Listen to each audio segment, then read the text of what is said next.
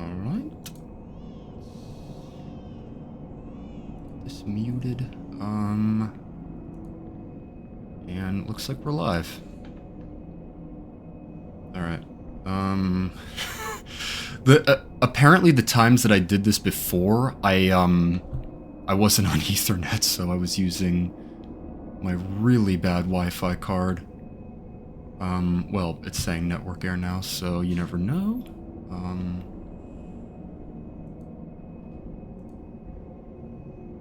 There you go.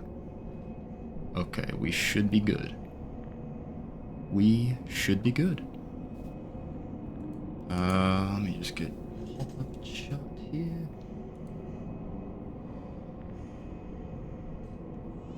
There it is.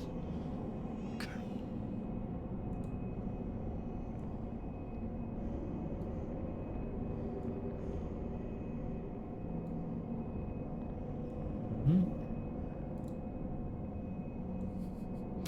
It's so funny, we're gonna have to farm again because I'm like out of fucking everything. It's best to just wait for the Cainhurst Crow until later because my god, it's so hard to pull it off this early on, but I want Eileen's rune. Alright. Put this on the Twitter. There you go. Okay. Get up and let's begin our journey. Yeah, so my plan is to hopefully finish this playthrough today. I can stream for a while, so I am going to do as much. Let's get the one reborn done first. I'm probably gonna end up doing the mainline game and then stopping before Margot's wet nurse and or killing her and then going for the DLC / some of the harder bosses because the Cainhurst Crow is just ridiculous. Okay. Did I go down the elevator? No, I stopped at the church.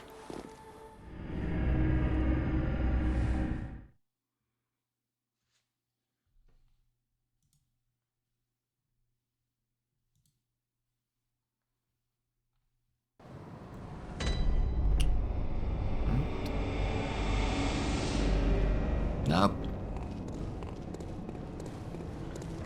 No! Okay, there you go.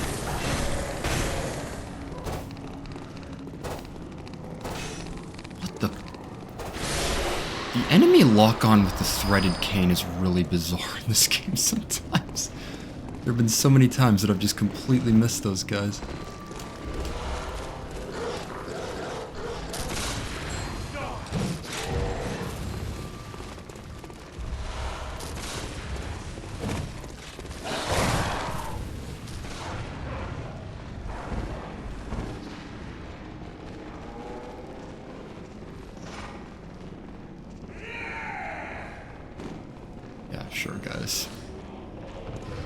Interesting, like, it's clearly what that's meant to be, is kind of the 3 hunter on hunter fight, where it's like, you gotta get them all at once.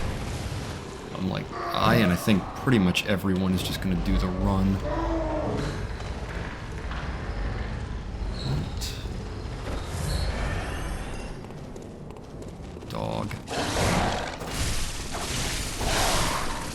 Other dog.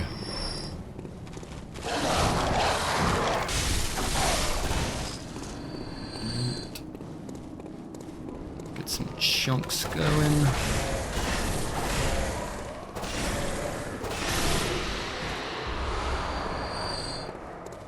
And then backstab this guy. It is kind of interesting that these guys have the exact same moveset as the wolves. They're literally just like a reskin of them. But like, I think a little bit tougher. But they've got like a very different design because he's all like skin. Like the other ones look like wolves. That one, like, I don't even know what they're going for. Alright. So yeah, that's the way, actually. That's the quickest way, at least that I've found, is jumping off of the elevator right there. Because that's left up there, but the walk to the one reborn is... You usually gotta go by those, like, turret things that are shooting blood at you, so... A lot nicer to go this route. You just gotta... Let's get by... the dogs, and that's about it.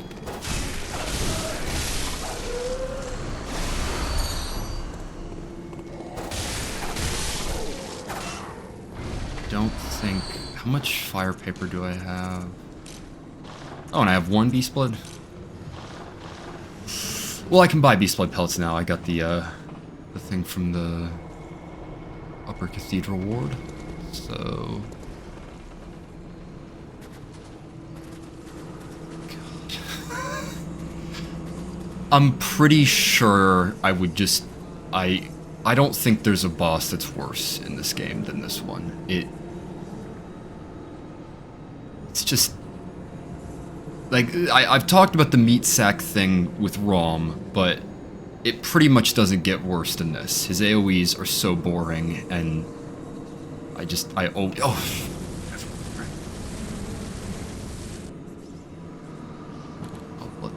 You know, admittedly, the cutscene is pretty cool. It reminds me a little of the Moog cutscene in Elden Ring, like, pretty grotesque.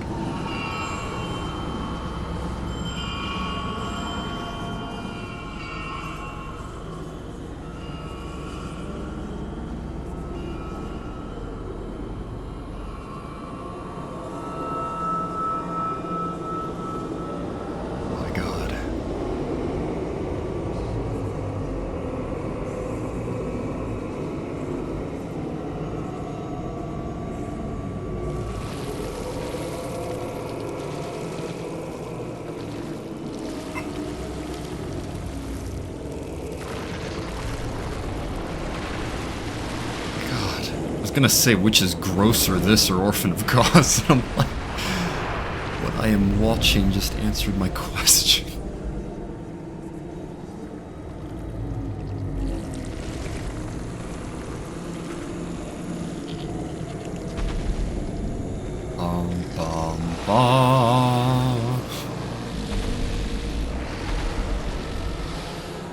That's about him, alright. One big fart. Alright, let's kill the one interesting thing that this fight has. What is with my frames right now? Okay. Fuck it! What is happening? I can't oh! Of course, I wasn't using my Bandicam. Hang on.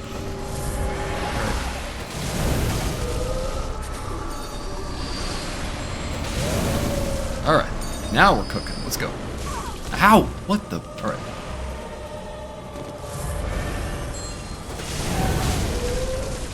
Do I have any bolt paper? I might.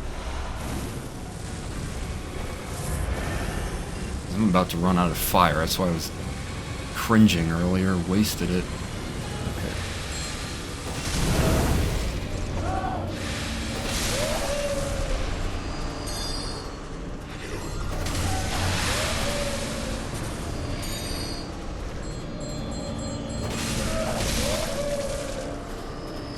Okay. Do I have any? I do not. Alright. It's okay. If I lose.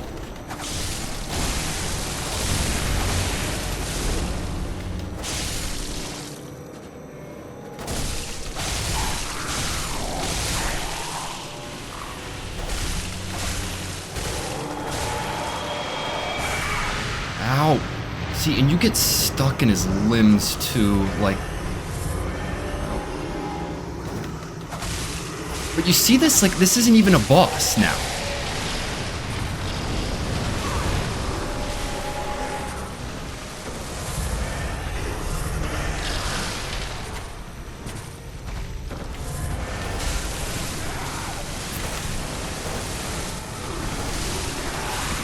Troublesome. Do I have, like... I really don't want to come back here. Do I have bone marrow ash or anything to heal me? I'll just come back, whatever. Fuck. I gotta farm.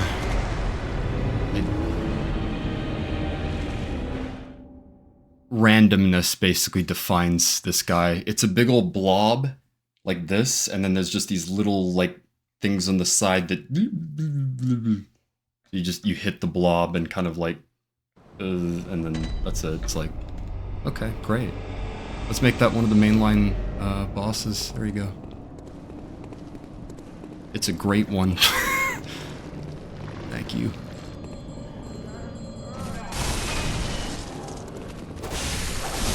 The reason why that's the worst boss, if you ask me, is that there isn't even like a good idea.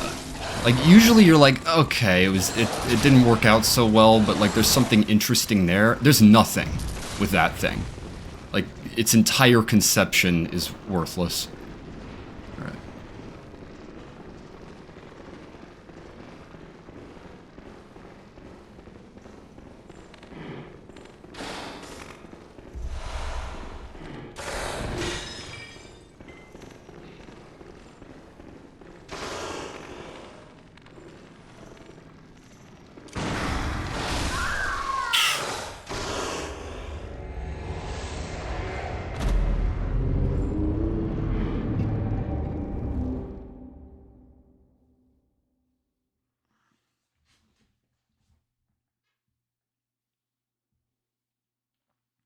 Once again, I'm going to be stuck when I'm in this area because I'm like, what do I talk about? I'm like, I'm in Yargle Unseen Village. I'm like, what can you talk about? It's like, well, they could have done something interesting, but they chose not to. Ow!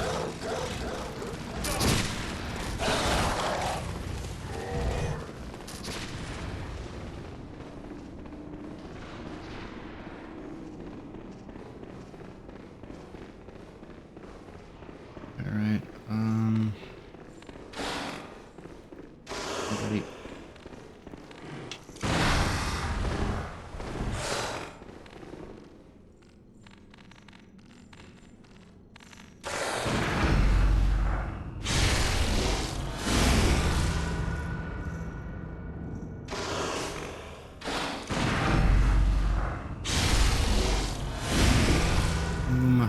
Please drop some. Yep.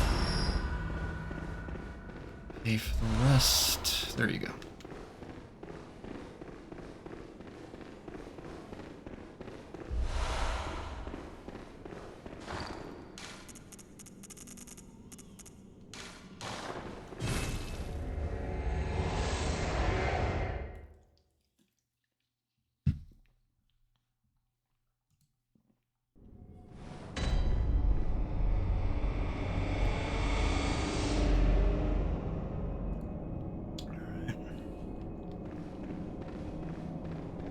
Do I... No, well, no, I wanted to go back. Alright, let's pay for blood echoes or vials or what have you, and then get back to the meat sack with the bell ladies.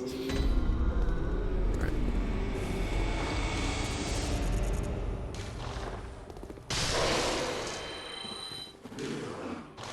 This... And do I... It's here. Ah, I do.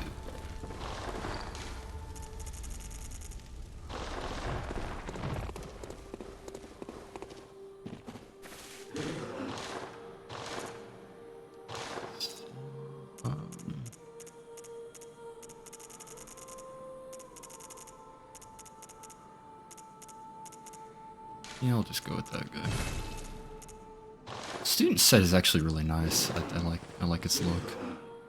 Though I don't know if I think that's the better one.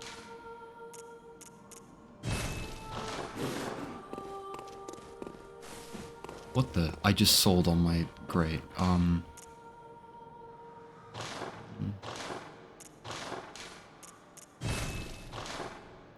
Fortify. Good.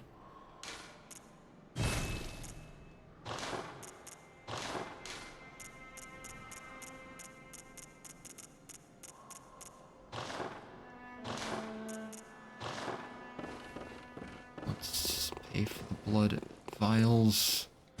I think that's literally what I did. Yeah, purchase. There you go. Alright.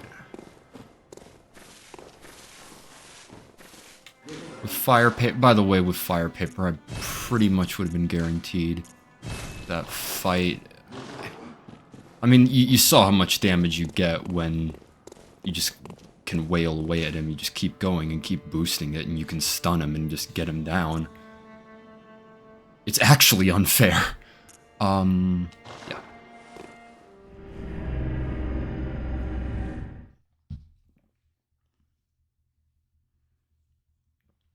But I do like this route, actually. It's confusing because your instinct is going to be to take the elevator all the way down, but the shortcut is if you just go through and you use the portal. One of those things that's ties into replayability with this game. You really don't fall in. Alright. Loser! Alright.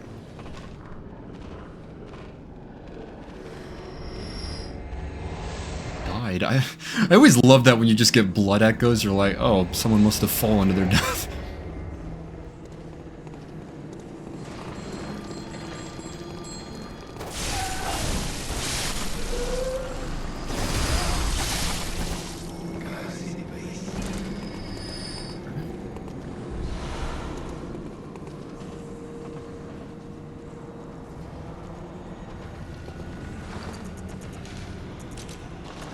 Blood pellet.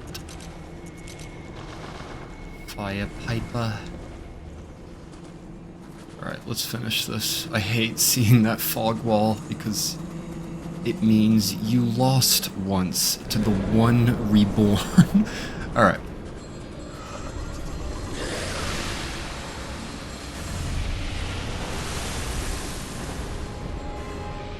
Alright.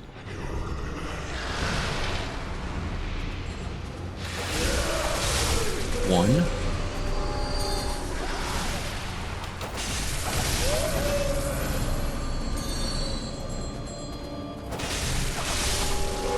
Two, three.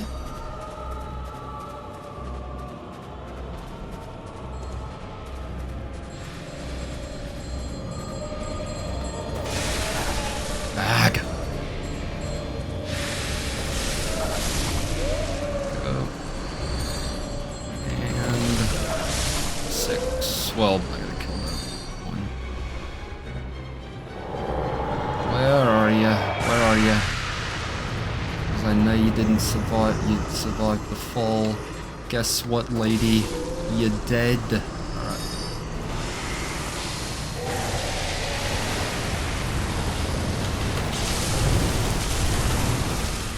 Oh, God!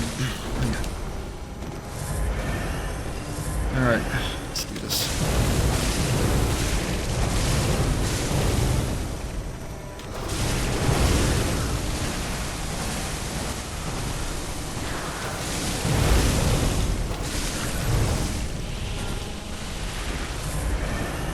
You know what this reminds me a lot of, actually, is Rykard. It's just, like, he kind of just sits there and then shoots AoE, and then you, like, Andor's giant snake head, which is, like, all but bad in this.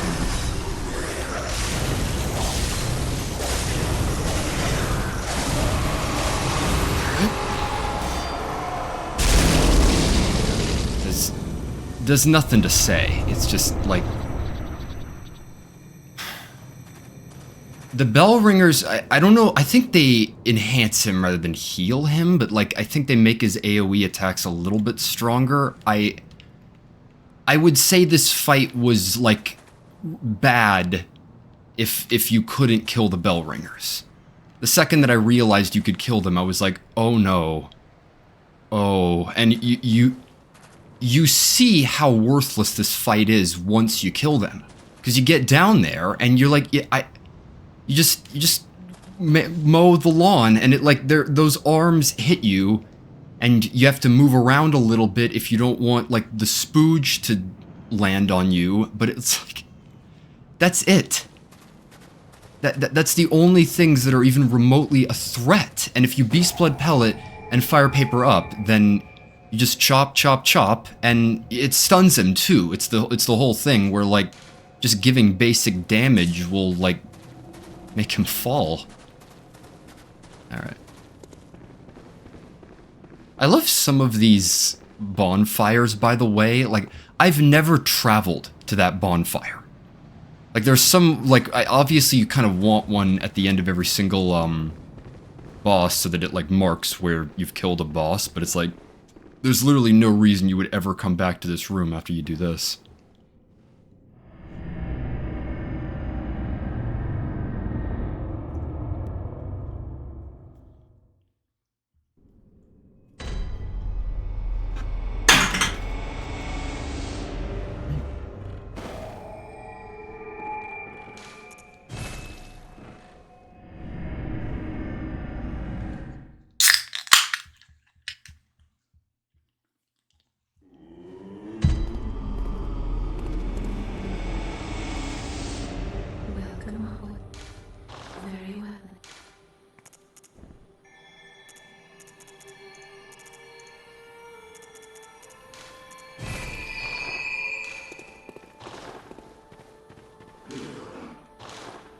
Oh yeah, and I didn't kill Amygdala. I'm gonna have to do that. That is another unfortunate problem with leveling, where you only go to the, I think it's called Nightmare Frontier, but the area where the Amygdala is, that only happens if you do the patches thing or get caught by the Amygdala. If you don't do that, then the alternative is going through this area. And when you do, you're going to be leveled up. You'd have to have killed the one reborn, and Mikolash would be next to the required bosses, so he comes across as like way more of a pushover than he actually is necessarily. But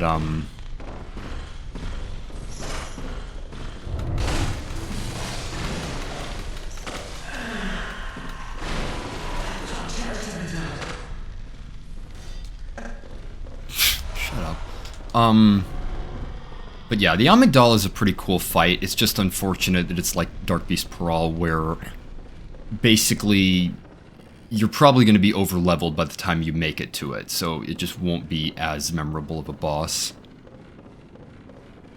Ties a little bit into like a discussion on challenge, where like how hard should the boss fights like be just intrinsically, and it's a little bit tough to say, but some of the bosses that are optional, like, the later you get down the line, the more, like, unmemorable the experience is going to be, basically, because it's like, you're kind of here for the challenge, at least to an effect, so without that, it's hard. What? That should have worked for a backstab.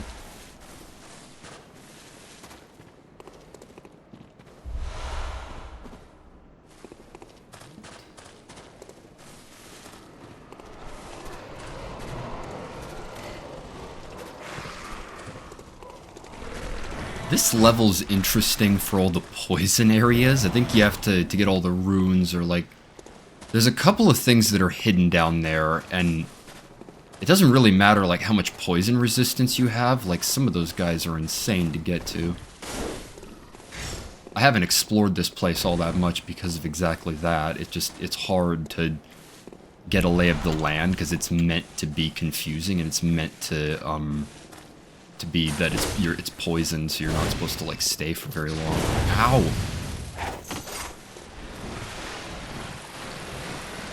It's also funny, these guys, like, they're definitely pushovers in regards to hunters. Like, they're way weaker than the typical hunters that you find in this game.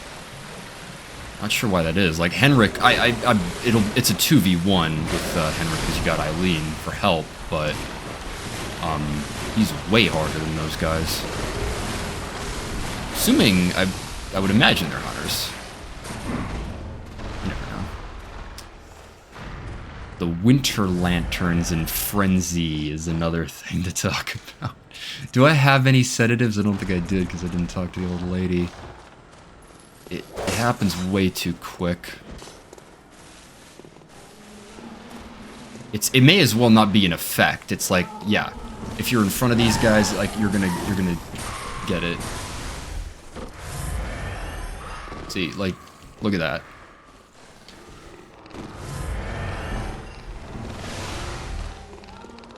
Bum, bum, bum. Bum, bum, bum, bum. This is really eerie. Let me talk to you about something. Those... I don't even know what that sound is, but, like, frenzy and the way it's depicted is like this, like, magical illness almost, and that song, like, it does not sound of this earth. Reminds me a little of that, like, song towards the end of Annihilation, that, like, it almost sounds like a frequency more than, like, music. So, yeah, best bet is to go whip mode on the Cain, and then go for headshots.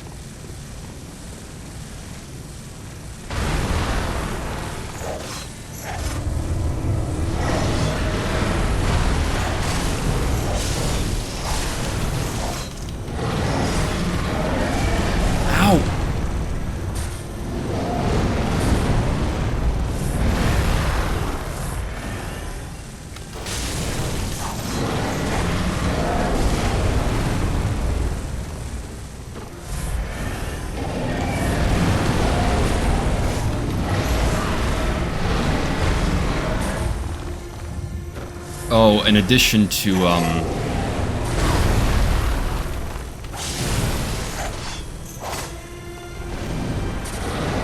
in addition to Ebrietas, this is another one that's, like, super easy to, defeat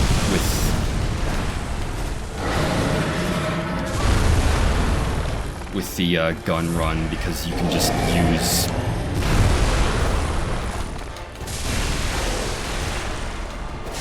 Are you going to get a visceral opening anytime? Or easy?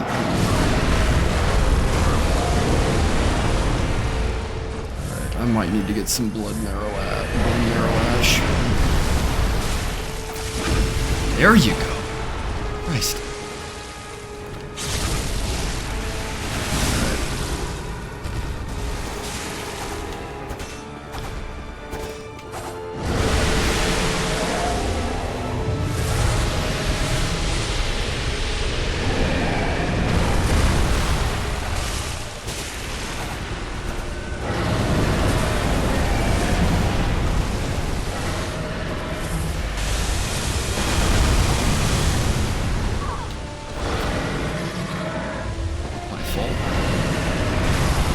Also my fault. That was a bad run. I need to get some more bone marrow ash.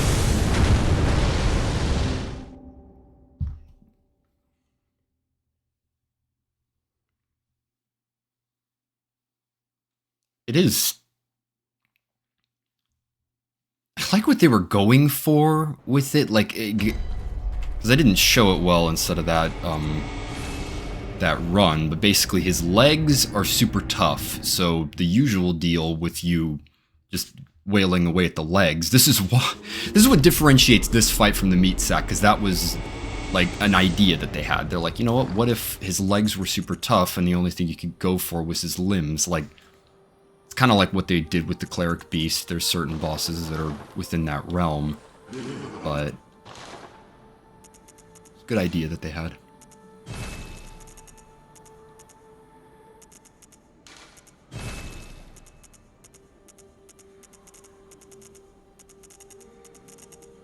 Only worth 800? Alright.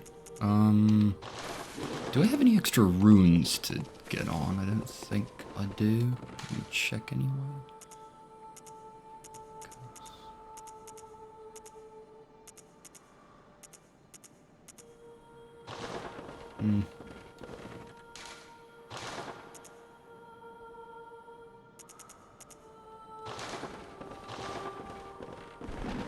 Alright.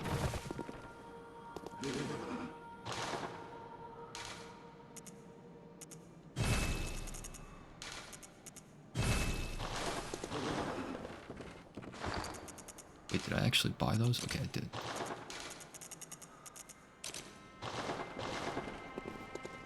And then bone marrow ash. Assuming you get that from the insight shop. No? How much is it then? Isn't it like 3,600? I love how I literally know that. I'll get, let's get blood vials instead. Yeah.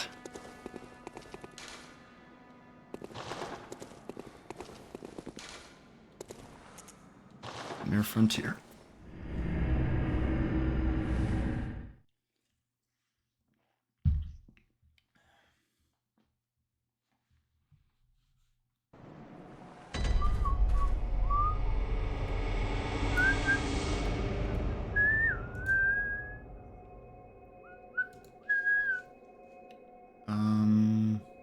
Alright. Just make sure the stream's good. Yep.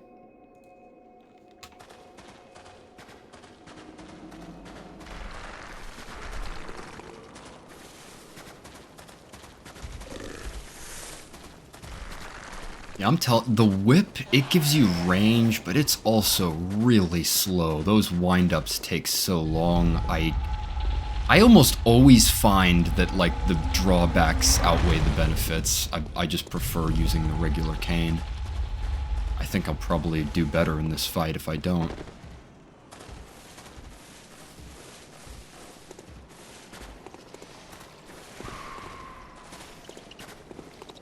And I'm telling you, just in terms of, like, viability of the bosses themselves, I don't think there's a substitute for Fretted Cane. It just works so well for them specifically.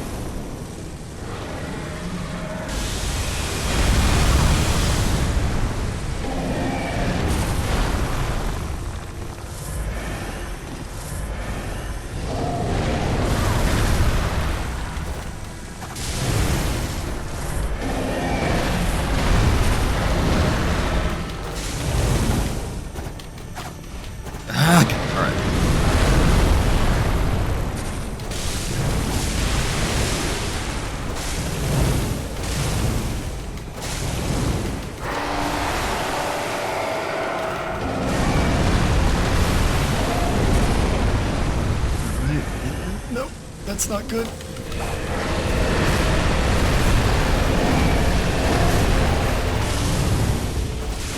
There you go.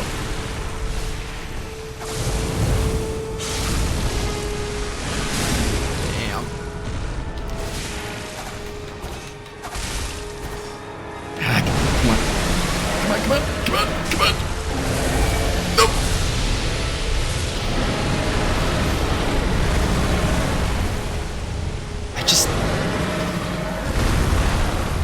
Where is his head?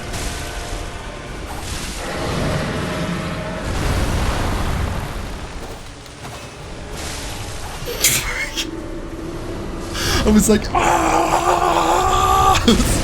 Like, looking for the target. I'm like, die! Alright. Done. It's just like Paral, where it's an unfortunate boss, because the making it so that his legs are tough is really interesting, and the arms, I wish they'd done more to make the arm swings interesting, because usually you can just, like, go all the way through, and it's supposed to be like a cosmic being that's way bigger than you and way more, like, it doesn't even, like, fight humans more likely than not. It's something that's like, it's like you're fighting the Mudos from the 2014 Godzilla. So I like what they did with the arms, making them the weak part and the head, but it's... For one, you can be super underleveled if you do what I did and just, you don't fight it until a certain point. And it just... I don't know. There was a little more could have been done with it, and maybe it's positioned a little poorly. Alright, let's go back to the Hunter's Dream. I will be back in 1 sec.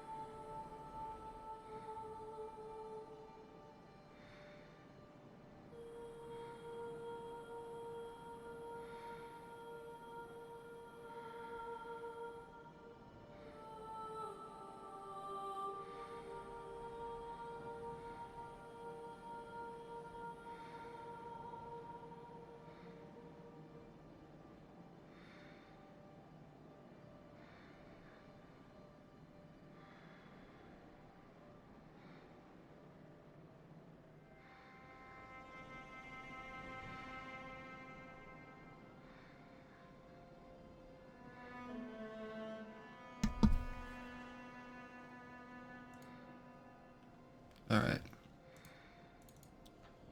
Back to it. Let's upgrade from Welcome. Very well, let me...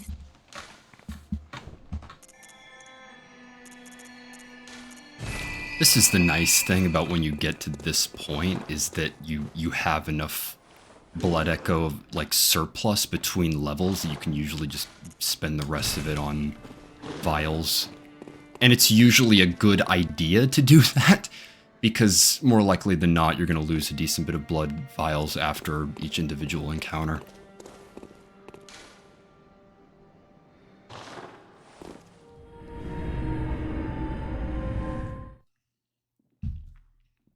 Can't forget the promise I put in the title. Yeah, the nice thing about killing Mikolash is that it gives you, like, the farm. And I think these games, especially DS1 and this, are excellent at giving you good farms at the very end. I like that they kind of give you the ability to do what you need to do.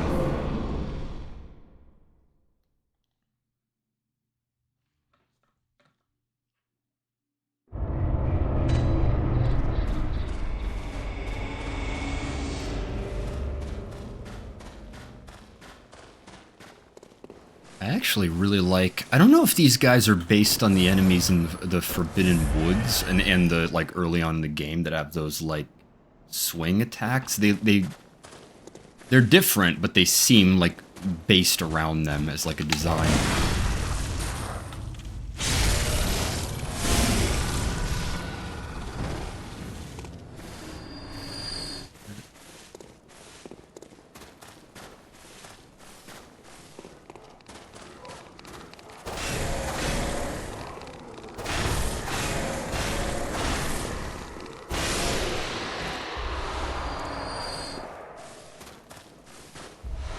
Level design with this,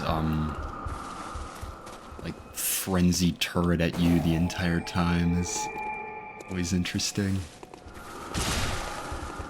I also love how friendly fire's a thing. This is probably the best implementation of frenzy as a mechanic. For one, it works way better than the deal that they've got going on with the Winter Lanterns because you have more time. Like, in terms of a gauge, that seems very reasonable. They probably just wanted it to, like, be different enough from Poison, which is why they didn't make it like that, but the Winter Lanterns, it's just unfair. Like, just how quickly you get blocked.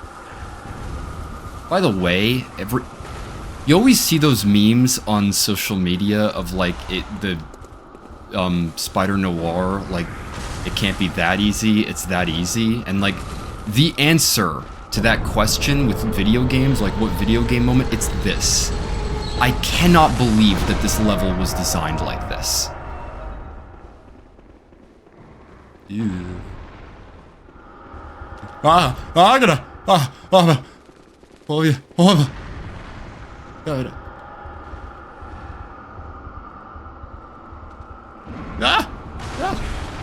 gonna get killed by... And then that's it. And you bottleneck them, and then that's the end for them. It's really embarrassing. Except when you haven't killed the guys at the front, I'll do that. It doesn't make any sense to me. Your instinct, everyone's instinct when you walk into a room full of spiders and the spiders fall from the fucking ceiling and charge at you is to go back the way you came. And when you do that, you bottleneck them. And it's like, what is this? Like, am I supposed to fight, like, the natural urge that you have just as a human being? Because I'm like, why did they design it that way?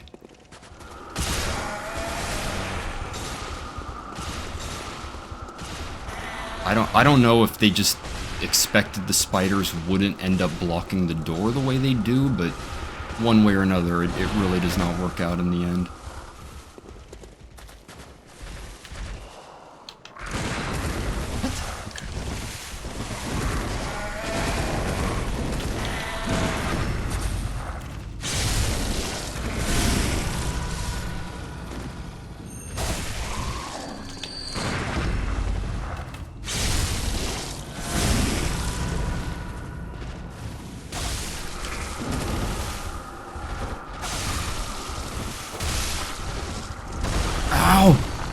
bastard! Right.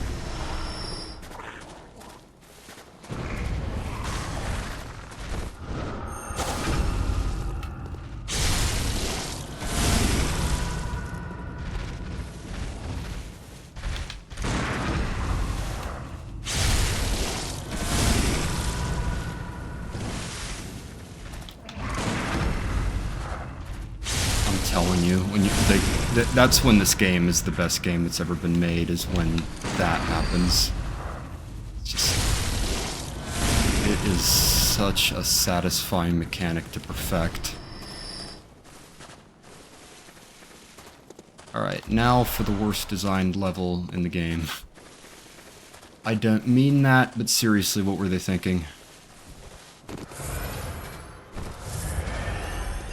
That is interesting. What's Bergenworth's pretty bad, but I don't... not sure what I'd say is the worst level in the game as a whole.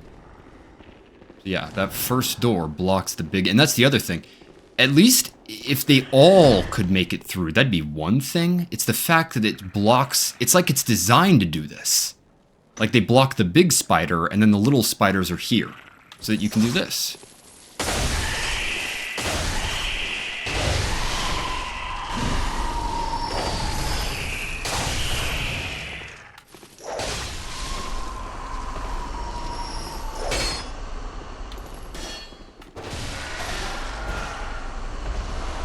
Yeah, and then this guy, he just has his big ol' arms that swing, and it, like, your best bet is to just run through. And it's like, what are you missing if you do that? It's just a waste of your fucking time. So, yeah. Skip. I don't know why they made it that way. I genuinely think it must have just slipped through. They didn't realize what they were doing.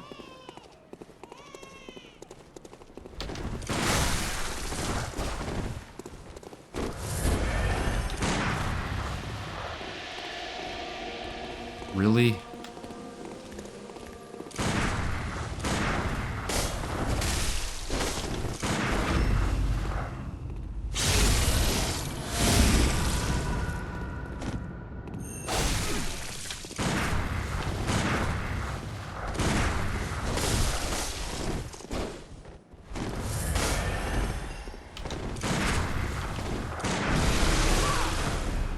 That looked a little too far away, but okay.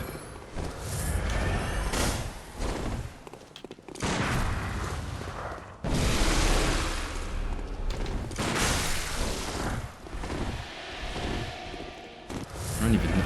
I shouldn't be bothering, but... he's a hunter, and I feel like going for it. This elevator is another weird, has another weird ism where the camera doesn't follow you. It's only this elevator. It's the only elevator in the game that does that. I don't know why. For some reason, that specific elevator, it just leaves you behind. Like, there you go. The elevator goes up and then the camera is just behind it.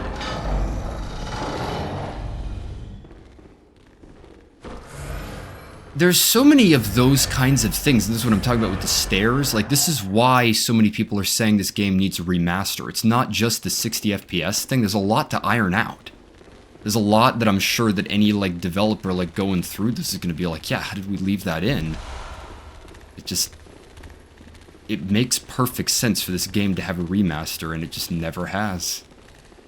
And it's unfortunate.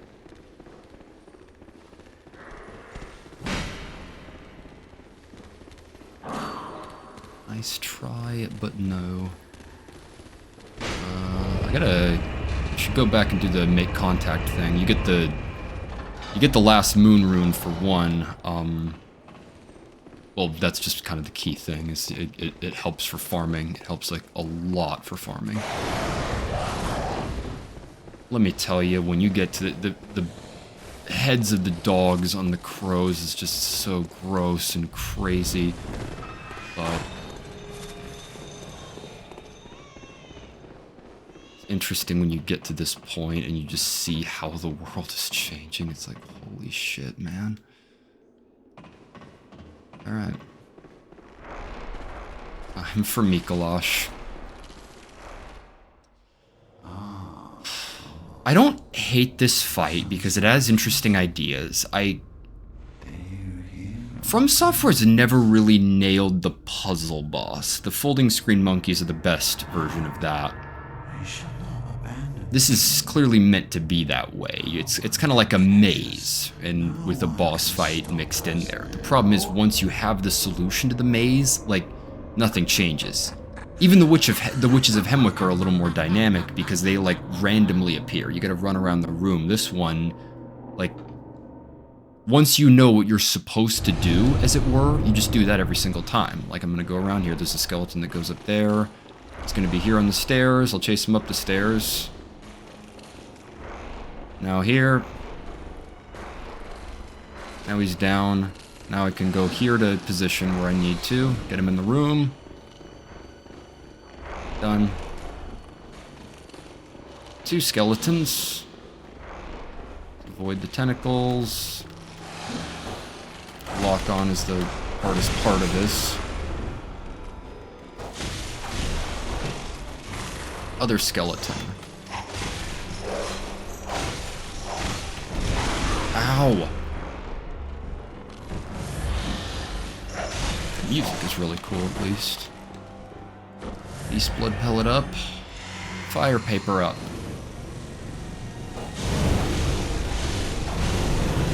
Side.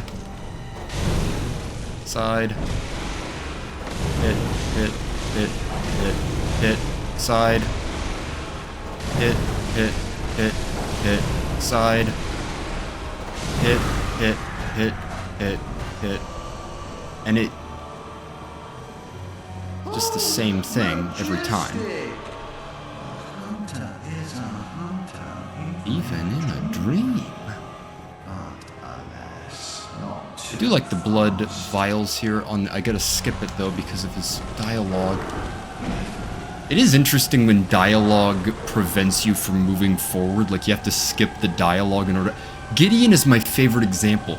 You have to kill Gideon fair and square inside of Elden Ring, because if you don't, he won't shut the fuck up for like 5 minutes.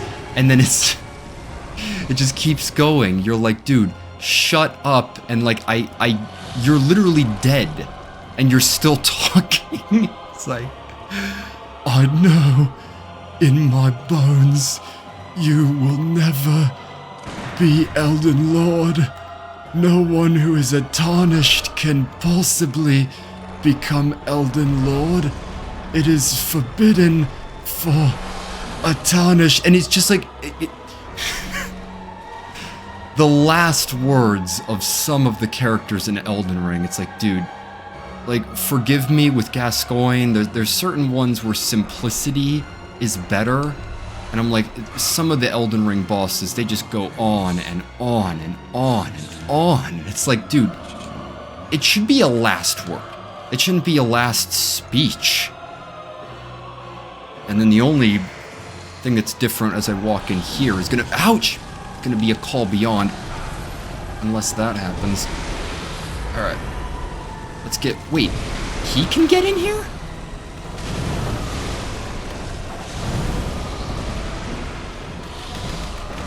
What?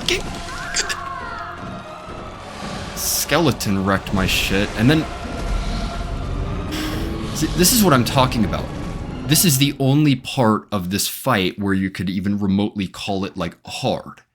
And it's only because of a call beyond, and the skeleton apparently getting in. But you're likeliest to die there.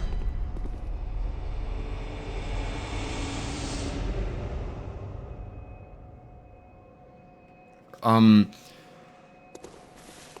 was I saying?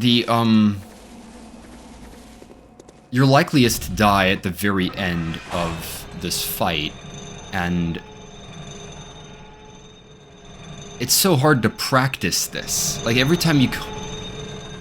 This is why a lot of the puzzle bosses in these games are so frustrating, because, like, every time you die, you go back through it for rehearsal's sake, and in this case, rehearsing this thing is just pain, and you need to figure out the route.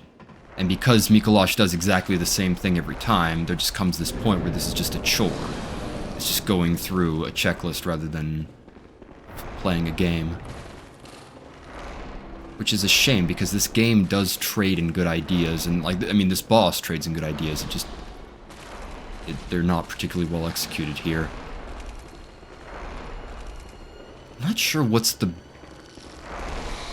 Because I'd like to say add a little bit more randomness to it, but it's not the solution. Okay. You can't use lock on with these guys. Why you didn't stick with it after Sekiro, I don't know, but that camera was perfect.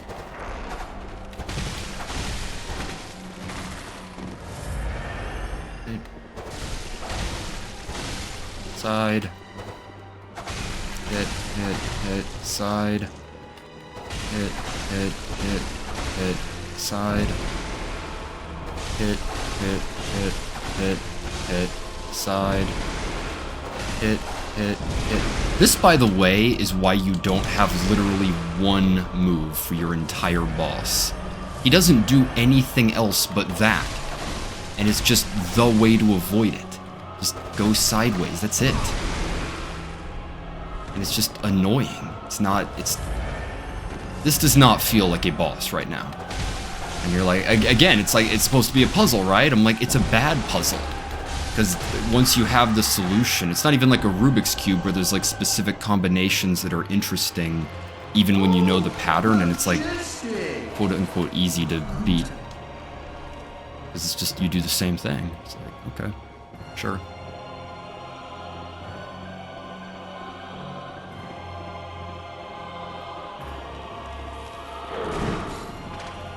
That guy's got crazy aim. You usually get hit if you run into him. Ah! Please do not speak if you're not gonna scream, Mikuláš. You're really annoying to listen to. This is another great thing from the gun run. You can kill him from here by shooting him repeatedly, actually. He'll keep appearing out. I'll show you. And then he appears again, just there. He'll keep doing that over and over again because they need you to go down and do it. Again, there's all kinds of things that show that, but that's the biggest frustration with Mikuláš. He behaves exactly the same way every single time. So, there's no element of surprise or intrigue with these bosses. They're samey. Or at least he is. Beast Blood pellet up.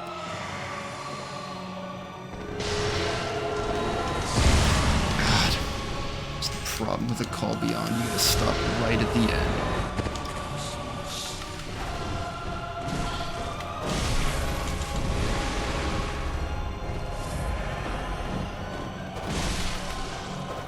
Ever you've been frustrated by that, by the way, that's the way. Right when it goes off, you dodge forward. Right when it goes off. See? Just right when it goes off, and you avoid it every single time.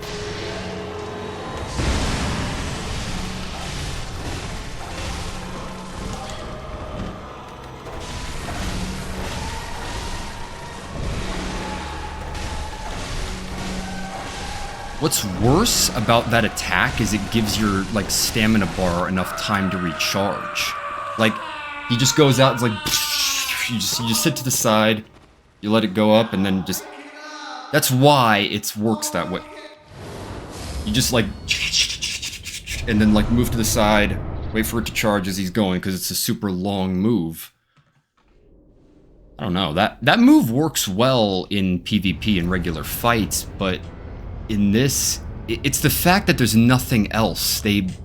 His punch attacks are something in the second one and a call beyond, but 3 different moves might have made him a little bit more interesting, especially if he had melee to some degree, or I'm not sure what other arcane moves would have been good.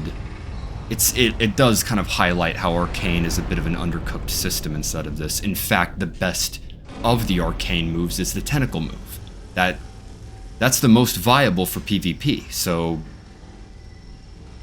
yeah. It's a thing.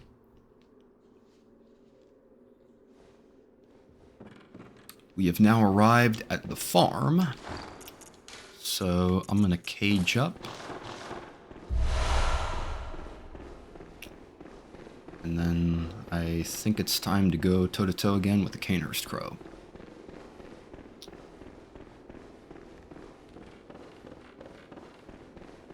I don't know, I think I can buy poison knives, so I could always use those. But no, I haven't killed Ebrietas yet. I think that should be the total of the optional bosses in the mainline game, though, because I killed Pearl and Amygdala. No, I stopped right before Logarius. I haven't defeated Logarius yet, so a couple more bosses, actually. So...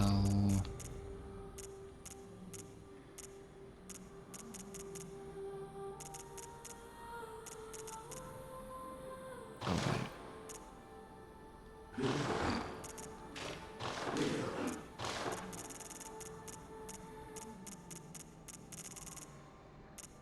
Mm-hmm.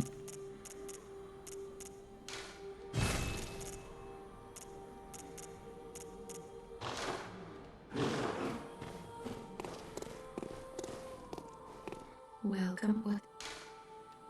Very well. Ooh, I can show the... This is why I never kill, why I never kill Mergo's Wet Nurse before going through the DLC, because you get that additional doll dialogue, and it's nice. It adds a lot.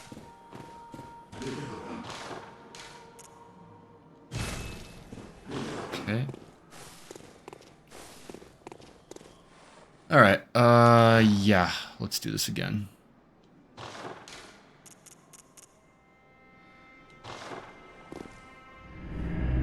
I'm hoping that this won't be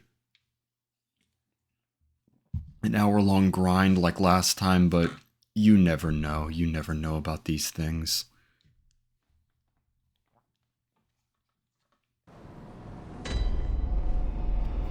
Okay. Let's go old set.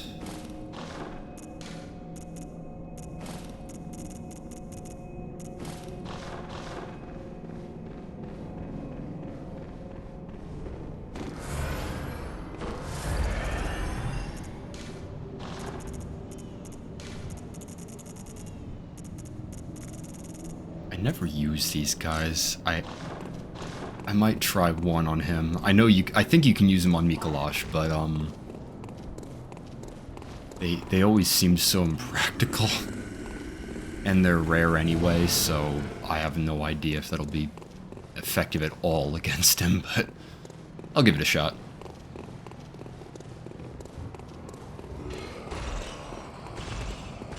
I would really like to finish this storyline though, because it is interesting. Alright, Eileen, you've been dying on the stairs for days now, so let's finally get our revenge. Alright. Let's go again, you little bastard.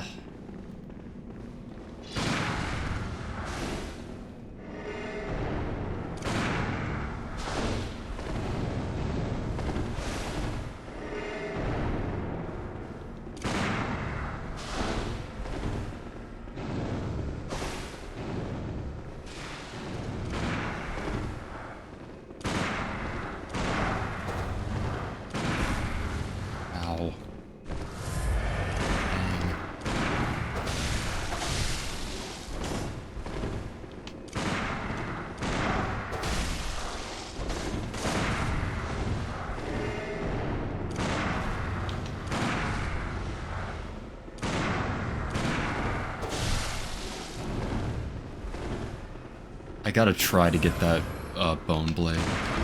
Oh. Yep. Doing really well so far. Though it's obviously a jinx.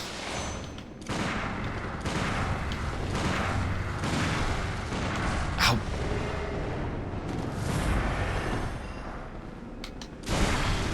What? That looked like the timing should have matched up. Could be wrong.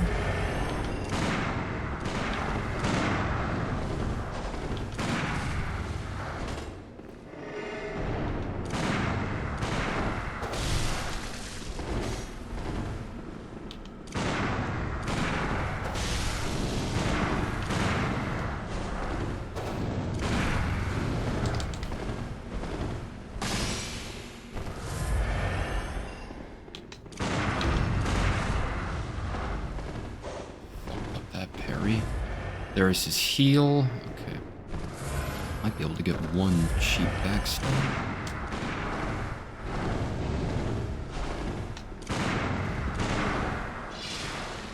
Actually, let's try that, yeah. Boom. Ah, oh! See, and yeah, there it goes. You gotta be like directly up to them. It just seems ridiculous to me.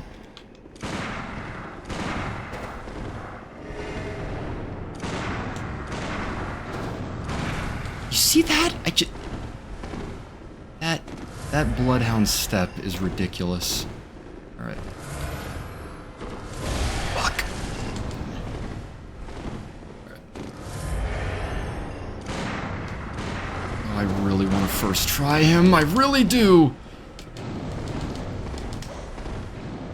And there's the gun. Alright. Come on. Please poison yourself, please.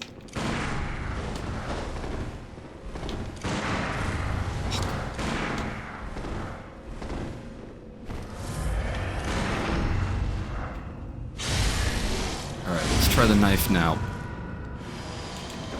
Got him. Got him twice.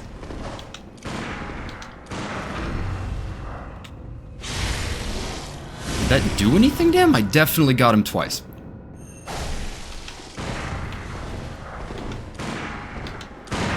He's not using his Bloodhound. Okay, there it is. Alright.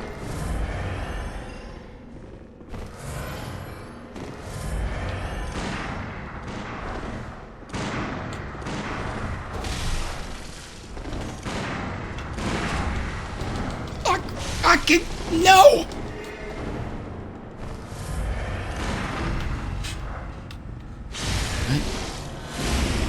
Heavy. Alright, come on, Evan.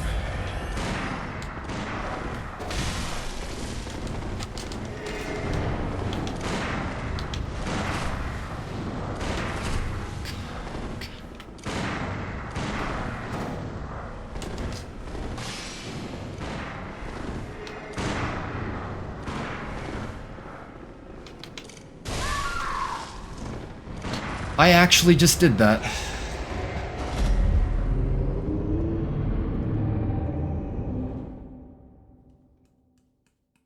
I had to do one single thing.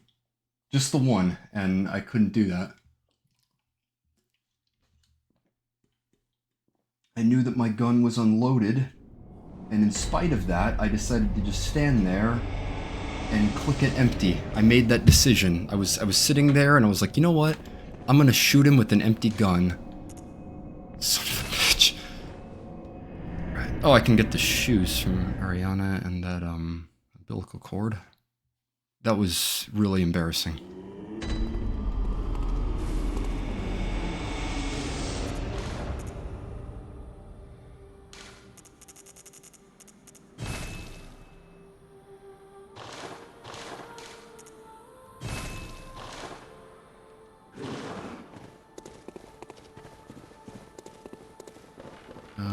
I mean, hell, we could do the DLC and or farm. Actually, yeah, I'll show you the farm. That's a good idea. Because it is glorious. They made the perfect place for just getting, for one, blood echoes and blood vials. They're just both here. The pigs and the Shadows of Yharnam enemies. It was wise to use both of them.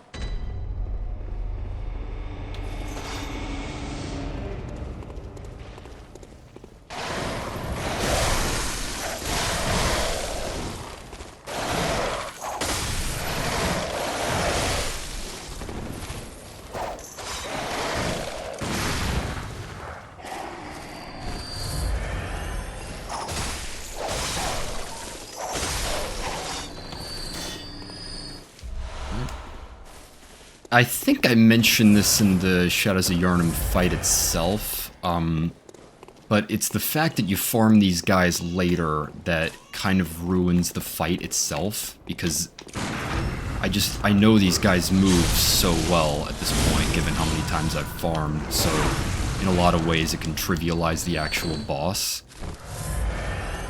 And it's funny too, because I like the... they used to do this a lot more back in the day with some of the older From Software games, but I like the idea of reusing boss assets after you fought the boss. They just become normal enemies. It's like, it's a cool idea to basically to show how far you've come as a player. Like what was once a super challenging encounter just becomes a regular encounter. This moment, it's very engineered, but I think my brother usually cites it as like the most important moment in the entire game for him, because he loved these pig enemies. They were like his favorite enemy in the game. It's this turnaround.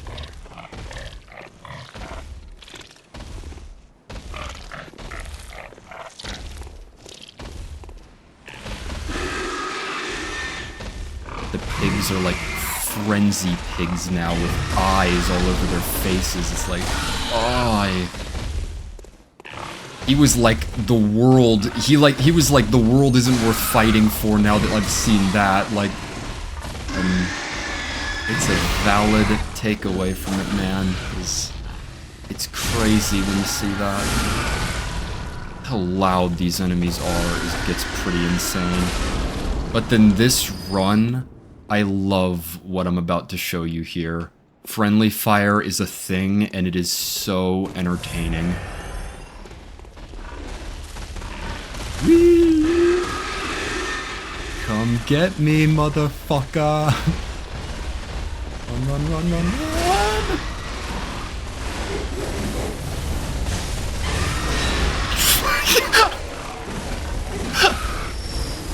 And then you just kind of let them do their thing. Oh, no, no, not me, not me. There it is, okay. Unfortunately, fire, like, clips them, but... Let's see, I don't think he'll...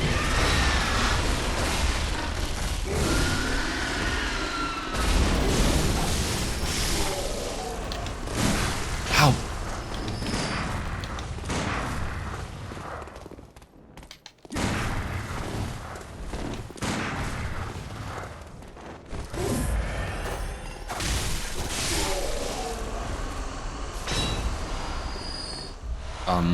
Brilliant. That, like... So, lots of enemies, and that's what you can do. You can use the pigs to attack, to get them to attack each other. You get a ton of, especially if you stack on moon runes, you can get all 3 of them, and then just, you can farm forever and get insane levels, insane health. I've just done repeated farming of that and like gone through the route to level myself up like insanity, and you can like hit the cap with not even that much time, all things considered. I mean, it's farming, so you know, you get what you're gonna get, but it works really well. Let's get the elevator down. There's a weird detail in the chest. I have no clue why this is the way that it is. So, we also get the blood rock. So this chest.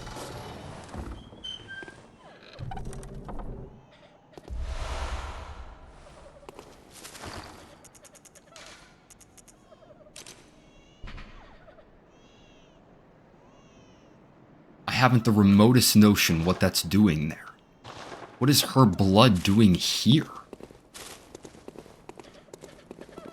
I don't know why they did that. The only time you get her blood is when you kill the celestial, like, version of her, and then there.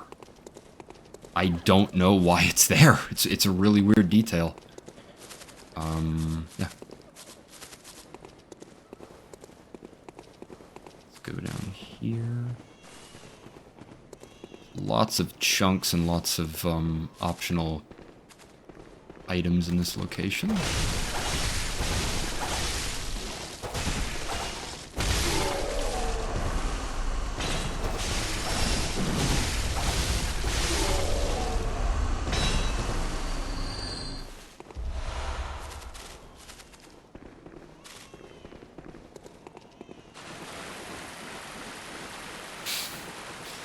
There were picturesque moments in this game, hot damn. The roll of the moon towards the end of this game's insane.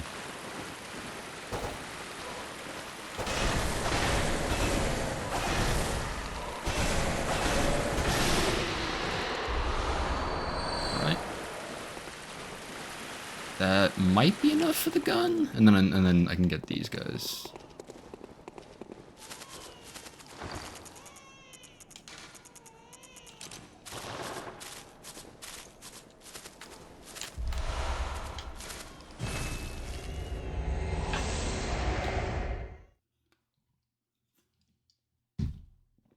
So yeah, love the system that you can use to farm there, and I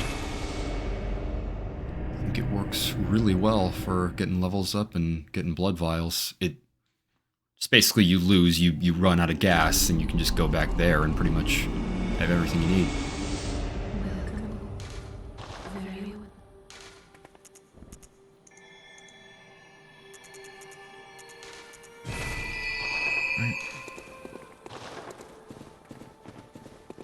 Level up the gun, assuming we can, and then go for round 2. I'm hoping we won't need another round.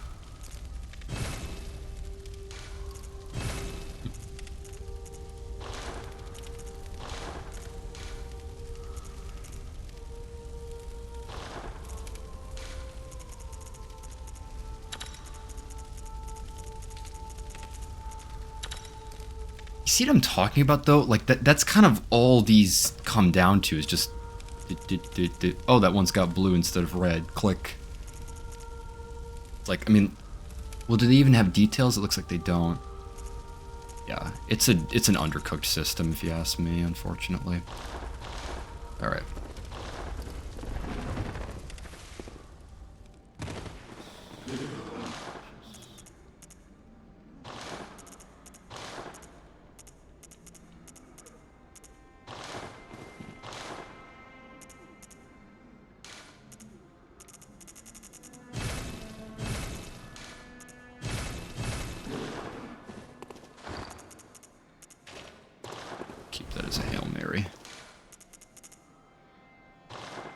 I swear I was close on that time, and this is the problem. You only lose when you get arrogant or when you're not patient enough, so I'm really gonna try to hold it together on this one. Because I don't want to spend a great deal of time on him. I can also go back for Ebrietas. Oh, and, yeah.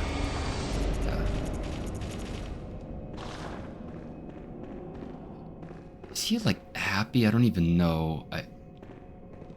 Oh, kind hunter. Thank you. So, that lady, you told her about this place. Well, she actually talks to me. Well, only now and then, and she don't mince words. But she's a kind one. I can tell. A good woman. The laughing in this game is kind of crazy. I love, that's the thing in a lot of them, especially DS1, but just characters just laughing. They'll like say a sentence, they'll be like, it's like, just crazy how everyone seems like, even the people that are like nice seem like kind of insane. Yeah. I remember that's the thing he says, like he calls this place a sanctuary at the end if you get like all 3. And I unfortunately didn't get Adele, and unfortunately, going down here is gonna reveal cosmic horrors.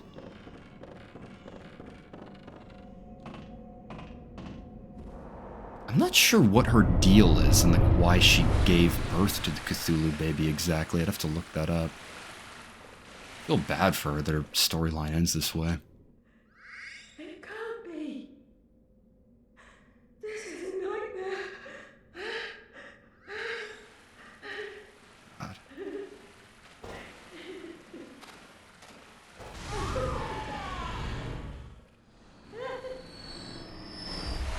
Pretty bleak. Same can be said about almost every fight, though, so... Alright. Or, I mean, quest line for the NPCs. God knows most of them do not have happy endings.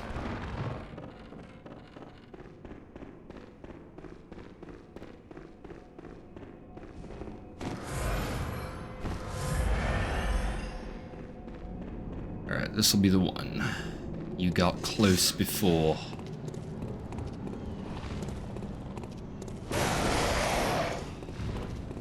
Patience and precision, that is what is required to defeat the Cainhurst Crow. Being good and the fight being good is how you defeat Ludwig. This one, you let him poison himself and you hit him once after he tries to shoot you. That's basically how you win. Those blades seem to be like for shit. I think they did nothing. I have no clue what those things are supposed to do. It didn't seem to do a hell of a lot. The only thing was maybe it stopped his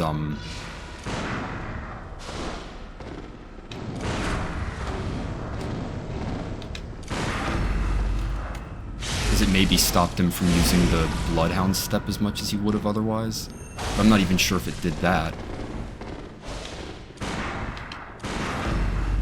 Yeah, just keep doing that, buddy. There you go. Heavy.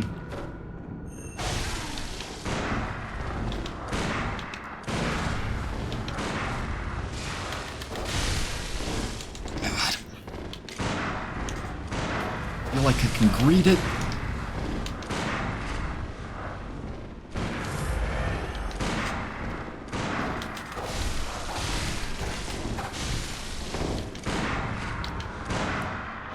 That's right, motherfucker. Alright. God. Fucking irritating. Alright. Let's go outside. And touch grass. There's not a lot of grass in this game. I know you're in a city, but... there's not an abundance of grass.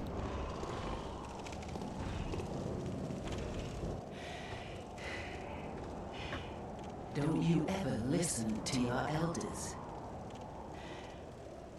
Matter. You did save my life. I don't seem to be apt for this life anymore. My glory days were long ago now.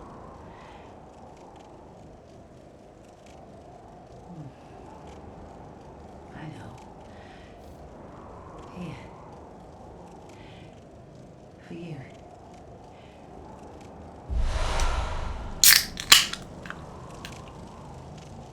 This too is hunter's work, but it bears no honor. A burden you may choose to carry. The decision is yours alone. Oh.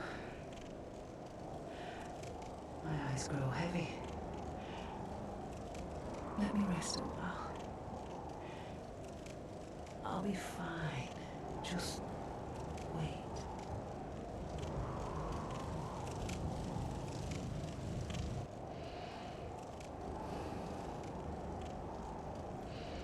Oftentimes the happy endings in these games rely on ambiguity. Basically, if like something is unsaid or if like you don't know if a character lives, sometimes you can be like, hey, maybe they lived. And it like, Eileen's one of those that is just like, she disappears after you go through this area and after you reload, so... Does she die after this? It's like, probably. I mean, like... My thing is, if that were the case, you'd think they would just have her die after that scene, that she would just die and then you'd get the runes, but instead she gives you the rune, and then she tells you, like, it's the burden you must carry, and then he's like, I'll be fine, and just have that as that question, like is this like weak, like breathing, and then she's eventually gonna die, or can she get up? Is she gonna be alright? I think she got up. I think she got up. Because seriously, the idea here is that she's so stubborn and arrogant that she'll get herself into fights that she's outmatched for, because like it's just intrinsic in her that she has to fight and that she has to do what she does. And the thing I love about the ending of her arc here is that she's come to terms with the fact that she's not cut out for the life anymore. She's like, I'm not cut out for it. She's like, I know. And it's nice to see her like so content with that and content with her current position, and she passes the mantle off to you, and she's like, go and do it now. Also, she says no more dreams. The alternative to the Cainhurst Crow is that she's actually in there, and I got that on my first run. It only happens when you don't progress her side quest and kill Henrik. But if you do, then she's down here, and she says, like, say hello to the doll for me or something like that after she kills you, and it's because she's been killed before. Like, she already did get killed in the Hunter's Dream. She had essentially the good ending of the game, from my understanding. And in this, it's basically, she's out of dreams, she's out of lives, she's not going to resurrect the way that we do. This is it for her. And it's one of those things where it's like, she's dead. I'm like, I know, but I'm still going to interpret it as the good ending because I can do that. So I declare that she got up and that she's fine and that she, like, found some nice little cottage to, like, settle down with her girlfriend, and that's it. Like, Eileen got the good ending. That is my headcanon, and I am sticking to it forever. Yeah, that should leave Ebrietas in the mainline game, and then just DLCs, so let's try for Ludwig.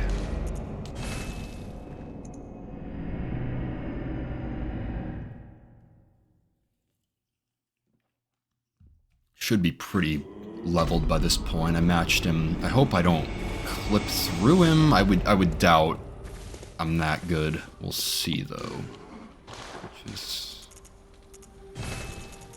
always funny. You might, like, feel nervous about using, like, insight, like, paying for it. But it's like, you gotta understand, every time you go into a new boss room, you get more insight. So it's like, the more that you go through, it's like, there you go. As long as you kill enough bosses, you should be fine. It's when you get stuck on a boss and there's no other bosses to enter, because you just have to enter the room to get more. And not to mention there's Madman's Knowledge all over the place, so it's not the worst thing in the world.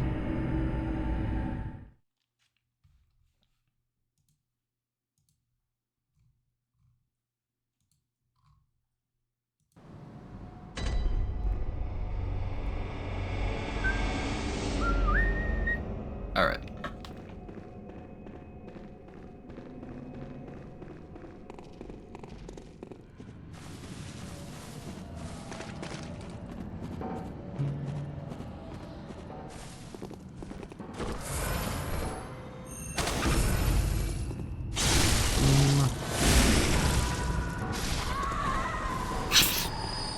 I am telling you, that is such a pick-me-up for, like, in terms of just free blood bullets and just that satisfaction. Like, getting killed by this guy over and over again can be insanely frustrating, so that is a nice little bit of reprieve. Alright.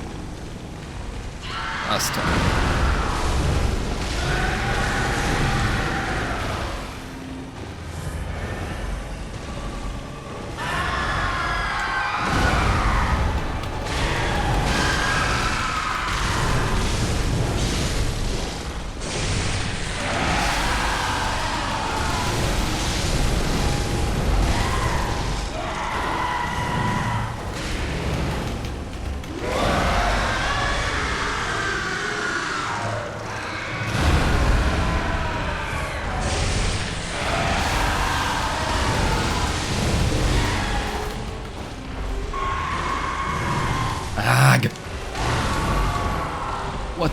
happened there?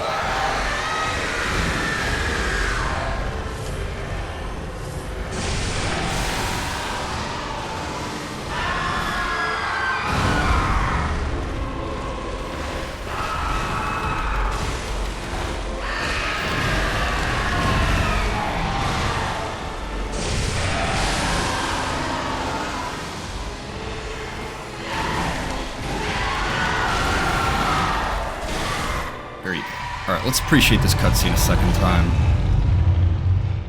I mentioned this before when I fought him, but it is unfortunate that you can just, hit away and get the visceral. Like, I know they wanted this to end with the visceral, where it's like you kill him with that final, like, and it's done. Ooh, we got someone in the chat. Spizzard Lizard, isn't bacon Spanish for? I'm not sure about that, but welcome in, I'll go with lizard, Spizzard Lizard, alright. And the music.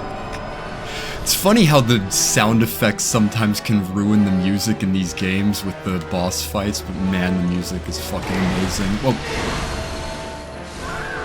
that was short-lived.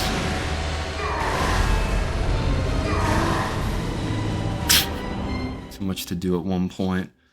I'll get some. I need to stop messing around. I'll fight Orphan of Kos with the dress, but I need to get the regular enemy.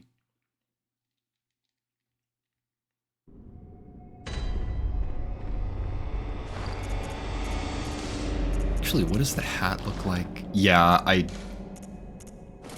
love the mixing and matching in this game. I've mentioned it several times, but not much goes with the dress that works. Like, yeah. Just doesn't really have a combination. Luckily, the old Hunter's set is awesome. I prefer Spizzard if that's okay. Sure thing, Spizzard. That will be your alias. Welcome to the Bloodborne run. Okay, let's do this. No more messing. Oh, I didn't. Okay, whatever. Give me a second. Run backwards. Alright.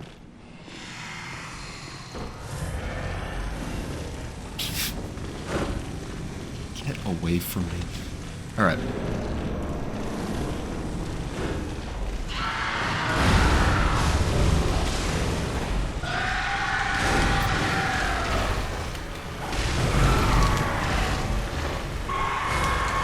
Ah, God, no, but...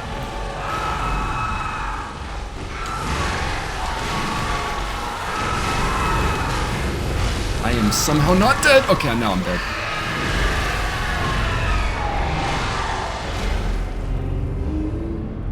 Alright.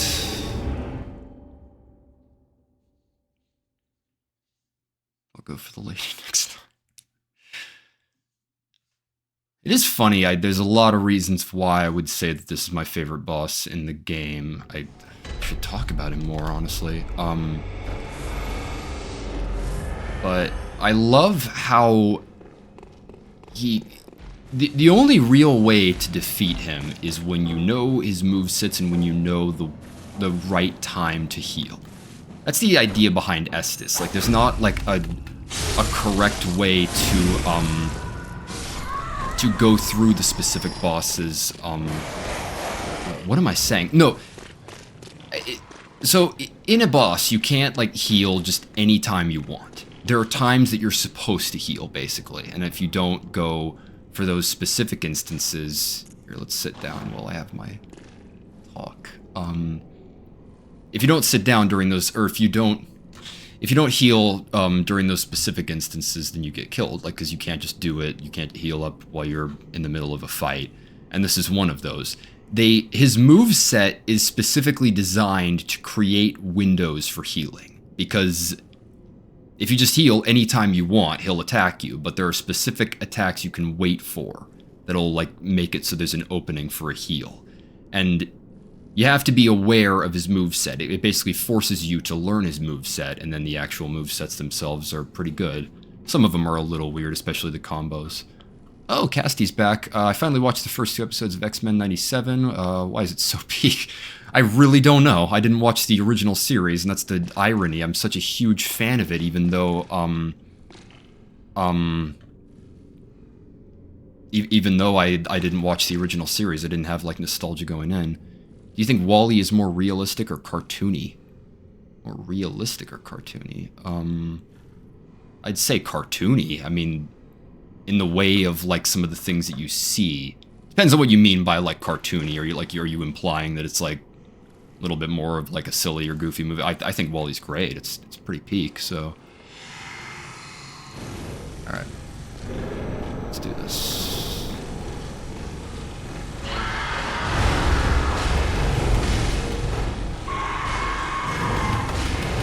Good.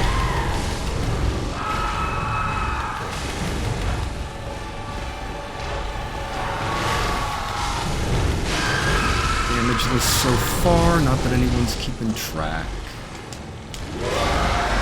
Uh-oh. Move. There you go.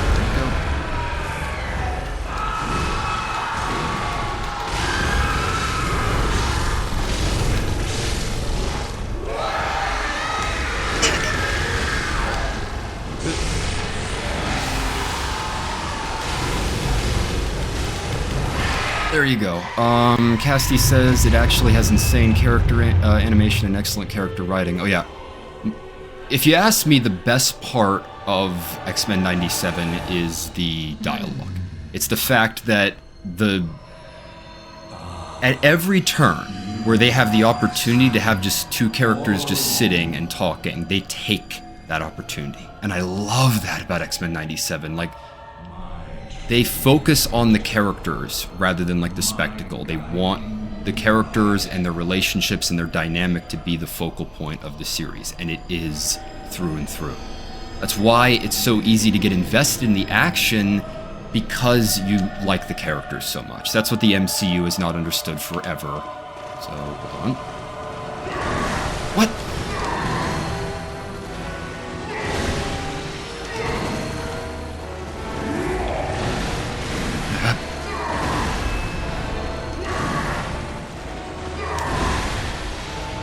This is what I'm talking about with the healing. I need to just heal.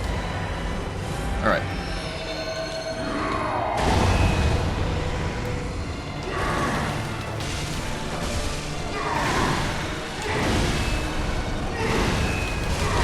Come on, let's get a visceral. God, I got stunned! That sucks!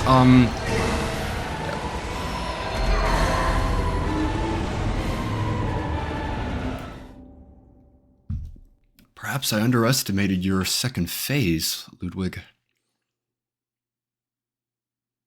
I also love, this is one of my favorite instances of a boss where, because I usually don't like this, where it's basically like 2 different bosses. One of them is just a beast that's like shrieking and like going insane, and like the attacks feel random and chaotic. In the second phase of it, though, it's like it uses a sword, and it's like it's a lot more of a precise. It's not like you can parry him or anything like that, but one of them feels random and chaotic, the other one feels precise and skilled, and they complement each other well. It doesn't feel like 2 completely separate bosses. That was like the Puppet King. I really don't like that boss instead of Lies of P, because it's 2 completely different bosses. It's also a problem that I have with Sister Frida. It just, like, mixing bosses. You should have synergy between bosses, either with, like, if you're having multiple bosses, which From Software is infamous for now, or if you just have, like, multi-phase bosses. And I think that Ludwig's phases complement each other really well. I just realized I'm out of Beast Blood pellets, so it's real deal now.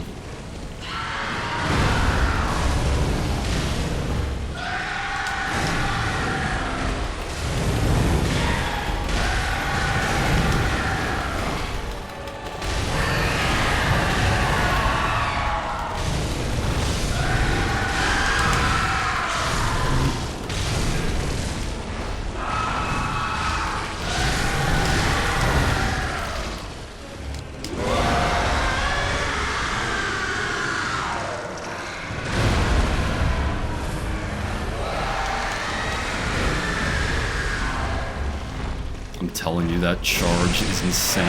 Ah!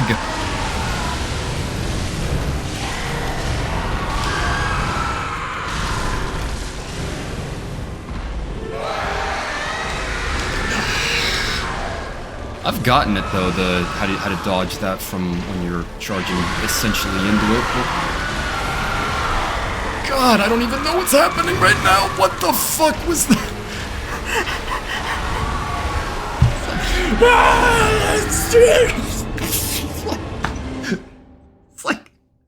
It's like it was in a lawnmower.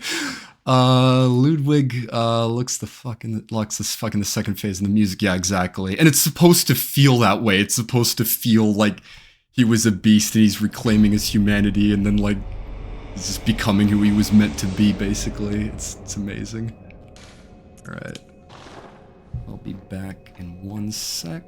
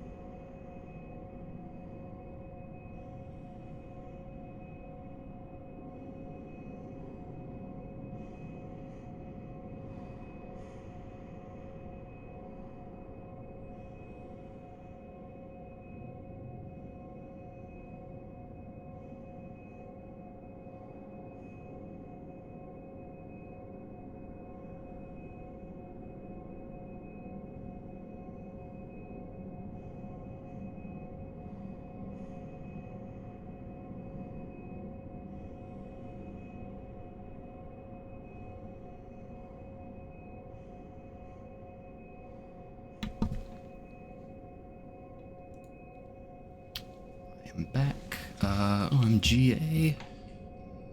No! That's on my phone. Proves it's working. It's my first time on Twitch. Is there anything I should be aware of? I'm asking anybody really. Basically, this is my first time on Twitch too, so like seriously, you tell me. I'm figuring out the rules as I go along too. Also, Ludwig is the best use of the Moonlight Greatsword. Oh yeah, unambiguously the best. 'Cause I feel like they tried too hard in Elden Ring. They made it like super important. It's like, calm down. You didn't have to like make it that much of a big thing in this whole quest line. It's super forgettable in DS1, and what was it in DS3? I don't even remember what it... Wasn't it, I don't remember. It's the best. It's the best use of the Moonlight Greatsword. It's a cool thing that they have it in all of them, but it was best done here. I don't even remember who has it in Elden Ring. I think you get it after you finish Ronnie's quest line. After the whole marriage thing, like it's such an insane ending and an insane quest line, but once you do that, then you've you're supposed to get it then. Yeah, I got what I needed. Let's go back. I like giving commentary on some of the specific... I'm worried that I'm not praising some of these bosses enough, especially with how much I've been bashing the bosses on a macro level. And in DS2, I'm fine Dukes near Freya. I have not finished I've never played Dark Souls 2. I still haven't. I need to. You can't skip it, but, because you can't just skip the weird uncle. But I tried with my brother. I made a plan. I was like, okay, what if we did, summons? What if we had it so that, like, it's technically both of us doing the game together? And then, like, we can just pair up and, like, you know, take names. It just didn't work out. It wasn't particularly viable, because, like, the just summoning in didn't work out all that well. I'm a Ronnie hater, so I wouldn't. Yeah, if you don't want to marry her, feel free. Ronnie's its own deal. And like I said, it's just same with the whole quest. I just feel like they tried too hard with Ronnie. They wanted her to make her special and important. But like some of my favorite parts of the NPCs in this game are like the opposite. That's why I love Eileen so much, is that she's just like who she is. Alright. Paper. Let's do this.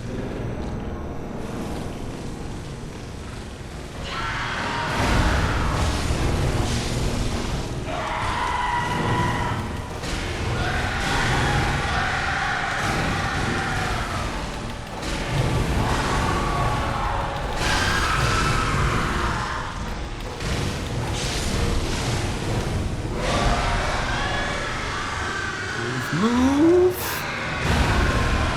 So awesome. Some of the charges are weird, but I love that attack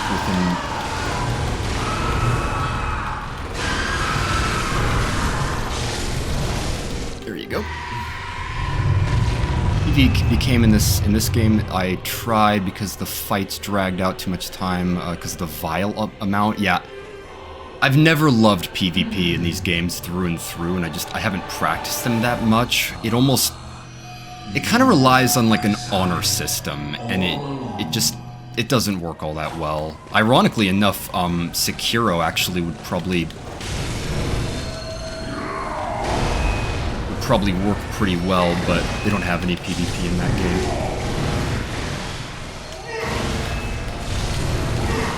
Come on. God! That should have opened a visceral. That should have opened at least one. I had my beast blood pellets up like insanity. That was actually really weird.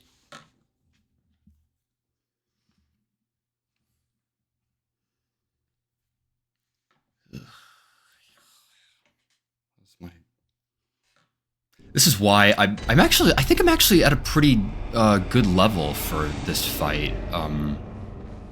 So I don't know why I'm beast blood, or I'm using blood bullets, because I don't really use it unless I get bone marrow ash, and I'd have to pay for some bone marrow ash.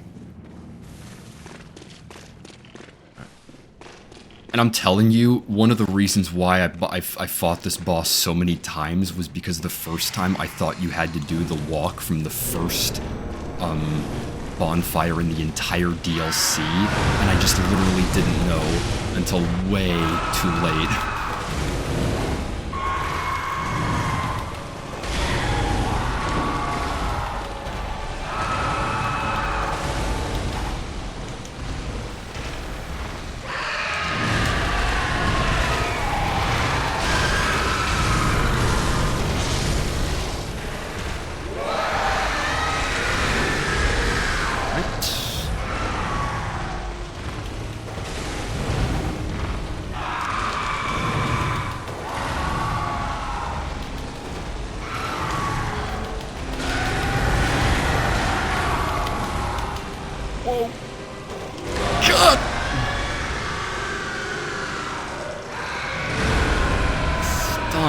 Insane right now.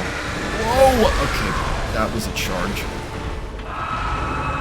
Well, don't know, but DS2 Plus, the level design is so peculiar. It was like it was made for invasion trolling. Interesting. And I know the like get back here shocking in those games is insane, which that and getting ganked are like the two things that I despise in these games, and the idea that that's like what the mechanic of those games is built around, or that game is built around in Elden Ring. It's great. I'm not saying that that DS2 is as bad as... I am saying that Elden Ring is a sequel to DS2. I am saying that. And by that I mean it's the game that wants to kill you, not make a good game. Hey, this boss has 28 movesets.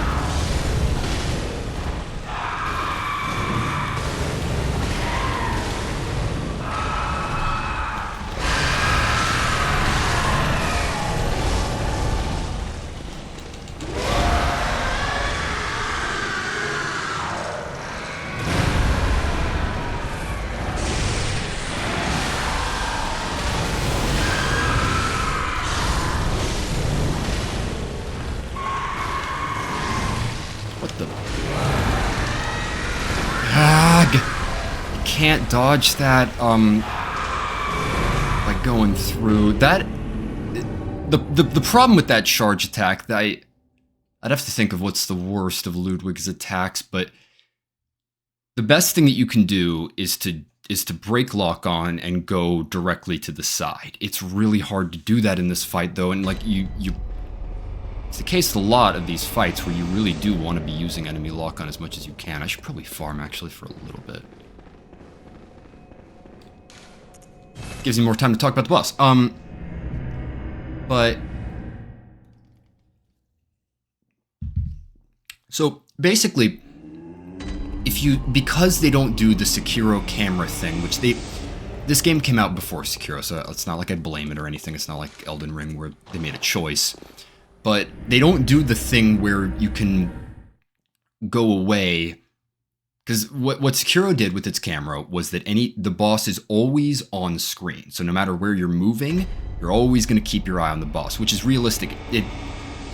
It's good enemy lock-on because that's exactly how it would work. If you're locked on to an enemy, it's like you're going to be staying and watching it, and you're always going to have it directly in your line of sight. The way it works in this game, it just locks on, but the camera doesn't lock onto it. So you have to make the adjustments when you're moved to the side. Because of that, Ludwig's basically going to be coming at you directly forward, and it's like you're tethered. It's like you are kind of magnetized to him. Like you can't exactly go away because you'll also be strafing towards him as he charges at you. That's why the most reliable thing is to break the lock on and then go to the side, but it's hard to do that. 'Cause for one, it's a little bit difficult to read his move. It's a subtle charge. It really is. The sound is probably the thing that makes it the most recognizable. But it's tricky to get that right, and the best bet is to break enemy lock on, like I was mentioning before. Ow.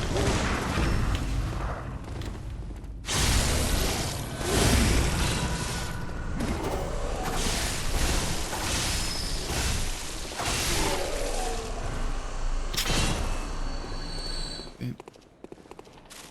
I have to finish Sekiro eventually. I got stuck on the giraffe. And then I had to do a spam run? Giraffe. I got stuck in the giraffe. There's a giraffe in Sekiro? I do not recall any giraffes in that game. I could be mistaken, but that is interesting. Well, yeah, but I love me Sekiro. I might actually do a casual stream of that because I want to show off like the parry system. It's amazing. I think Elden Ring is way better than DS2. I think it just has time to figure out how to master their Souls games. I remember struggling hard on my first playthrough when I did the Sword and Shield. On my second playthrough, I had 2 swords instead, and I had a much easier time. Yeah. Admittedly, Elden Ring is built for me because I do skill builds, so like one of the reasons that my brother hasn't played it is because he knows that it disincentivizes the whole strength build thing, because like the movesets are so quick. They're still viable as long as you know what you're doing, but it's frustrating. But yeah, using 2 swords, that's usually what I'll do. I'll just like dual katana up, or there's good weapons in Elden Ring. Elden Ring's way better than DS2 from everything that I've heard, because again, I haven't played DS2 yet, but I'm not the biggest fan of Elden Ring. It's low on my list. Long-armed centipede. Oh, yeah, I know that guy. He is a block.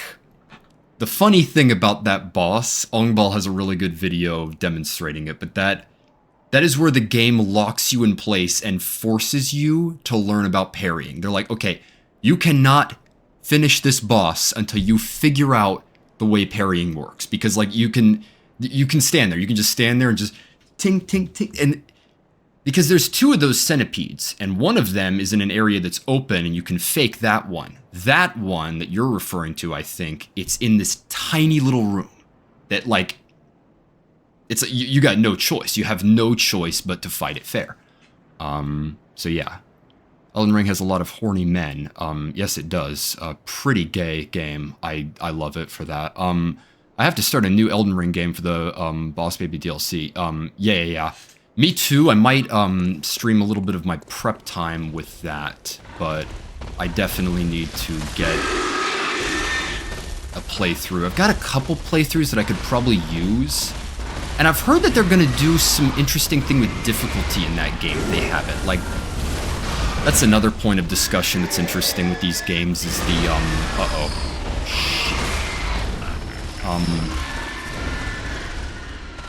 what was I saying?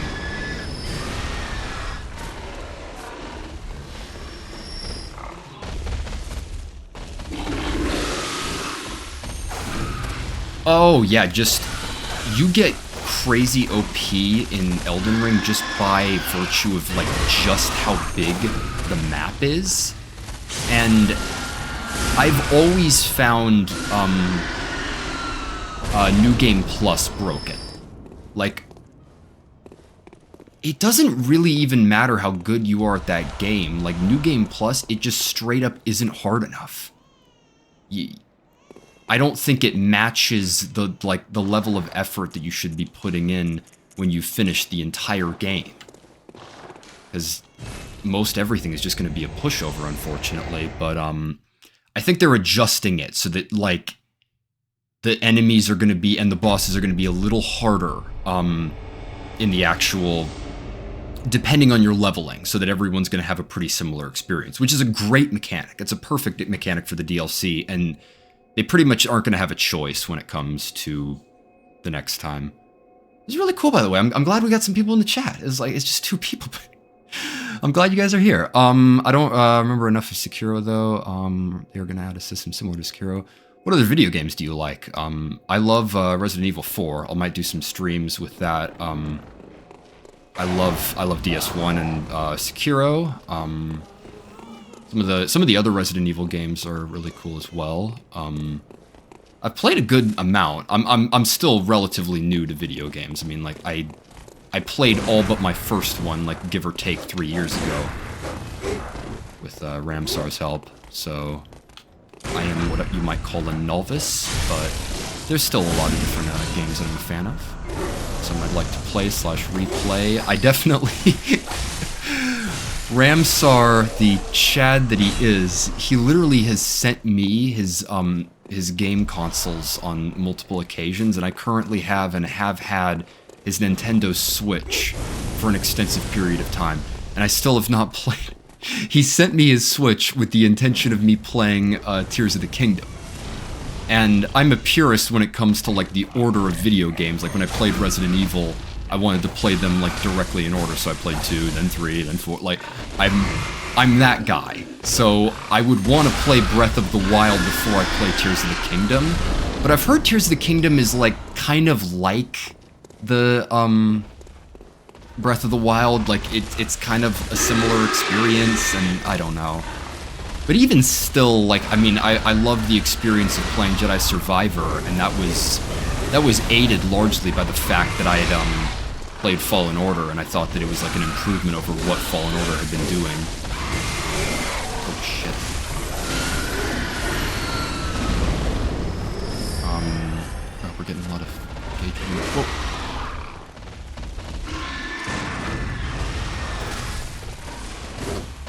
Wait, why didn't that visceral work?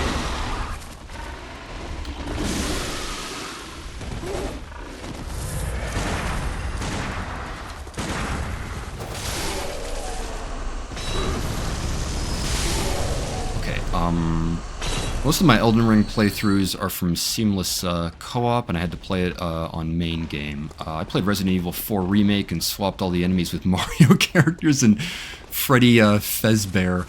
I love the modding community on Resident Evil 4, like the new one. There's so many great mods. One of my favorites is the one that replaces Salazar with, or I think, what's the guy's name? Salvador. It replaces Salvador with Shrek. That is so funny. Like, just having a chainsaw-wielding Shrek trying to murder you. Yeah, those mods are amazing. I'd probably end up playing on the PS5. I'm playing on PS5 now. I installed a naked Salazar.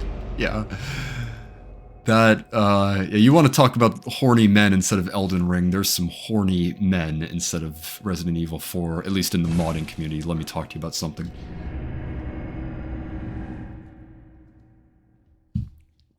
Alright. Making good time. We've been going for 2 hours, and still got the DLC to deal with. I can... Yeah, let's do that. Let's level up, and then let's get the Blood Rock and show the route.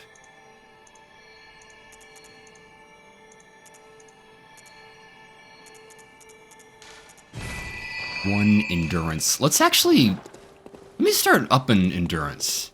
It can help to have those couple more swings. Even just a little bit. But let's get us our Blood Rock.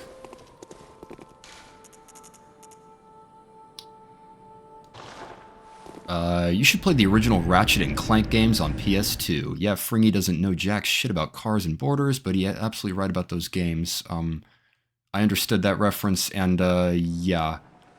I have not played Ratchet and Clank or Crash Bandicoot. There's some of the classic games from certain, like, studios I haven't played, unfortunately, and it would be cool to get a little more of that. I mean, truth be told, I think a lot of my experience with games has been playing games that have kind of a similar vibe to movies, and that was because the game that Ramsar sent me with his console and that he wanted me to play as like a first game was The Last of Us. And I've played a lot of games since then, but the irony is I actually think The Last of Us is a really good game to start playing video games, especially considering that it's cinematic. It's meant to look and feel like a movie, so if you're familiar with movies, you might be familiar with the experience of that game. It might flow a little better for you than like just any other game. I mean, like Dark Souls, for instance. I would never recommend someone start Dark Souls if they're like a novice to video games in general. And all things considered, I did that. Mahler's videos, and like particularly my brother who loves these games and got into them first is who got me into Dark Souls, so. And the irony there is, as I sit here now, this is my favorite game of all time. And it's like, the idea that I didn't even like Dark Souls at first and then eventually came around to it. I'm getting a lot of likes on Twitter over my thirsting posts. Interesting. Yeah, if you're getting them likes from your thirst posts, go right on ahead. I support you in your endeavors to get people to become horny.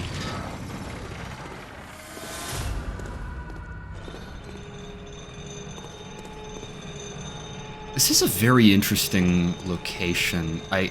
That's another thing I wish I was doing more of in this playthrough, is appreciating like the level designs, but I love this area and I love like how twisted and Lovecraftian it gets, because like they definitely wanted to make this place feel like more surreal. And I called this a more rounded. I think that's a similar deal to the jump instead of the that gets you to the lower area with Cathedral Ward, but I think that I might be making that more complicated than it needs to be. I wanted to play Lies of P, but I don't want to support Xbox anymore with Games Pass, so I have to buy them. Yeah, Lies of P is interesting. I didn't finish it. I stopped after the Puppet King, unfortunately, but way I look at Lies of P is that it's a cross between Sekiro and Bloodborne. It's got the rally system of Bloodborne, but it's got the precise parry system of what am I saying? Of Sekiro. And combining them together, you'd think it would work well, but I think posture as a mechanic works so well, and removing that in favor of what Bloodborne was doing, because honestly, if I were crafting Bloodborne 2, I would probably make, like, I would make the gun parries, like, pivotal to the macro experience. It would be heavily rooted around gun parries, and I would make pretty much all the bosses, like, built around that mechanic, because I think it is very strong, and I wish that it had been more central to the bosses, because as I said, like, the bosses are what are the draw of these games. They're what kind of keep you coming back and playing it. Because that's what I'm doing right now. I'm skipping most of the regular enemies, but I'm fighting all the bosses because the bosses are what you remember when you finish these games. So I mentioned putting you out of your misery with the fake Yosefka. That's another one. I'll probably go back and do the Make Covenant, but it is interesting that it's at peace when it's in the darkness. Like, because it just doesn't attack you. You can just make the pact and then that's it. So it's like, is it happier now? It's like down there. I'm like, I don't exactly know, but pretty memorable experience to get a positive experience when you go down there, because that thing looks so horrifying, but the whole Make Covenant deal is like really unique. Just going down there and like offering a peaceful gesture to like a horrifying looking being. It's like, man. And then you get something out of it. It's like, wow. And then here it is. The Blood Rock. Not gonna lie, I'm not a fan of the fact that there's only 2 in the entire... So, there is only 1 Blood Rock in the entire game, except for the DLC.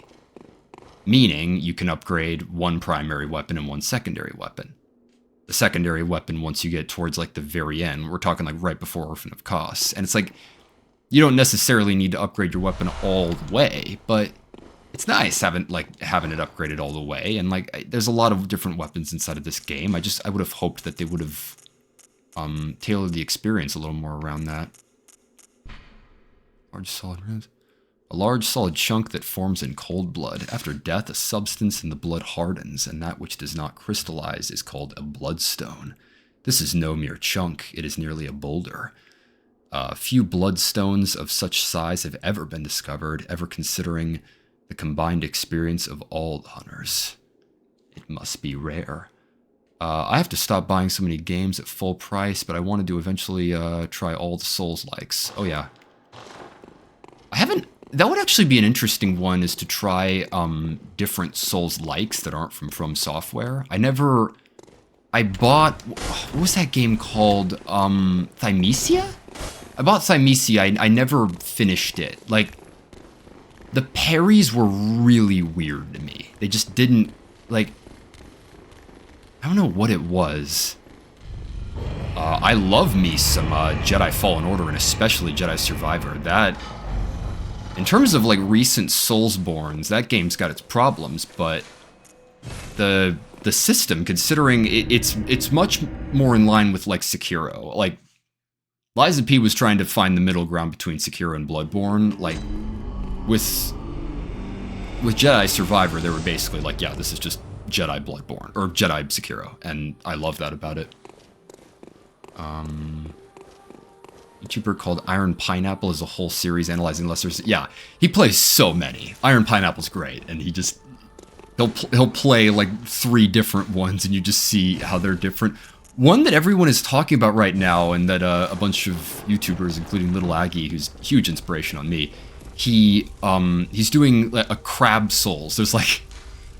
There is apparently like a Souls-like that where you play as a crab, and it's really funny, and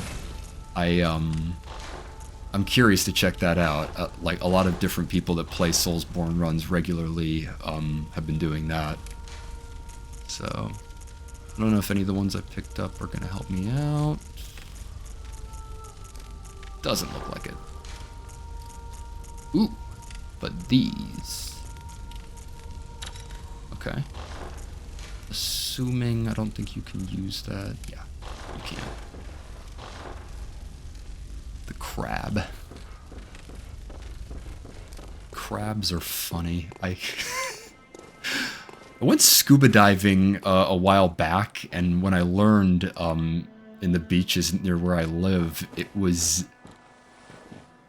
Where I live, there's not much down there but sand when you go to the beach, but my god, like, there were a bunch of crabs, and we were just, like, swimming forward, and every now and again you'd bump into a crab, and crabs are so funny with how confrontational they are. They'll just pop up and they'll be like, yeah, don't mess with me. They're like, it's like they got enemy lock on you and like bounce around, but I have no idea how that works. I don't know if you just literally use crab claws and you have 2 of them and you go, I don't know, but that sounds so funny to me. A Souls-like where you play as a crab. I'm like, go for it, dude.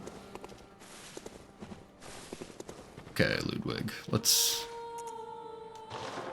I keep messing around like I'm doing right now. I'm just gonna get OP until the point that he's a pushover.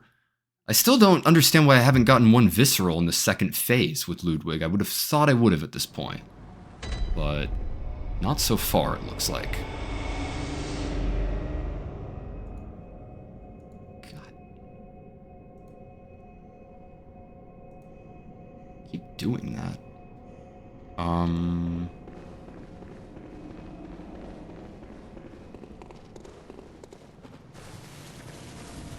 Also get the butcher set. This guy is interesting. I haven't shown this yet, but it's really easy to backstab combo these guys. Check this out.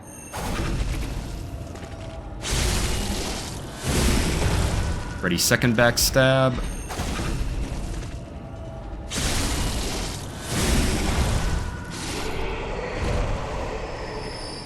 It's unfortunate. I love me the backstab mechanic in this game. I wish. That's another thing that they backpedaled on with Elden Ring. They went back to the incorrect Souls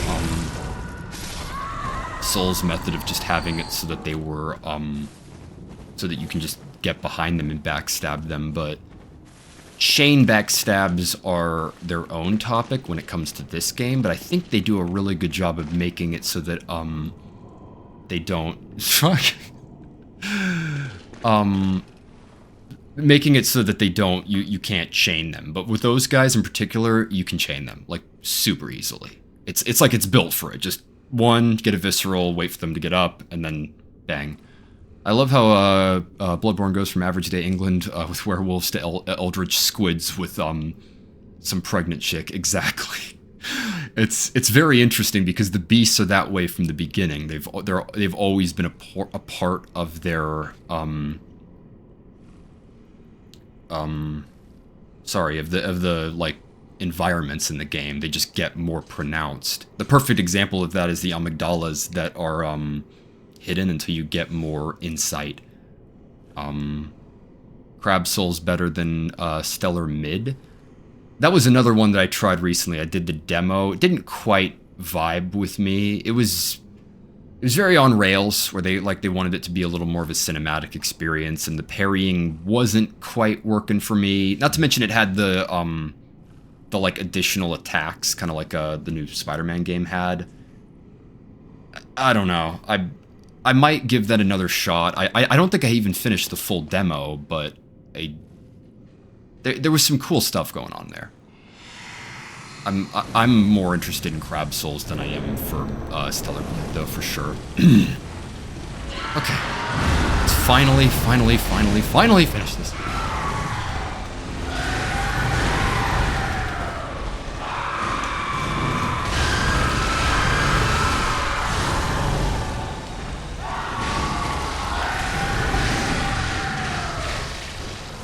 Charge.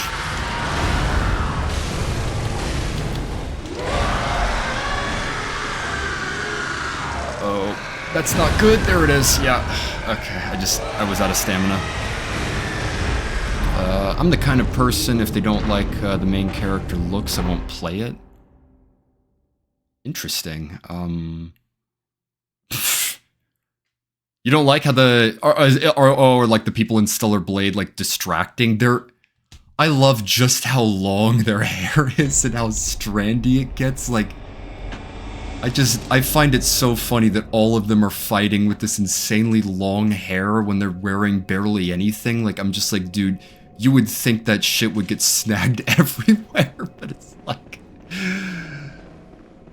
that's not realistic. It's like, I know, but they're sexy. I'm like, I know they're sexy.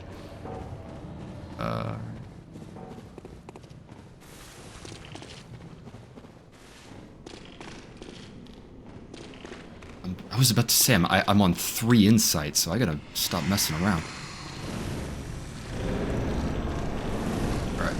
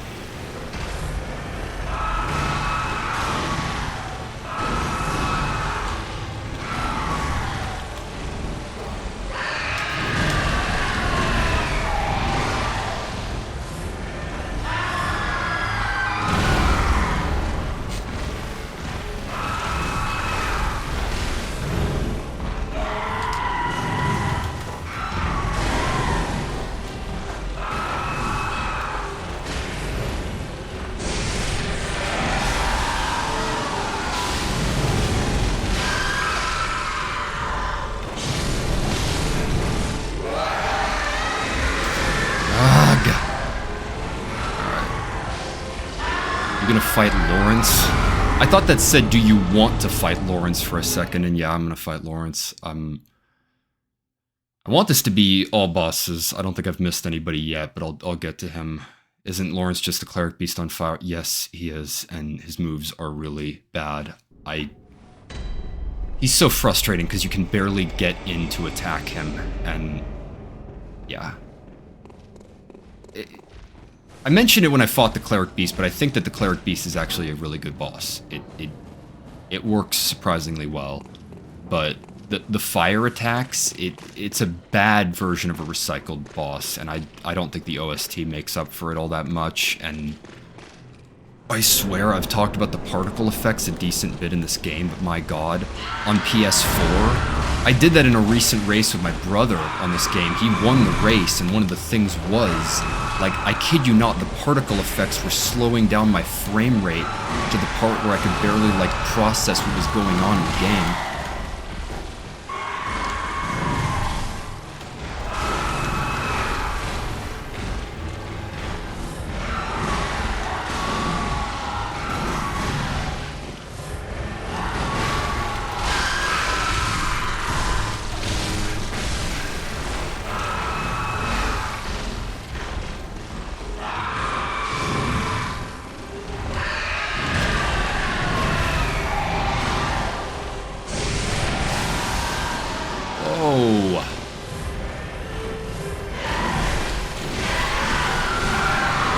I love how I know him enough to, like, know when he's gonna do that nose thing of, like...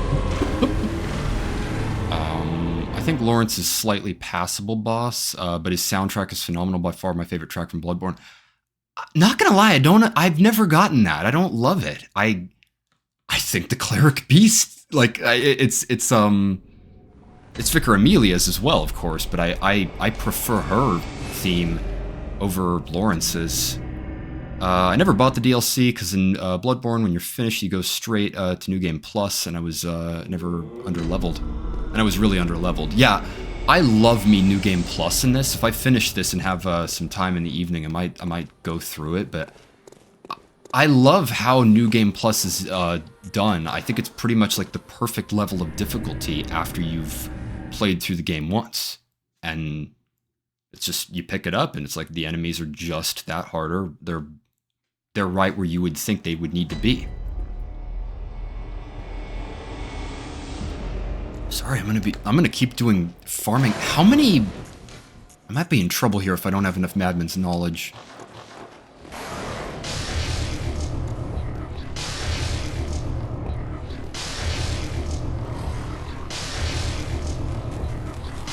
That never, ever gets old. Like, look at that, dude. Just... talk about anime charge ups, just...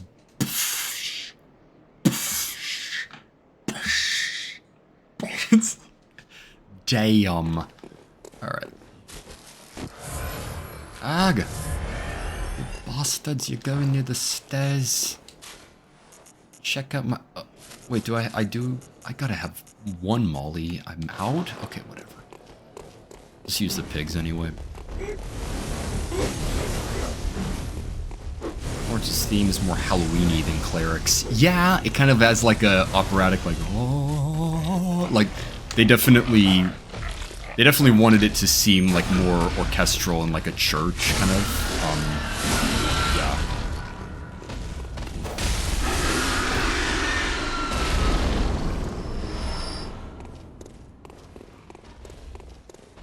Oh, I can also make the covenant with the guy from Moon Moons, or his Moon Moon, that is to say.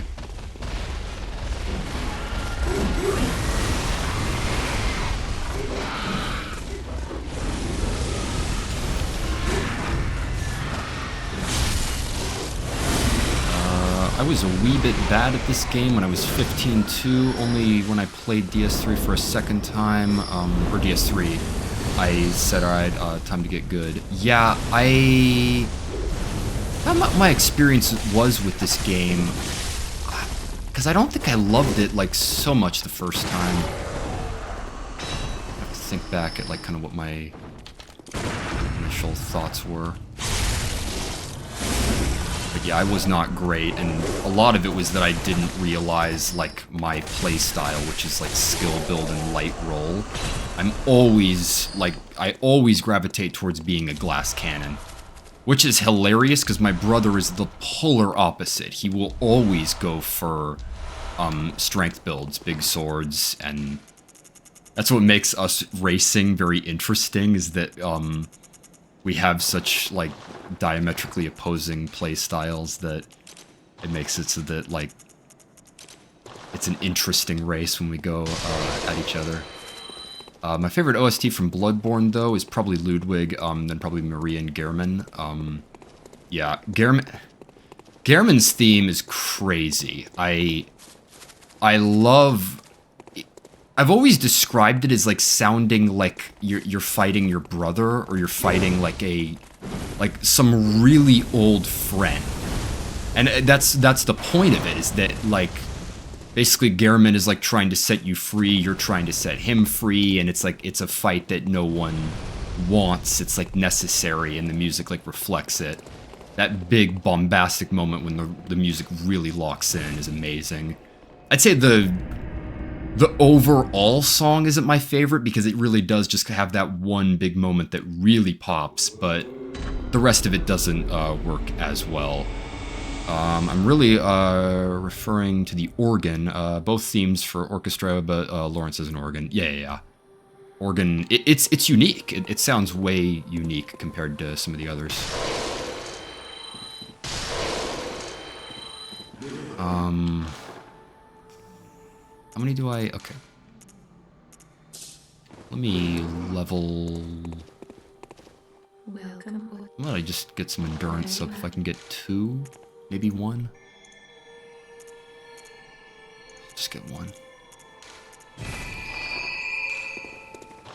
I have to think on what my OST, I love Maria's, especially the beginning of it, the, like, the bell, bong. And I love how it gets chaotic as it goes on, because the whole thing is she's basically, like, forsaking oaths, and, like, she's doing, like, she's breaking all the rules basically for the sake of winning, and the music reflects that. Alright, that ought to be enough blood vials. Let's get some beast blood pellets going. 4.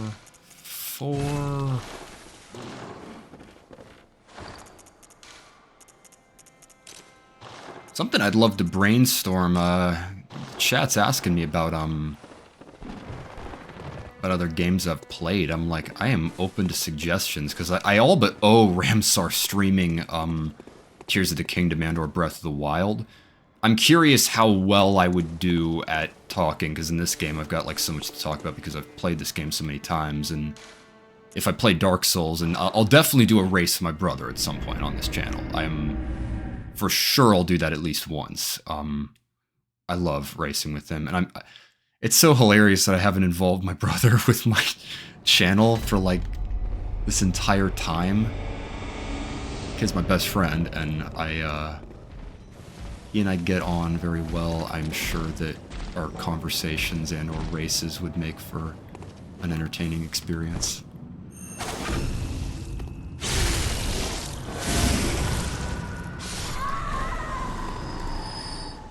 Alright, I swear this is the one. This is so the one. Alright. I am so locking in.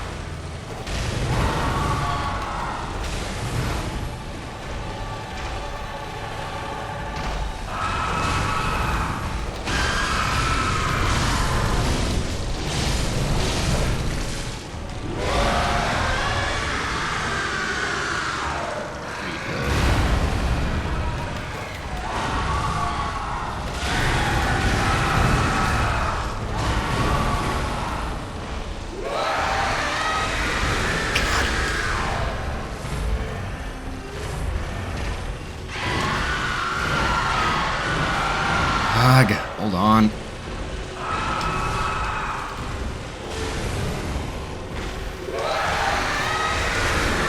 Fuck. That's what I'm talking about, though. You can't charge through that. I wish you could, but you can't. I love how most of Ludwig's attacks, and this is the case with Bloodborne in general, but you can dodge into them. You would think you'd want to dodge away and you'd want to like get away from what's attacking you, but actually you can dodge through if you know the timing. In a lot of ways, for the bosses that you can't parry, it works similarly to that, where as long as you know the boss's attacks, you can parry into them, or dodge into them. You can't dodge into his charge, because again, the magnetism with the enemy lock on. If you try to dodge forward, you're kind of going to be dodging into his way, rather than to the side of it. You should play co-op with him.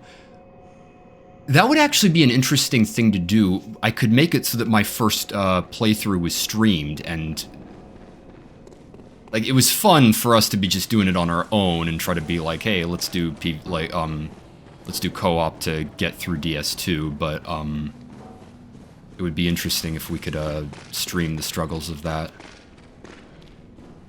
And I should just play it and go through the pain. Maybe streaming that could be a little more fun. But then again, I also get frustrated at games a lot, especially on my first playthrough, so...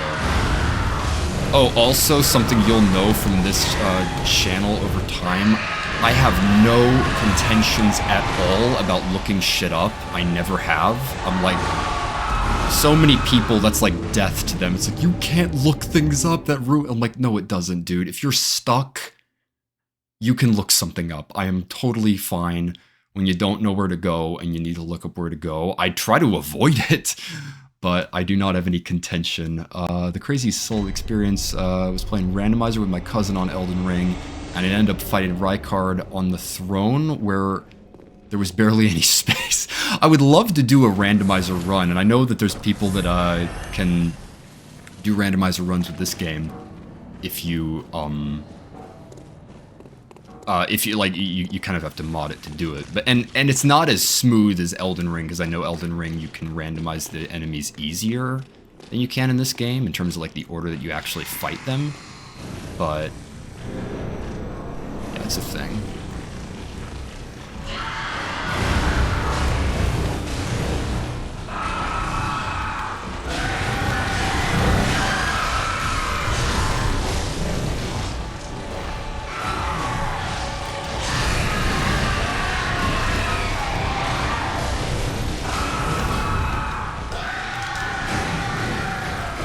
One, two.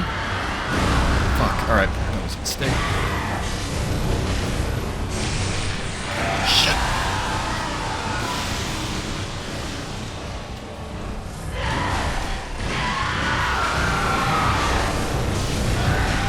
There you go. Alright, my favorite soundtrack may be the Beast Clergyman from Elden Ring. I don't remember a lot of the OST from Elden Ring, unfortunately. I love me the, what is it called? The Godskin Duo? That one's good. It's funny that the one that, like, a lot of people don't like that boss in general, and rightfully so, but...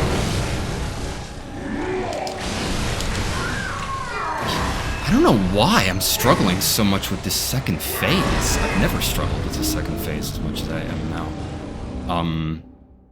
Yeah, but I like the Godskin Noble. The Godskin Noble is a really good boss. You can parry him, and you can parry him really well, and he's a good mechanical boss, but a lot of he's not the best boss in the game, but all the Godskin enemies have that score as their and there's a lot of them. But that is a surprisingly memorable OST from that game. I love the Apostle more than the Noble. Really? I actually prefer the Noble. It's how you can parry him. I really love how you can parry him. For all I know, you can do something similar with the Apostle, and I just haven't played enough.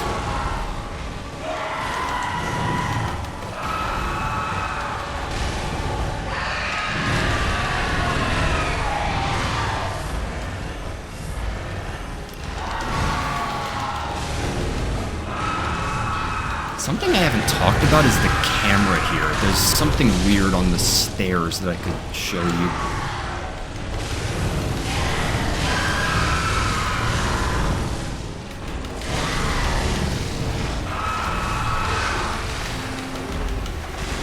There you go. Alright. Heal. Run. Lock on.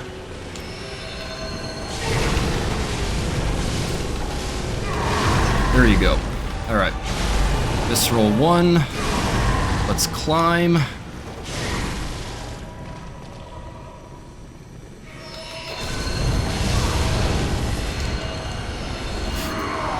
Love that charge up. It's so fucking cool. And... why so serious? W's in the chat! Let's go! Yay! God, I'm telling you, that's something that I love about this boss is, like, I mean, you could just say that I suck, and honestly, I kind of do, but I still find him a challenge. He, like, even though I know his moveset pretty damn well at this point, like, I'm not, like, perfect at dodging it or anything like that, but I know his moves, and in spite of that, he's still hard, because the truth is, he is a genuinely difficult boss. Like, it's not just that he's got a bunch of different moves, or that, like, you know, it's really hard to attack. It's that there are specific windows for healing and attacking that you need to get, and, if you can find those, then you're good. My favorite OST from Elden Ring, besides Godskin, probably might be Radagon and the Elden Beast. Yeah, even though fuck the Elden Beast. Yeah. The OST is cool. It's really cool how they implement the title theme into the end and make it, like, awesome. Yeah, Radagon's is really cool. Mohg's is pretty good. Yes, I love Mohg's theme. Mohg, I believe, is how you're gonna get into the DLC instead of Elden Ring, so that'll be interesting. Good hunter, have you seen the thread of light? Just a hair, a fleeting thing. Yet I clung to it, steeped as I was in the stench of blood and beasts. I never wanted to know what it really was. Really, I didn't.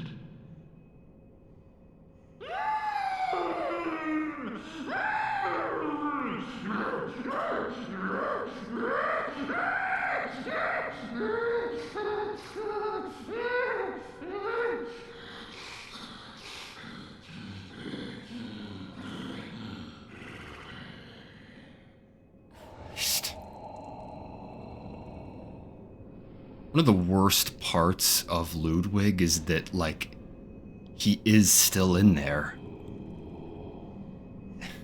That's what's also so haunting about Gascoigne's last words seemingly being "forgive me." It's like, Christ, like, you telling me that all of the beasts, like, there's still the persons in them is still there? It's like Ludwig is a head now, and the performance is really good there. Like, he's like simultaneously a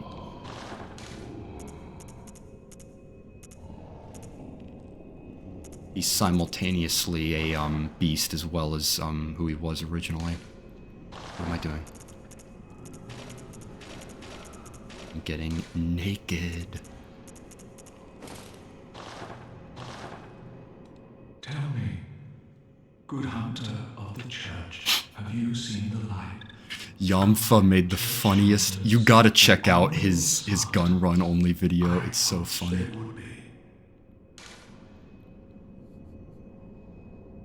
Do love this, and there's nothing wrong with like being resolute and just being like, no.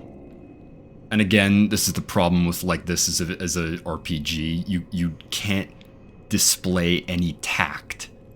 They're like yes or no. That's it. And I'm like, okay, I know what I'm gonna say. Ah, good. That is a relief. To know I did not suffer such denigration for nothing. Thank you kindly. Now I may sleep in peace. Even in this darkest of nights, I see the moonlight.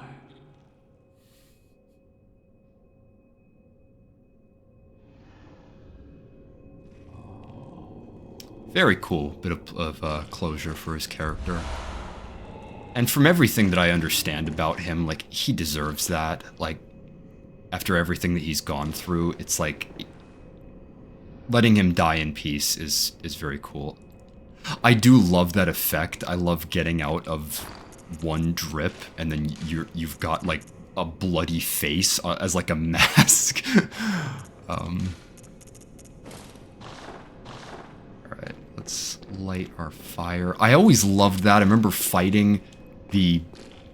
doing this fight for the first time, and I was like, 37,000? That's it? Alright. I shall be back momentarily. I need a 5-hour Ludwig, prepare to cry. Yeah, exactly. I got goosebumps from Morgoth. Yeah.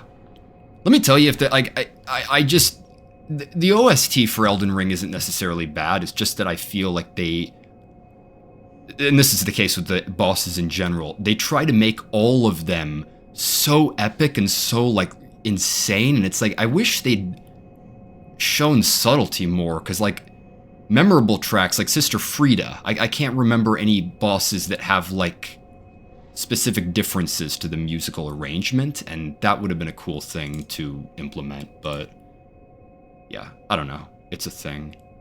I shall be back.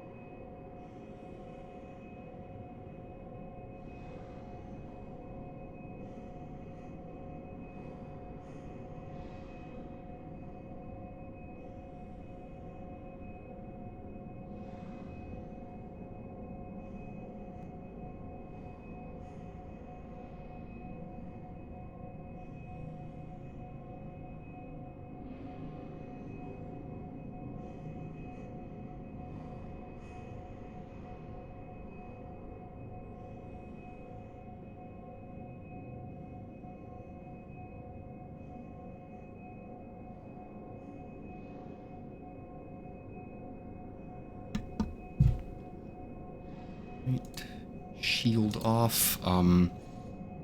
This is not as bad as they say. I would not know, Splizzard, because my god, I don't care about the guy that, like, puts something on in the background.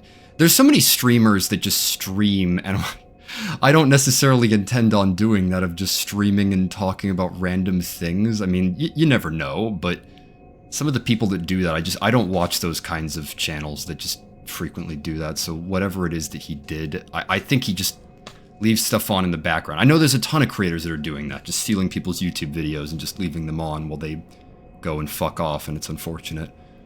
Yeah, stealing content or his political views. Okay. Well. Okay. I'm gonna go back for Ebrietas, because if I'm not mistaken, she should be the last one in the mainline game, and then it's just the DLC, and then, Megros Wet Nurse onward. I want to show the, optional dialogue, so... Alright, I'll wake you up politely this time.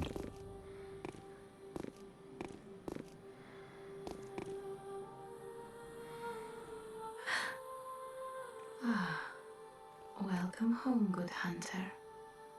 I must have drifted off. What is it you desire?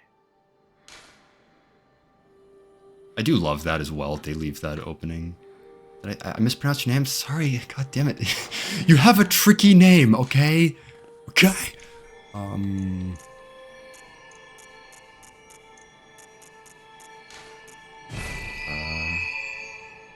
It's his audience, yeah. Farewell.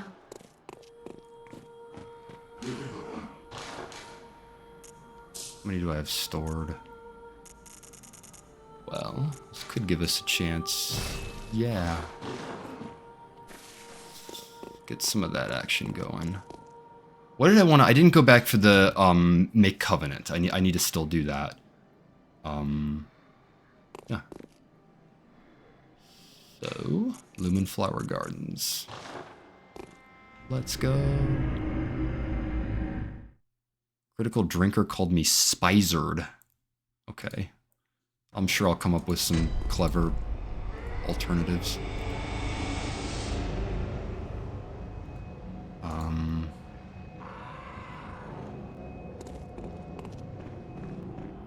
Not too much idea. I swear, I want to try to get this guy to fall to his death, because it is so fucking funny. If I can pull it off. Hang on, did I not? I did forget to put the elevator up. Ow!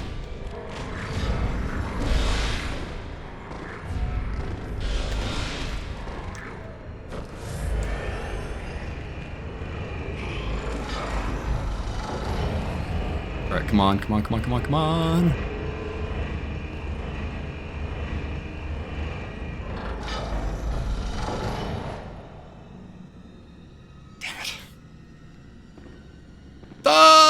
I understood that reference. Robota! Oh, I still didn't do it. Okay. Spent that last stream talking about how I love how you have to be the one to make the first blow, and I didn't end up even doing that. Oh, and I don't... Shit. Let me just see how difficult she is in and of herself.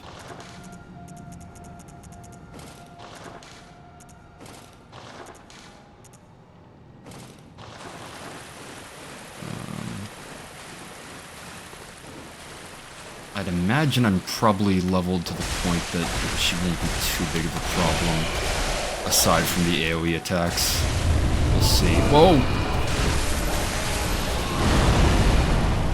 She's another interesting one in terms of positioning, because it is unfortunately pretty easy to crawl into her ass and then just... you're good. Unless she backs against whatever... Whoa! There you go. Okay.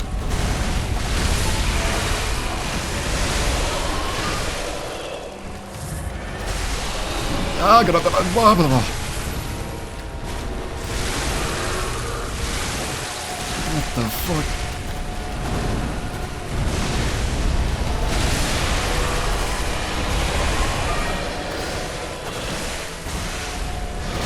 See, the particle effects, like right now, it's kind of insane what's happening. God.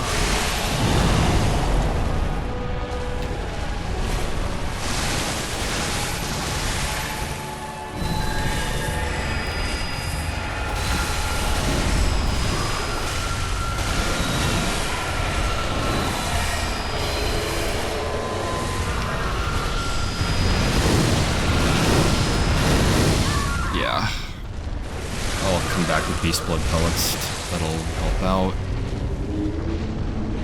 I think I'm leveled enough. She's frustrating. Her charge attack is way worse than Ludwig's. It's damn near impossible to dodge, and it's, I don't know. I just don't find her interesting, like, just straight up.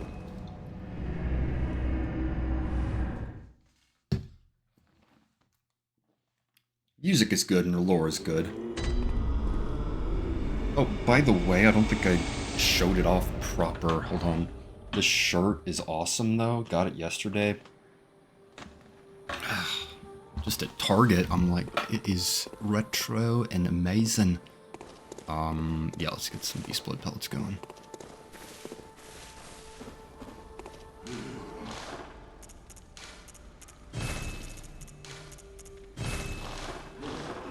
How many... I need to stop...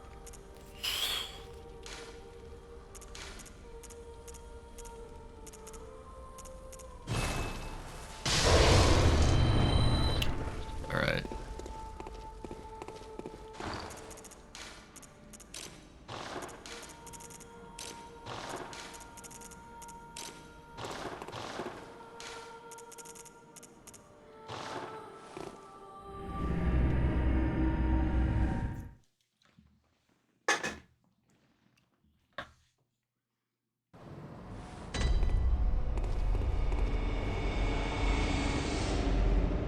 So yeah, with beast blood pellets, and like I was saying, it's actually relatively easy to defeat her on the gun-only run. That would be a really funny challenge run. I'm considering doing challenge runs and making like videos on, to like put on my mainline channel, because obviously I wouldn't want to just like do a streaming influx. Whoa! On here, because it'd just be such a, you know, a crazy fall. I'm gonna figure that out at some point. I gotta show you though. It is the funniest thing.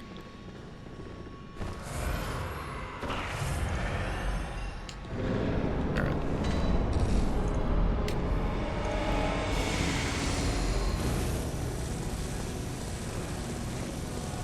Alright, Abby, let's go.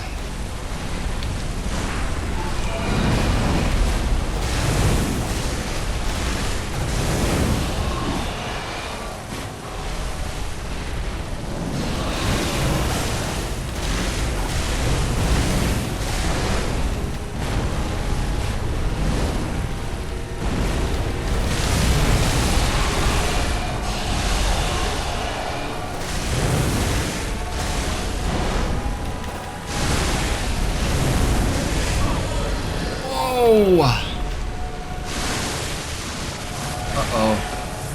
It's charging up. Not good. Not good, not good, not good, not good.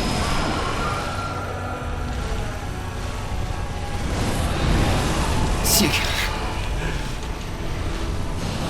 That is all but undodgeable, and I really don't like it at all. Oh, son of a bastard.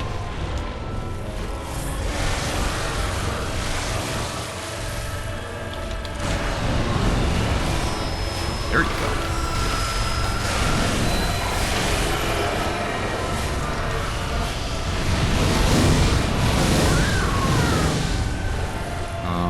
Sony would rather make Lego Horizon Zero Dawn remaster this game. There's so many like unaliving memes from Bloodborne in regards to like all the remasters. Like I cannot get over The Last of Us Part 2.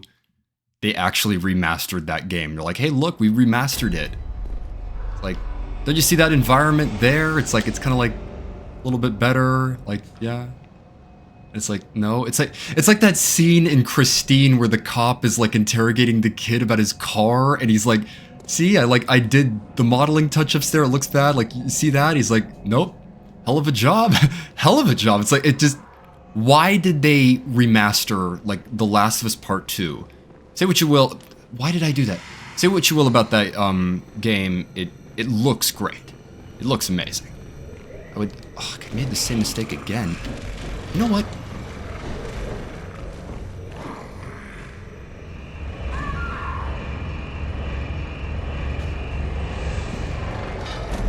When it comes to Soulsborne games, Sekiro has my favorite gameplay, but Bloodborne is my favorite setting. Though Elden Ring is pretty close contender in that category.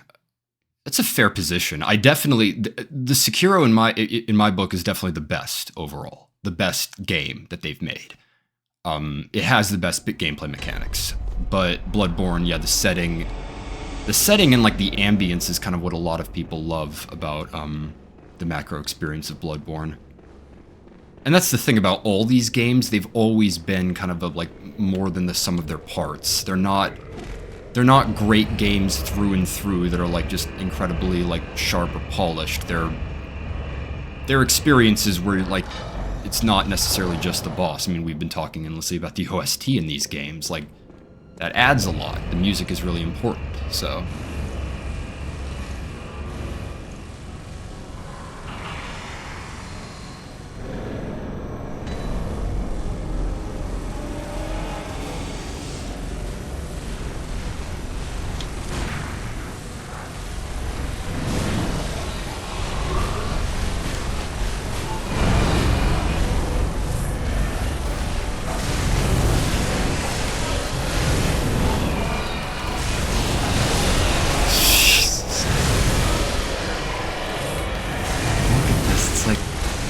It's unfortunate how many bosses can fall into this rut where you just like zoom in on them like insanity and it's kind of just over.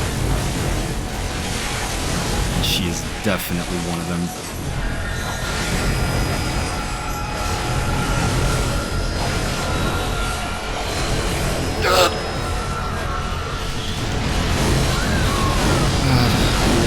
I'll come back after a little more of the DLC. I've never loved this boss, and I don't mind.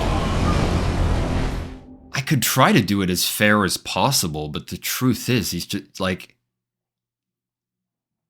I don't know. The best thing is to strafe around her. She works very similarly to Mergo's Wet Nurse, where most of the attacks come from the front, and if you loop around, you're fine. That's the case with a lot of the bosses in these games, though. Like, just circling around them is kind of like just for the win. There's something about the first blind playthroughs of Souls games that you can't replicate or recapture. If I'm being honest, I've actually never valued the first experience as much as a lot of people do. There's a lot of people that... This ties into like how much replayability or rewatchability matters to me. That's one of the things that I love so much about X97, for instance. I've been rewatching the hell out of that. But the continued playthroughs are like one of the most important parts of these games, and I love how replayable this game is. Because my first playthrough, I sucked. Like, my first playthrough of Dark Souls was a very bad playthrough. And like the blind playthrough where you don't know any of the bosses or you don't know any of the like all that, for me it's like bumping my head into a wall. I ended that game with like Havel's set, and I put everything into strength, everything into health, and like I couldn't beat Gwyn. Why? Because I'd gotten to that point and I still didn't know how to play the game. I didn't comprehend what quick rolling was, or iframes, or like the specific classes, or like weapon upgrades, or like there was so much that I didn't understand that my brother literally had to like spell out to me. And it's like, I definitely don't value, this is again with looking things up, like some people it's like death to them, it's like you can't look things up. I'm like, I don't have any problem, so. You're not gonna do the Chalice Dungeons art? No. I don't, yeah. I only did them once to get the platinum, but I definitely am not gonna be doing those. There's like some interesting bosses in there, I'm not gonna lie. It's not like everything is garbage, but as far as I'm concerned, as far as I remember, there is nothing like worth it in there. There's nothing that makes the experience worth it. Thank God, way too many of them for sure. And another thing that I mentioned in a previous playthrough is the how boring the locations look. It just... It's all just this cave, and it's all just, every environment looks exactly the same, so... Considering how, like, cool looking these games are, and how interesting the setting is, I mean, you guys are saying it like that. That's absolutely kind of the draw of this game is Yharnam itself. Like, for the question of like what game has the best location, like the best setting, I think most people aren't going to be in two minds that it's this game. It's like, yeah, like Yharnam and everything that like goes into it, like it's pretty much the best location with the best ambiance.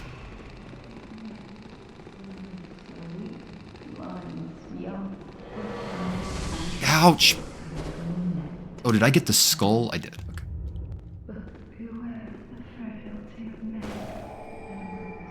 Five doggo is adorable. The fire doggo is adorable, though. Yeah, really good. I think it's based on the, there's an enemy on a bridge in Anor Londo in DS3. I think it's based directly on that. I have quite a bit to say about this location. I'm gonna try to not... I want to go through this as fairly as I can. I want to try to avoid killing enemies if I can help it. No! Son of a bitch. Is there anything else worth it on the ground? I don't think there really is.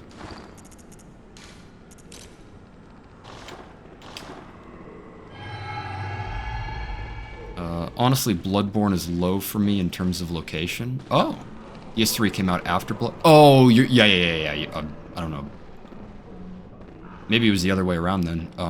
That did, one way or another, it is a very good enemy. I just don't like it in the one where you've got, like, half health.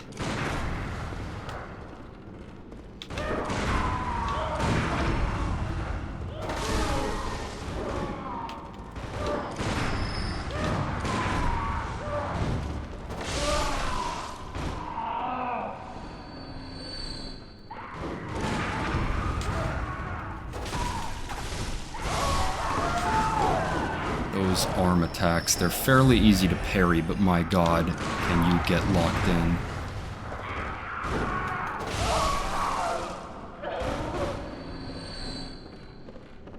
This area as a whole was... I know what year DS3 came out, okay? Shut up.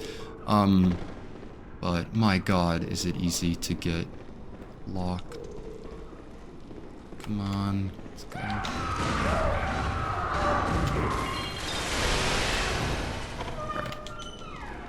Ladder. Alright. Let's get the guy up top. Yeah, but the fire... I remember that guy. There was... What other enemies were in the Chalice Dungeons exclusively? That, like, were worth a damn?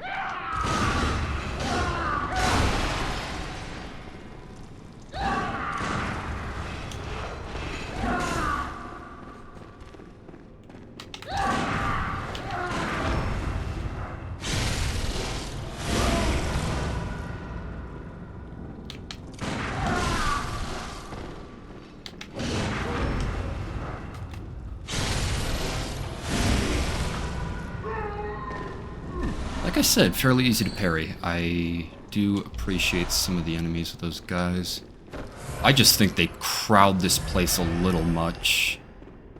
There's a semi-glitch in here that I'm also going to show with how you can get through this area. They definitely expect you to die at least once. If I'm going to help it, I'm going to be able to get through without it.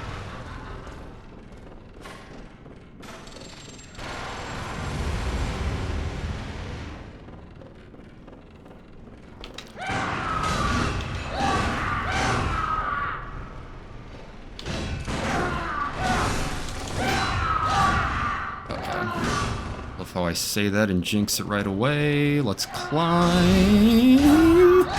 Ugh. Oh, okay. Alright. Second area, because this area, I love the verticality of this place as well. It's like, it's very... No, you son of a bitch. Okay. I knew it was there. I don't know why I was an idiot and decided to try to roll through.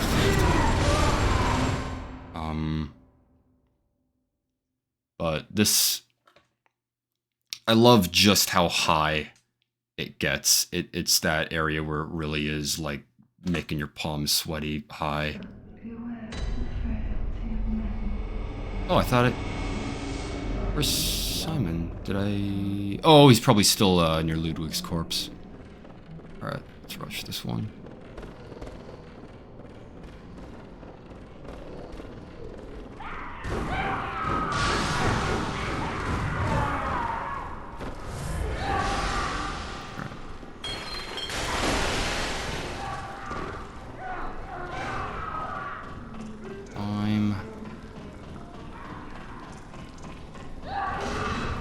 The area with all the people screaming on the beds, this entire place is pretty fucking horrifying.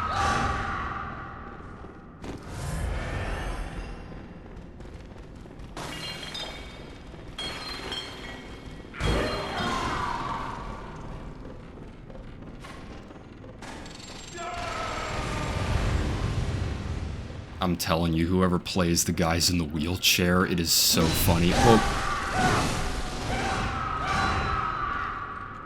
Oops.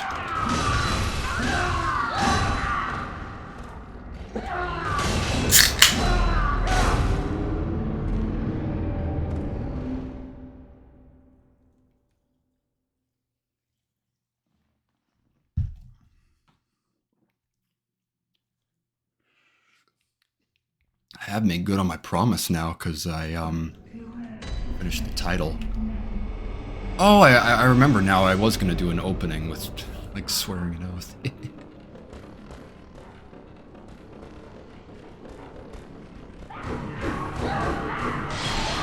Ow.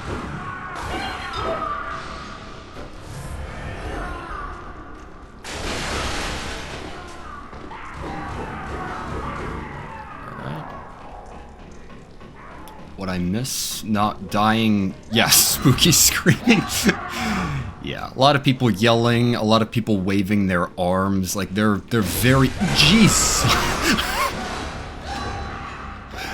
That guy had it out for me. That was a personal strike there. He's like, you wanna walk by me? I'll show you, motherfucker. Alright.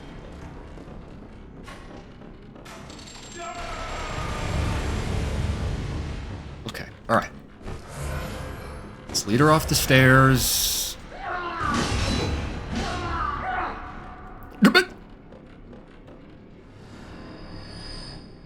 Well, that situation resolved itself. Okay, let's deal with the crow sitch now.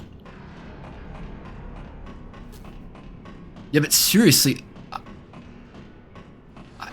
a lot of people talk about how impressive this game is for a game that was released in 2015, and it, like, you just gotta think about level design with this. Like, this entire area, you can go through it without dying, and all of this is loaded in. And I know that they, like, load environments, like, piecemeal in games, or at least I think that's kind of how it works. Like, they always load what's relevant into it, but it's amazing that you can just be looking at this place and how vast it is. So, the deal is, there's these elevators that you go to unlock, and when you do this and you lift the staircase up like this, it makes it so that you're soft locked. You would be soft locked if you didn't get to the elevator. And they essentially have to make it so that you do inexplicably, like, get the elevator on the side. So the game makes it so that you just have those as is. Ah, yeah, I definitely want to finish. I forget her name. I would have to look up what it was, but the side quest with her is pretty cool. I do find the last step counterintuitive. I'm not the biggest fan of it, but, you know, we'll get there.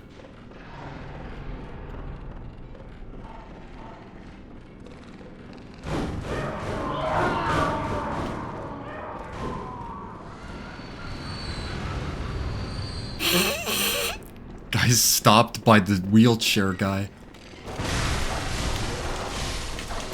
Plop.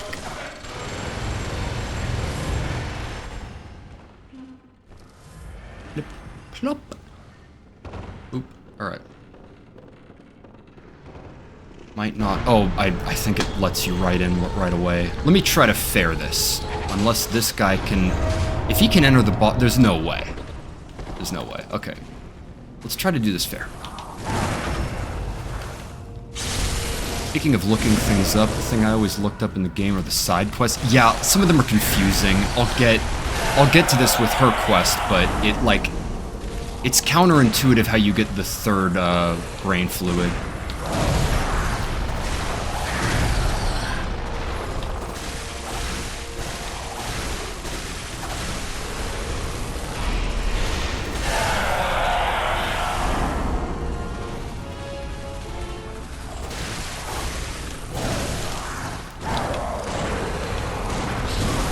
Oops.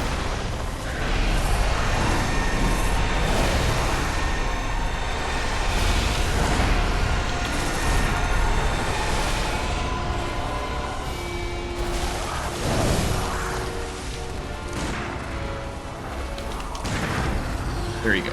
No! What? Parries can be so frustrating. So many of them are like, what did I do wrong? I was just sitting there. Oh. That did not work out the way I thought it would.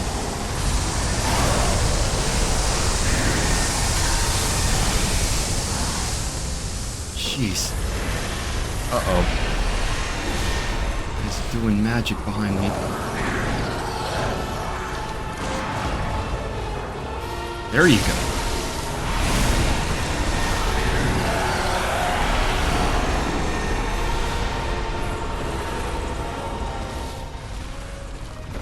Alright. Okay.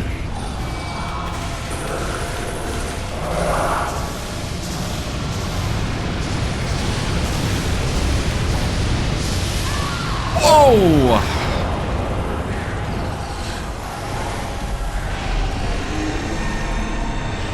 Looking for a funny hot take. I don't hate this boss. I don't. I think the fact that they can be parried actually makes them fairly interesting.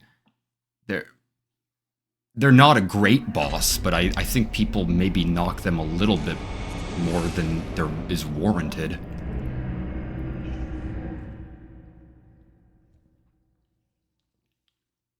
Yeah, it was Maria.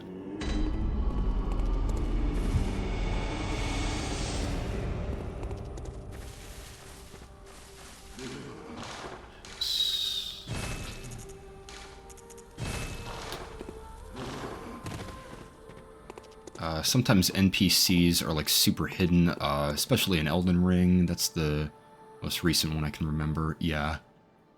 The NPCs in the quest lines. Like, if you're willing to like just look around, you can usually find them. The trouble comes down to how like you activate their quest lines. It gets really tricky. Oh, I just realized I've had Eileen's rune this entire time and I never equipped it. There you go. Rally potential. I already have that. Let's get this one. There you go. More echoes. Let's off the moon rune. There you go. Okay, that's gonna... Okay, good. Let's go for that. What's your favorite movie? Groundhog Day. That's been my answer for a long time. My answer is that I like different movies for different reasons, and I always say no movie has it all. But Groundhog Day just about has it all. I love that movie, and it's infinitely rewatchable. It's infinitely funny. I find the humor like just so effective through and through. It's kind of insane.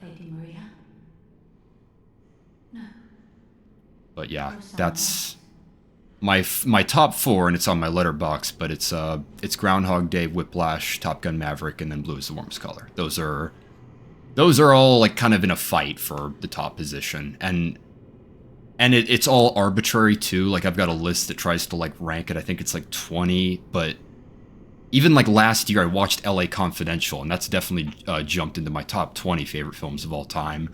But it's like, how does it tie in? Like, the truth is, all of it's bullshit, and like, there's no ranking that like is perfectly in line. It's just, you know, favorite movies are favorite movies. But the one that I've said forever is Groundhog Day. So I must just kill NPCs on first run. It is funny to, I think they've called that a run, like a Yarnum, like Chainsaw Massacre. There's certain mods where the challenge is to just like kill everybody, like every single NPC must die, and I've never done a run like that, but that would be interesting. Please, could you do something for me? I need brain fluid. Murky, mushy brain fluid. Just so happens I have some brain fluid inside of the pocket of my dress. Kind.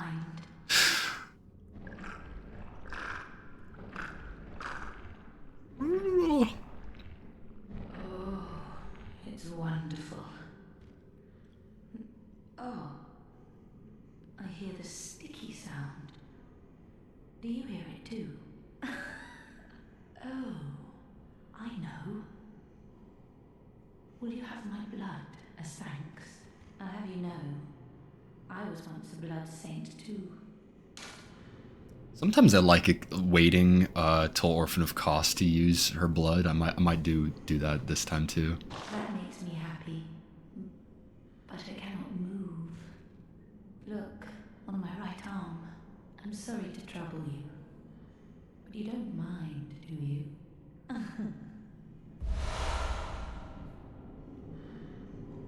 Oh, there you are. Don't be greedy. As they say, fear the thirst for blood. I should know. I was once a blood saint too. It is an interesting point of no! Fuck! I always love that as well. You can totally do that. You can just accidentally murder an NPC just because you pushed the wrong button at the wrong time. That was just the trigger got pushed out. I was like, no! It's interesting how Madness works in the research hall, because I didn't go to it. I can show it in a sec, but there's that area with like all the beds, and the people in like tied to the beds are like literally begging for you to kill them.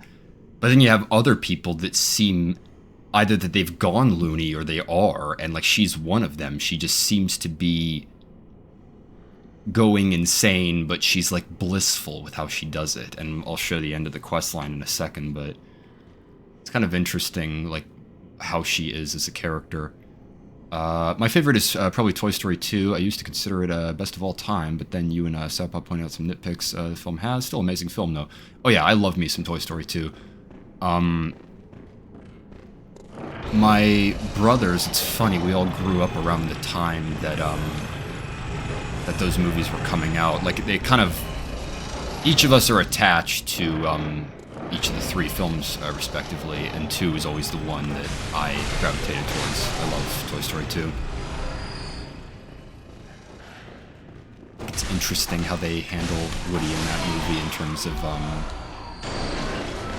of like what gives a toy purpose and what it is that Woody values.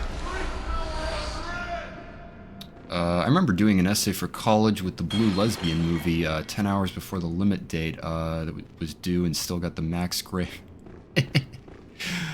I always cite, there was a paper that I did in college on Christian themes, or like religious themes in True Detective Season 1, and I swear to God, they're palpable in that show. But when I wrote the paper, it like, I felt so guilty. I was like, this is me, like, inflating this and kind of making up bullshit, but I still got a good grade on it, and I was like, okay. Papers are what they are. But yeah, that's an interesting movie. I saw a really good video essay recently that talked about it, and what I think the video was called, like, the pointless controversy of Blue is the Warmest Color, and basically what he was saying is the movie isn't like all that interesting or unique to warrant it to like be worthy of controversy. Because, like, the truth is, it's just the sex and, like, the sex positions that get, I love how I said that, and that actually, like, had a slang term associated with it.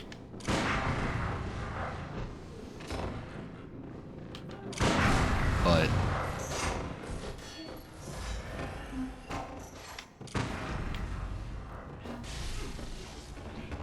Come on, buddy.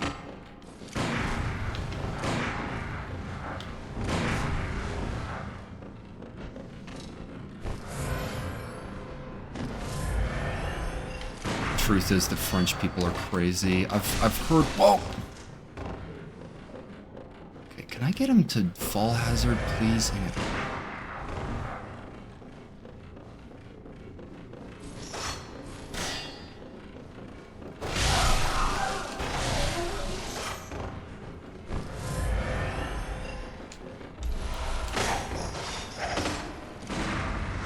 God, I don't even need him as long as I get the brain fluid.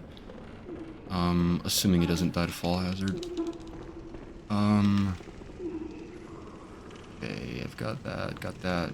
Oh wait, do I have 9 I bought too many. Oh, on the NPC killing viruses, spreading... Yeah, okay, alright. I have the tools now. Let's do this for real. I do like getting the parries, and again, that's why I was like, I don't hate this boss. Yes, I do.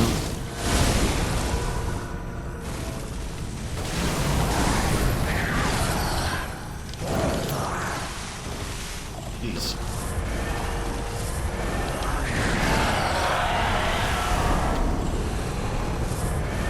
Alright, where are you?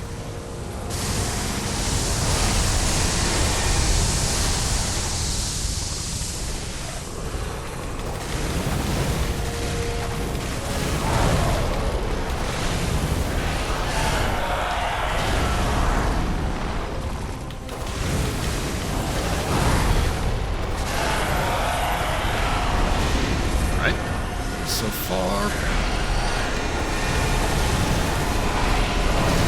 No! Okay.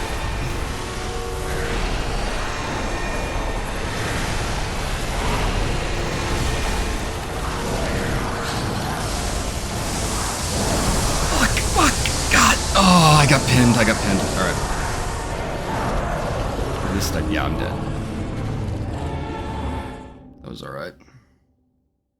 See, the funny thing there is I don't feel cheated, even though that was technically a ganking and I kind of got, like, blindsided. I think they load enemies into this fight in enough of a, like, steady flow that it works alright. Since I died, hopefully she should... Who the hell was that? Oh, there you are. Don't be greedy. As they say, fear the thirst for blood. I should know. I was once a blood saint too.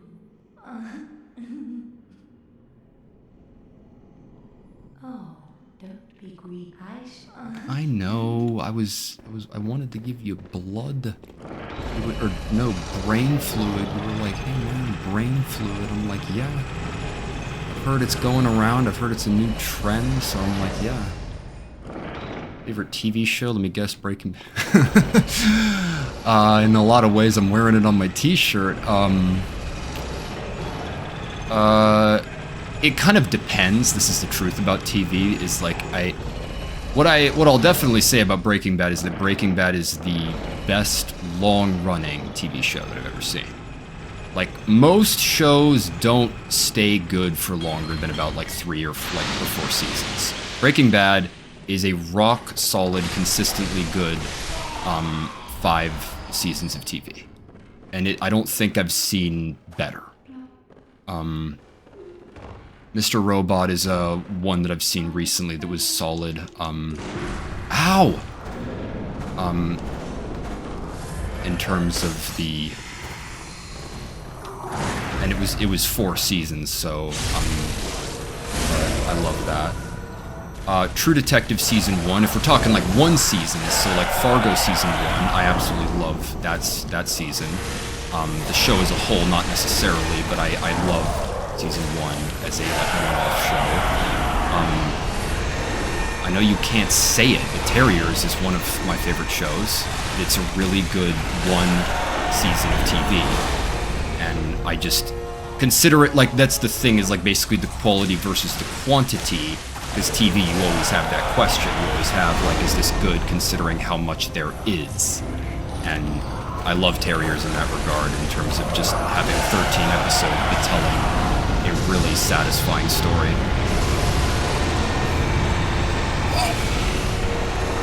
Wait, why was he activated?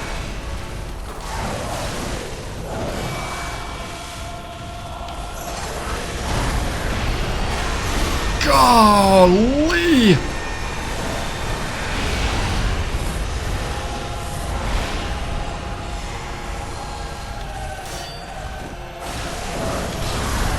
Fucking... Dude, that combo was embarrassing. Are you kidding me? That was a 2 slam. That was a bang and then hit. Ugh.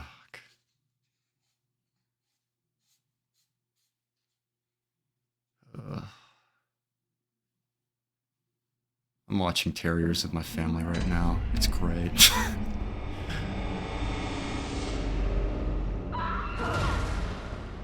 That is the ironic thing about Terriers, by the way, is that when you just, like, stop and, like, step away from all of it and you just do what, like, I thought the deal was supposed to be, and you just watch the TV show and appreciate it, like, and just see it, like, it's like, you know, I think most people just might like it.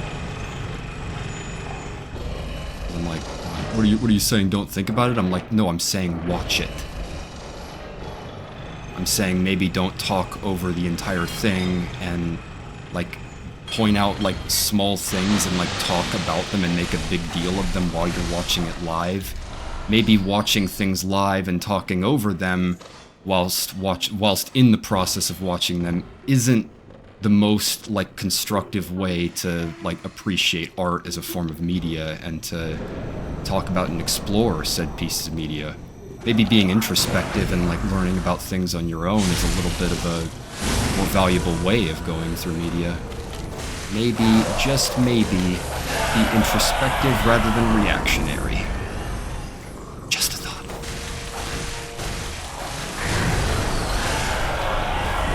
Okay.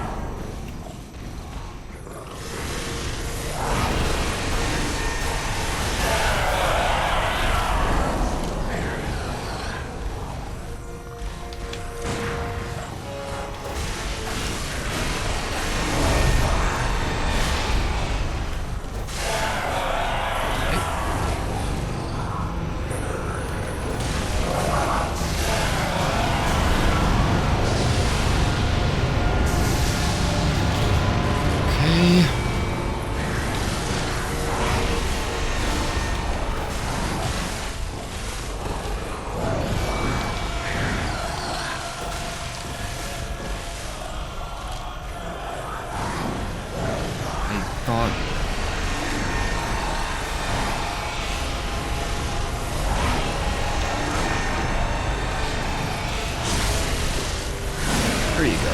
Okay. Oh.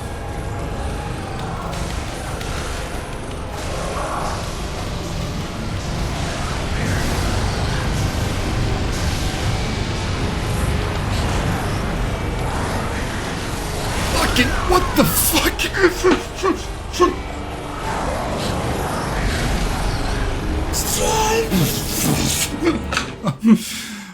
Maybe if Breaking Bad is objectively a masterpiece, but I don't like it. But it's all spoilery. I will say one thing about Breaking Bad: it definitely gets darker. I could see someone being turned off as the show progresses because it starts as like essentially a straight dark comedy, and then eventually it like turns into something that's a lot more like serious, like a lot more in line with a serious drama.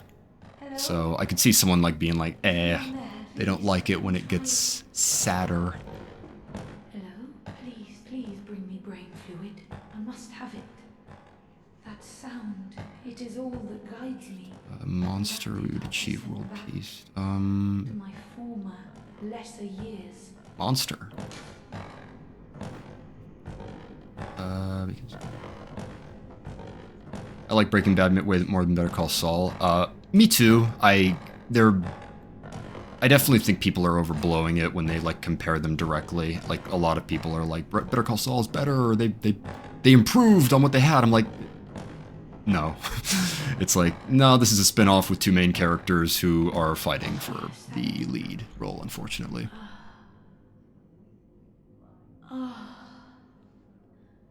I can hear it.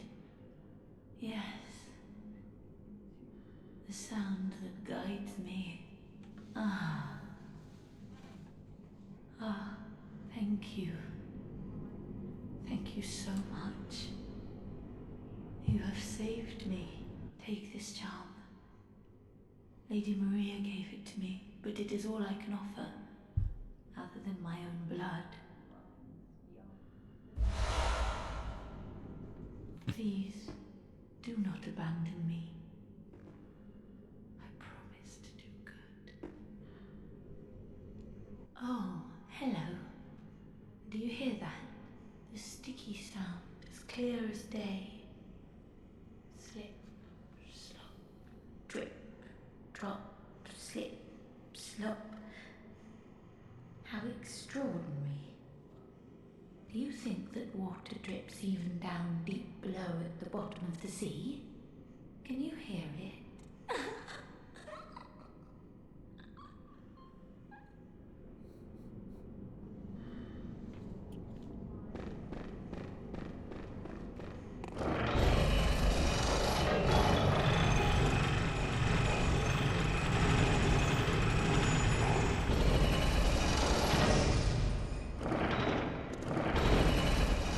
Could do the dual Shark Daddy fight for Maria's blade, because it genuinely is one of my favorite weapons in the game.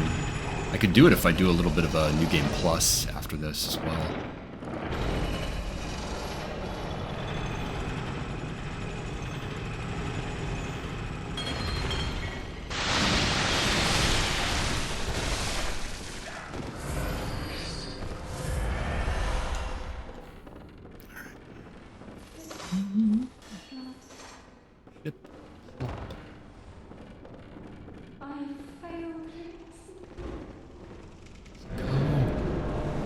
Stop. Oh, I can't. I do need these blood pellets though. Ow. That hurt me when you did that. That killed me. Read books? Believe me, I do. I'm becoming a lot more of a reader nowadays, actually. I've been doing a good job of reading books before the adaptations. I did that with Dune recently, and I held myself to that for a while because I didn't read the original Dune, or I didn't watch the original movie before I'd watched before I'd read the book. I wanted to read the book, then watch the movie, and I went out of my way not to see it before then. And then obviously I read the book before I watched Dune Part 2, and I kind of did that. I read it and then I watched the movie. And I'm doing that right now. I'm telling you, there are these books by an author called McHarren, and they're called Slough House. And there's a really good show on Apple Plus. I've only seen season 1, but it's called Slow Horses, and it's an adaptation of those books. And they're brilliant. They're so funny. They're like, it's got like really good British humor where everyone is so dry and sarcastic and everyone's always breaking each other's balls. It's so funny to read. Like the dialogue on a moment-to-moment level is just consistently funny. I would strongly recommend checking them out. I'm on the 5th book right now, and I'm ahead of where the show is adapted, basically, because I just got so invested in those books. But I would highly recommend them. They're great.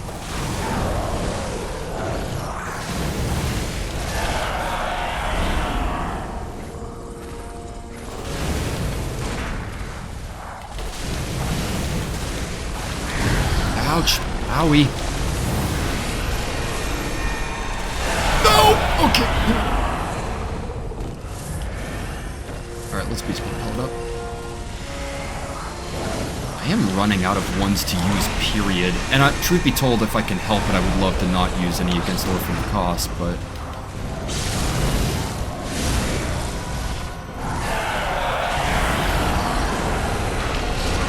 God! No! No, no, no, no, no, no, no, no, no, no, no, no, no. Hang on, okay.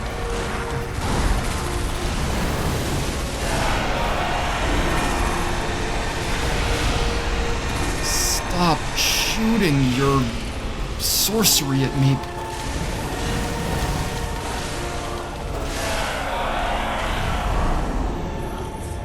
Alright. They come...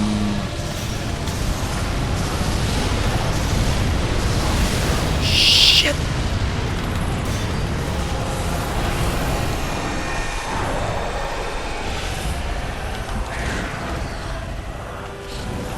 Nice.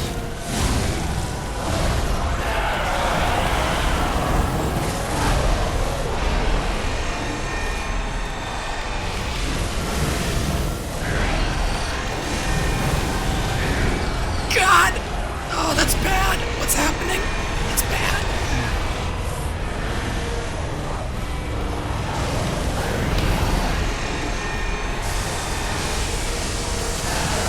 Oh no! I forgot about that. Oh no! I made an error.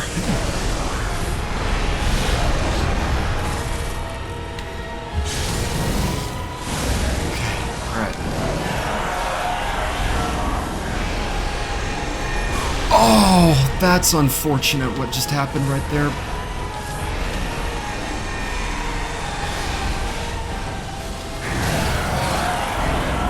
Okay.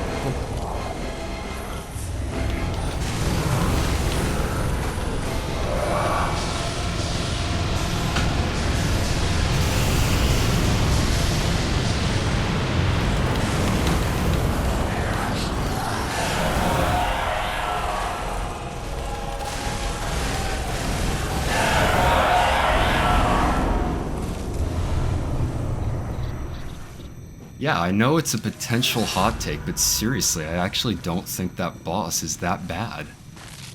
I think it's alright. I think it's alright in terms of a multi-level boss. It's certainly the worst in the DLC. Well, no, Lawrence, I was about to say. But it is what it is. So, yeah, let's go back. I don't think I have enough to even level up anymore.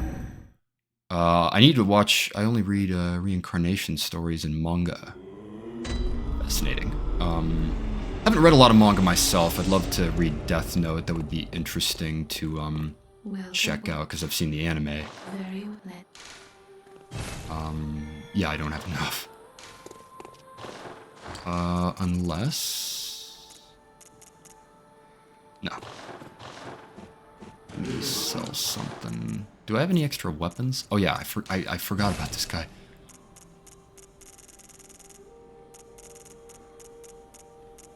Oh, and I could get...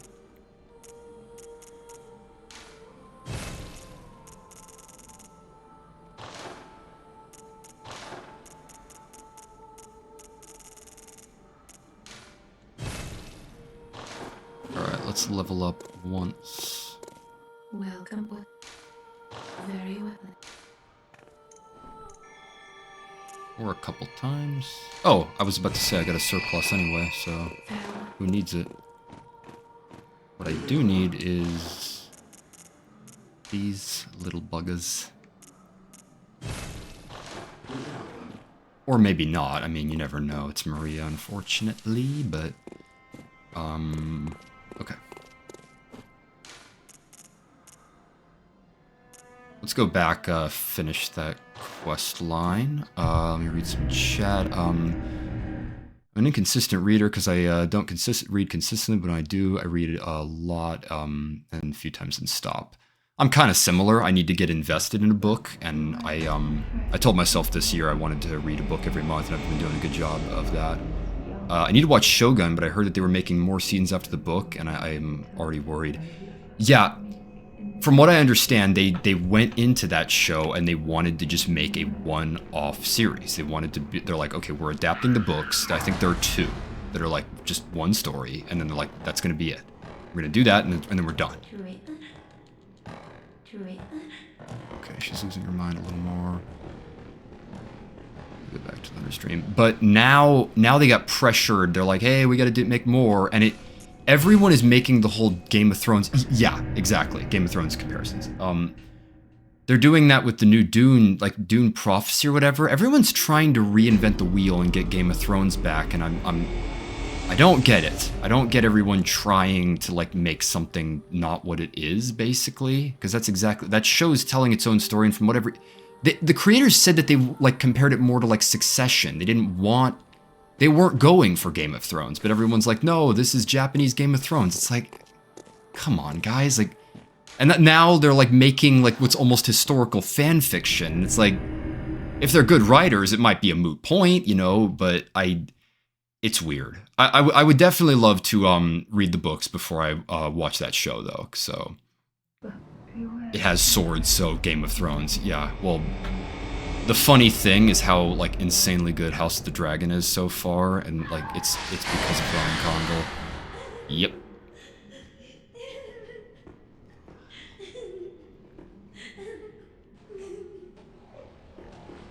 Oh, hello. One last time. Will you fetch brain fluid just one last time? A murky, mushy fluid that will make me whole.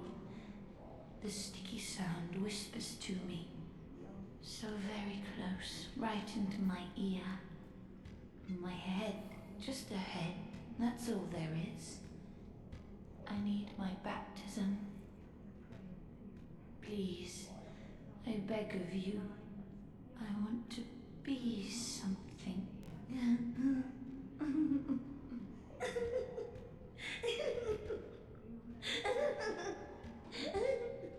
Yeah. Craziest thing about this is how basically you respect her wishes. This ties into the whole like putting you out of your misery type of a deal. My frustration with this is it's counterintuitive in terms of just progressing a quest line. So it's like you've been told get brain fluid, and you want to give her brain fluid over and over again. What you're supposed to do here now is you're supposed to kill her, and then she comes back, you give her brain fluid, and then she dies. Spoilers. But it's weird. Like, you would think killing her would just kill her, and when I heard that the first time, I was like, okay, I gotta look around, I must have missed one. And I looked that up, and it's like, you gotta kill her. I'm like, what? And I know that they came back, and part of this is supposed to be the horror of that like you've given her brain fluid, and then now at this point she is in this bag, and it's like, oh fuck, it's like she's one of them now. So, and I think it's counterintuitive to have it so that you have to kill her to get brain fluid. Though it shouldn't be too hard to figure out. It's just that, like, again, you don't want to kill NPCs accidentally, so it'd be like a last resort for me. The last thing I would do would be to attack her. Please, give me brain fluid. The sticky sound whispers. Never understood the appeal of Game of Thrones. How can one enjoy seeing something so dark to see? Well, it depends on the contrast with the world. What's going on, like, I think one of the best parts of Game of Thrones is, despite how dark it is, not everyone is evil, not everything is dark. So they go overboard, because let me tell you something, as someone who loves the books, like, they added sex, like, for no reason. They added violence for no reason. Okay, everything to do with a certain character being, like, extensively tortured, that's all, like, off-screen, as it were, in the books. We don't see any of that happening. They added all of that in the show. That said character disappears from, like, the entirety of the story until, like, way later, so it's a double-edged sword. They didn't want to get rid of that character, but there's all these scenes that, like, verge on, like, being exploitation film-esque, where you're just like, what are we doing here, dude? Are we really just spending, like, entire seasons just watching a guy slowly getting tortured? It's like, what? I don't know. My thing with violence or darkness instead of stories always comes down to the use of it and, like, what's the vision of the filmmaker in question and like what is being done with the darkness, but I could see like, oh, ha ha ha ha, the dark, too dark to see. I mean, it was only the long night and some of the later, and they did that with House of the Dragon too. Unfortunately, there's an amazing dragon riding sequence in House of the Dragon that is kind of ruined by the lighting, because like they did the whole thing where they shot it during the day and then made it night after the fact. It looks fine on the Blu-ray, actually. I don't know what they did on the Blu-ray. It looks good. But in the... when it was first coming out on Max, I remember I had it on my phone, and like I turned the lights off in the room I was in. I was like, turned up the brightness all the way, and I was like... I was tilting my screen, doing my goddamnedest to like see, and it was so hard. I'm like... I'm just like, the lighting, I'm not a fan of that idea. I'm not a fan of the whole, like, making it so that a daytime shot scene goes to night. Game of Thrones straight up throwing away the entire Martell subplot in the Young Griff in like half the book is criminal. Yeah, the fact that they combined the last 2 books into one book was like ridiculous, or one season. They essentially like mushed 2 books into one, and it did not work. And the final scene in Dune Part 1. Oh yeah. I thought the cinematography was alright. It was better than what they did in Game of Thrones. I don't think that guy is directing anymore, so... yeah. Okay, let's...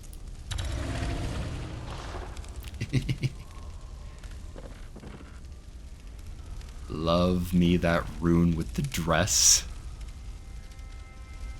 There's something about how it goes. It's just the head and the hands that I love, so let's go with that. Alright, Maria time. And then, yeah, I need to go back for Ebrietos, but we're nearing the end. George has some serious writer's block to finish that series. Yeah. People say this all the time, like, what you probably imagine about George R. R. Martin is like, why hasn't he finished those books? I'm like, all but overnight, he became the most popular, most coolest thing ever. And it's like, that would distract anybody. So it's like, I just think he just got lost in how popular and how interesting in the world was. Gotta go, family matters, but been fun. Hope I'll be back. Peace. Yeah. Thanks for showing up and staying for as long as you did. It's good to have some questions in the chat, so I really appreciate it.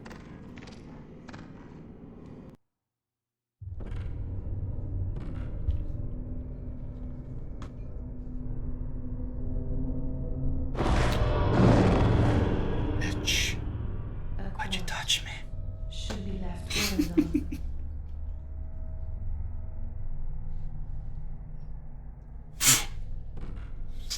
That aura that she's got about her. Oh, I know very well how the secrets beckon so sweetly. Only honest death will kill you now. From your wild curiosity.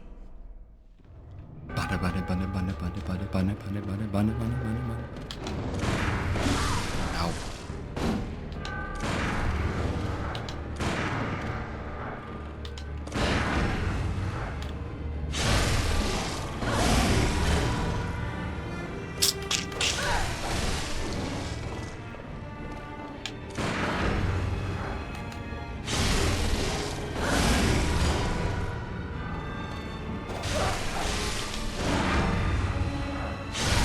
I'm telling you, man, it can trivialize the game if you get good enough at it.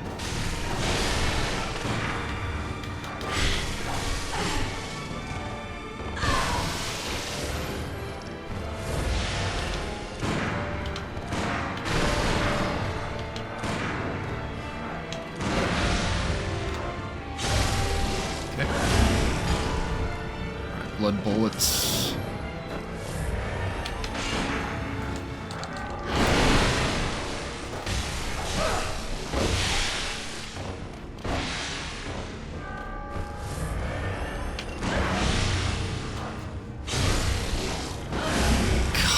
such a great boss. I'm clapping it right now, but...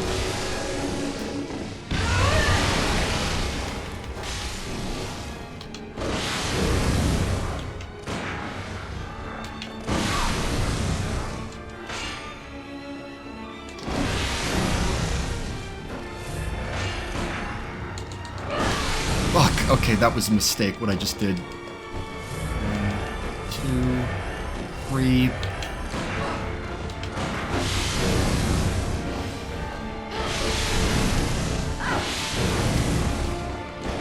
Can't miss the first try, can't miss the first try, can't miss the first try. No, no, no, no, no, no, no, no, no, no.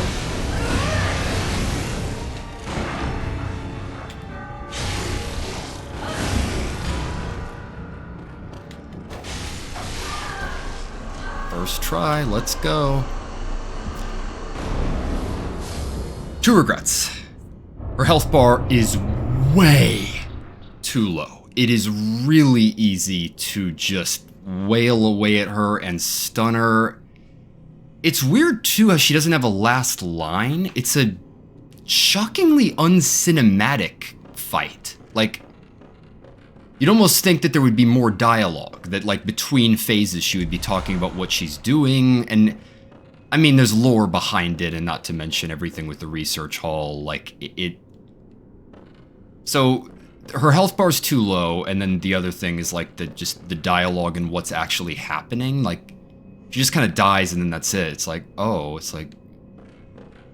It feels shockingly anticlimactic, because you watched that, like, she's really good mechanically. Her parry windows, like, when you get them, they, like, you can nail her. It just... I've never found her that hard, because you gotta defeat Ludwig to get to this point. I wanted to read Death Note because a friend told me the anime didn't do a good job at adapting. I don't know how true that is. I know the ending is different. I would hope so. I don't know if that means the very literal ending. I do not like Death Note. Let me tell you something. I think the first season-ish is like rock solid, but it jumps the shark pretty quickly thereafter, and I think that Death Note arguably has a broken premise, and here's why. The villain, there is no way to bring them in by the book. There's no way. Because that is, the fact that that's not a cutscene is so awesome. But, so, here's the deal. Most should know this just in general with Death Note, but the way it works is that like there are Shinigami, these like demon figures in the world, and then there's this book where if you write someone's name in it, you can kill somebody with whatever method it is that you choose. The problem is, the only way that you are going to bring someone who murders people using a Death Note in is if you do 2 things. You have to prove to a jury, beyond a shadow of a doubt, that Shinigami exist. Easy enough. In the show, you just touch the book, you're good. Oh, did the stream crash?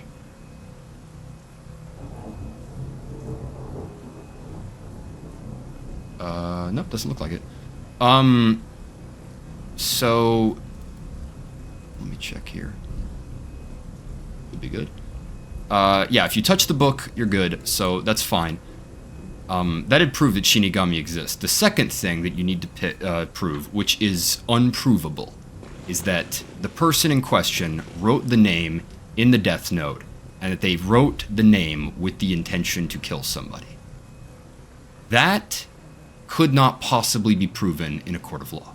There's no way that you could possibly prove that. And the show flirts with the notion of like the villain being caught. They're like, hey, is he gonna be caught? And I realized at a point, I'm like, no, he's not. He can't be caught. There's no way to catch him legally. You can... Stream was lagging. Looks alright now. Monster instead. It's Death Note, but good. But we back. Okay, good. Watch Monster instead. Is Monster an anime? You made a reference to it before. I have not heard of Monster. I've seen a film called Monster. Oh shit, I got Maria's. Okay, I'm just gonna hope I make it. Okay.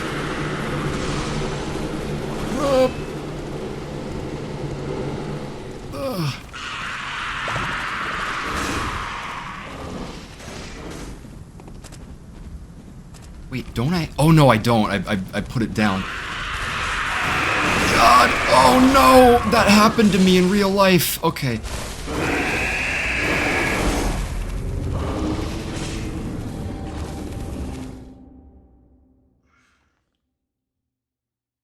Oh, wait, is that... Oh, that's because I refreshed the page. Okay.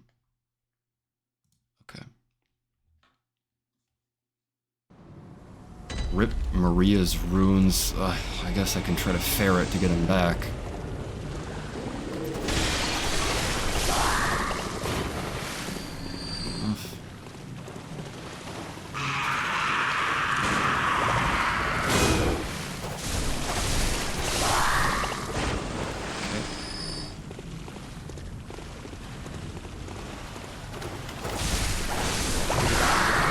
Yeah, Death Note is tricky. I really liked a lot of what was going on in the show, but they jumped the shark, and I think it was because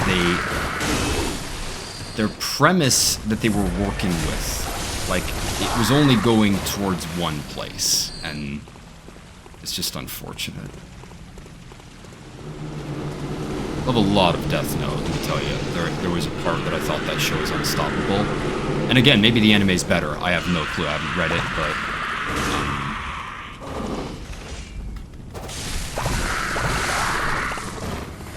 Okay. Whoa, what the fuck? Is that stun? Stop doing that! The fuck? Monster is like the anime that was one of the inspirations for Death Note, but without the magic bullshit. It was about a surgeon that saves kids, and then that kid ends up becoming an insane serial killer. Really? Huh. That's an interesting premise. I gotta look that up. Wow. I'm probably just gonna say rip to Maria's runes at this point. I can't believe I didn't spend them. At this point, like, you get to a point when runes almost don't matter. I mean, like, right now I can barely level up because I've leveled up so much at this point, so there's not too much of a worry.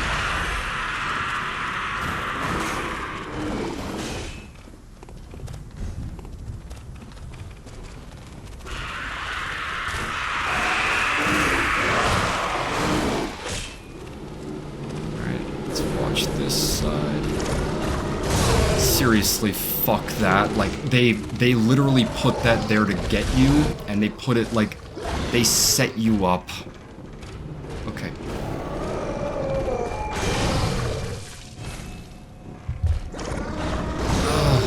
Death Note is a good introduction anime. My sister watched it and loved it. Oh yeah, it definitely is a good intro. Cowboy Bebop's also great. I think most people could get into Cowboy Bebop if they even if they don't like anime all that much. Where am I going? Well, I can still technically get back those runes.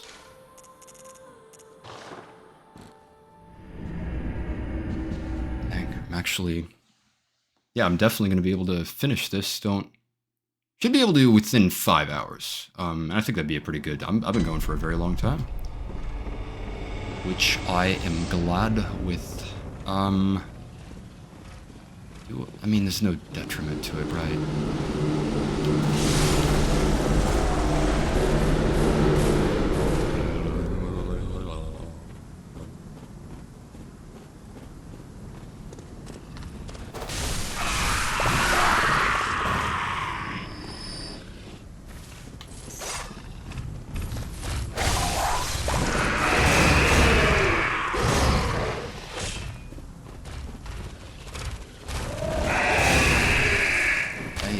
Not appreciated that attack. It's really weird.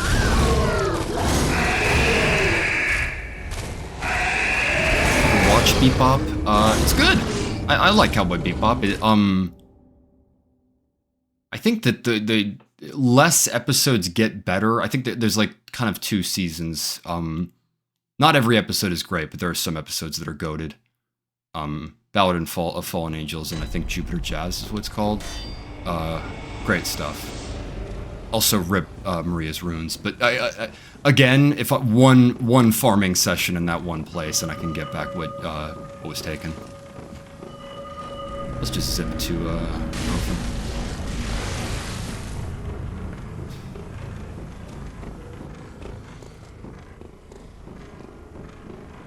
I made poor decisions when I did that. Alright, I'm gonna be back super quick. Try to...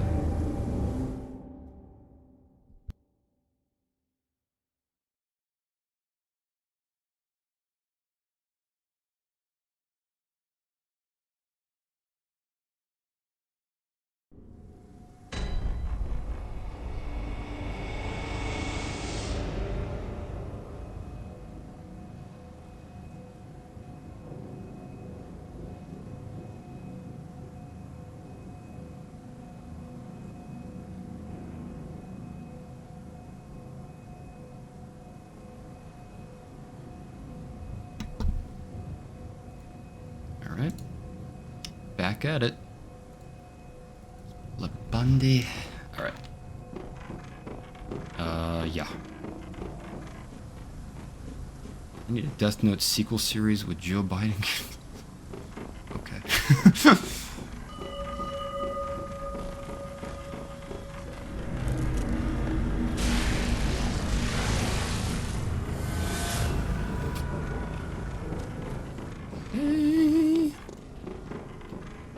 That's why I ran, because it's so easy. Alright, there you go. Alright.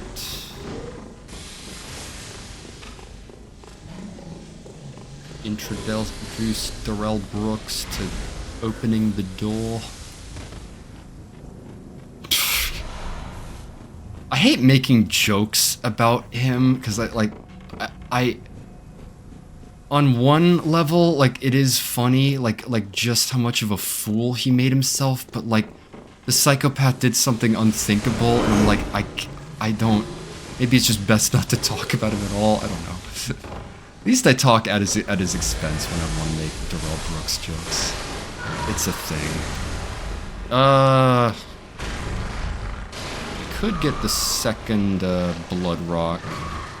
I will. I'll actually, I might try to grab, I didn't grab the World Dig Saw. I can do some, Batman with prep time before I get to the, to New Game Plus. Watching X-Men makes me, hold on. I keep trying to read chat. I'm gonna blame that on, like, all the times I died, by the way. Like, the reason why I died, like, every time was because I was reading chat. Like, it was your fault. It was not my fault. Watching X-Men makes me want to wish Invincible had the same level of animation quality. Yeah, Invincible reminds me a lot of the animation in Spectacular Spider-Man. It's not necessarily bad animation, it's just simplistic animation. The weird thing is how fucking long it took Invincible to come out. I don't know why it took 3 years, but like Arcane, I'm like, yeah, I know why that took as long as it did to come out. I like it. It makes perfect sense, but Invincible, not so much. Invincible, you're like, something's going down here. So let's grab. But yeah, the animation quality is amazing in that show. I love how like 90s it feels. It reminds me a lot of like the Akira like style classic, like the old-fashioned view, like towards cyberpunk kind of a thing. It's a very distinctive looking show with like a very good aesthetic.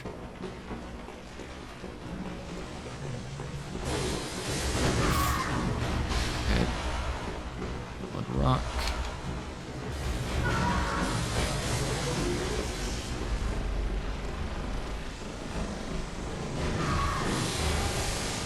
Anything here? There's nothing here.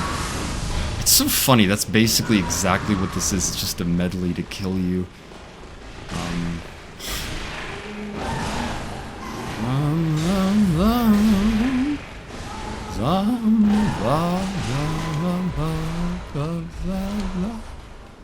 Could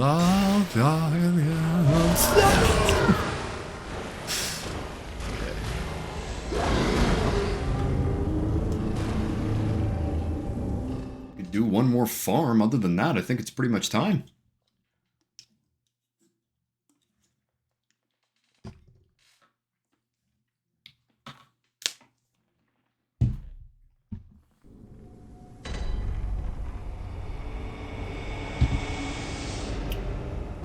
Yeah, let's do one more farm and then I'll head in. I would like to potentially not use many items. I've gotten really good. I did a, like, essentially a run that I left, as like a practice run on, what was it, Melania on Elden Ring forever, and I practiced her over and over again, and I did something similar with the Orphan of Kos. I had him towards the end, and I just kept doing him over and over and stopping before I killed him. I think I still have that on my computer, or on my my PS5.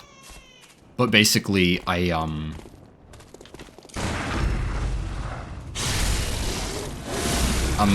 pretty skilled at his first phase. It's the second phase where things get a little bit more dicey. But that's part of the fun of Orphan of Kos, is that, like, he gets very hectic. He's like, it was like Gascoigne's second phase that I was talking about. His is just like a longer version of that, like essentially the last third, whereas Gascoigne's is kind of like the last fourth of the boss, so it's a thing.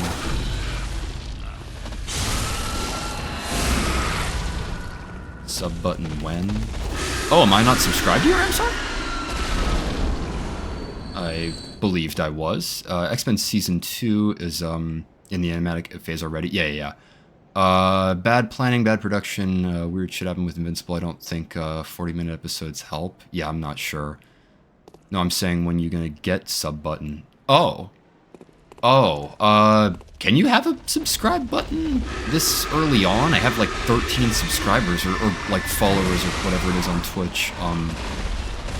I don't know much about that in these streams. Like, these streams, both in terms of like monetary gain and like popularity, I'm indifferent about both of them. Like, if people really like these, or if I get money from them, it's like a side effect. I'm just doing this because I'm like, I find them fun. I find them comfortable. Twitch partner when? You have met certain requirements. Okay. 50 total followers, average, Yeah, so it'll probably be a while. I'll have to get more followers. I think right now just not too many people know about this channel. So, not to mention it also is weird for me. It's out of character for me because I haven't really done any video game content other than The Last of Us Part 2. It's the ironic thing. I'm sure there's a lot of people that are like, wait, Evan loves Bloodborne? It's like, yeah. I'm like, it's my favorite game. And I'm like, I'm sure talking about this like right now is just getting a grasp of like maybe how much this game matters to me. I mean, if me tattooing it on my body didn't imply that. Holy crap, I'm sorry, your also your face. Yes, that is my face, and it is definitely a face. Alright. Let's get some vials, and let's head into an amazing... Whoa. Yeah, the internet's a little buggy on my end. I'd love to... Let me refresh. I would love to, have this boss be clean. One sec. Let me rest down a bit. OBS looks fine. I'm hoping it clears up. You never know. Let me just... I'll buy some vials and hope it makes it.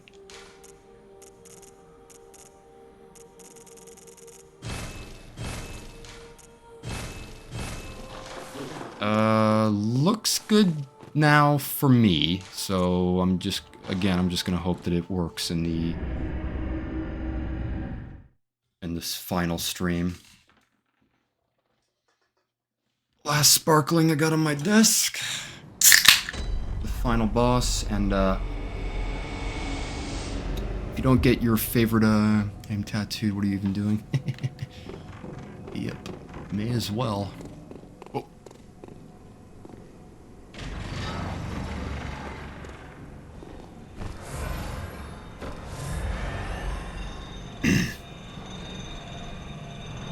Chains look like they're rattling around. I am still curious. It's good now. Good. Good. Nothing particularly important was happening, so let's just hope that, like, the most important scene ever is fine.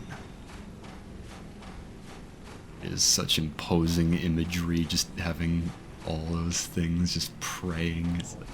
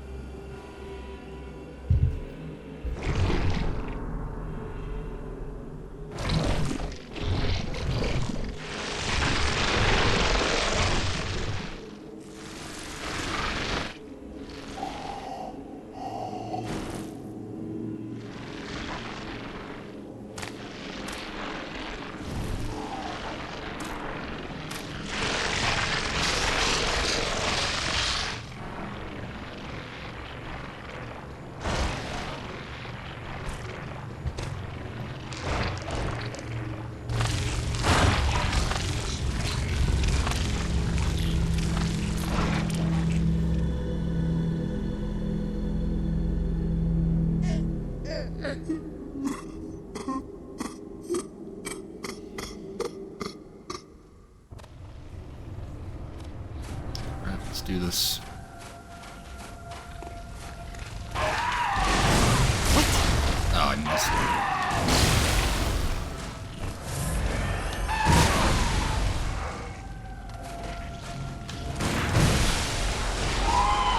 What are you doing? Alright.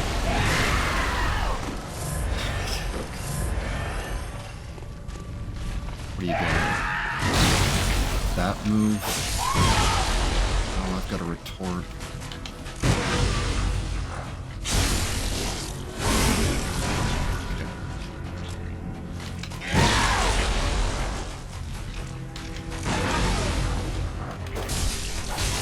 Still that intimidation. Still that lack of confidence to take it all the way. Uh-oh. What's...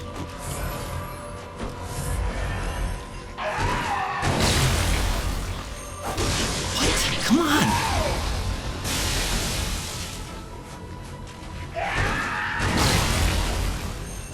There it is. Jeez. I will get to your chat in a second, but the world is ending for me, so... Ow! Fuck. Alright.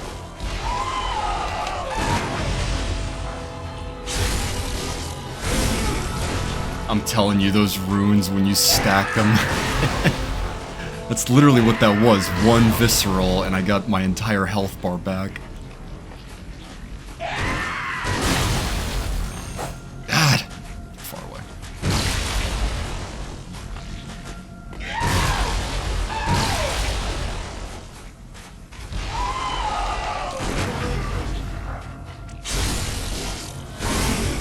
Okay.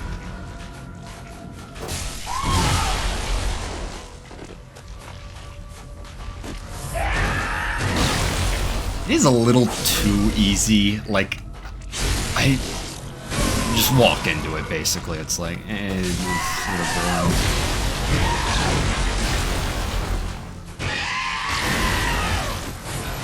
What is not boring, however, is a fight that leads you off of the beach into the water, and the music going hard and the boss locking in, all of which is happening to me right now.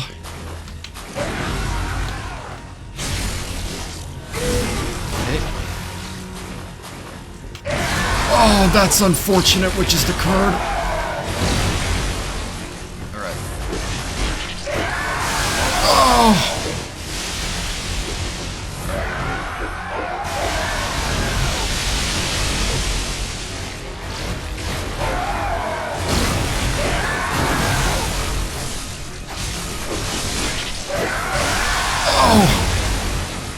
Alright.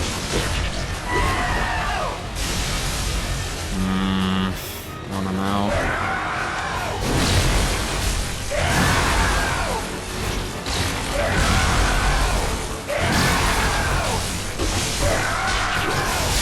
Oh!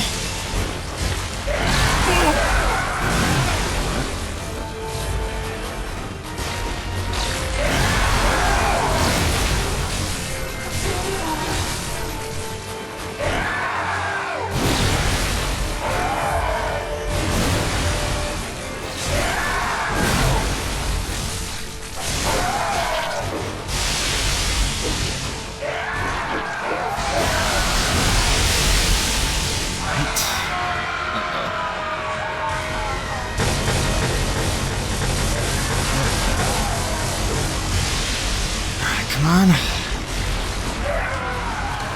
God.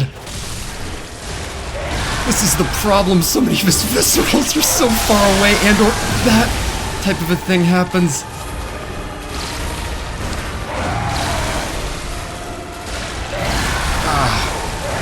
Fuck. Do I? No, I'm dead. Okay, I could have used... Oh. I love this boss. Love it. It's arguably the best final boss. So I thought maybe first try. No, wishful thinking, but my plan getting my favorite tattoos on my time. My body looks like Shadow the Erd tree because you know he always goes hard. Yeah.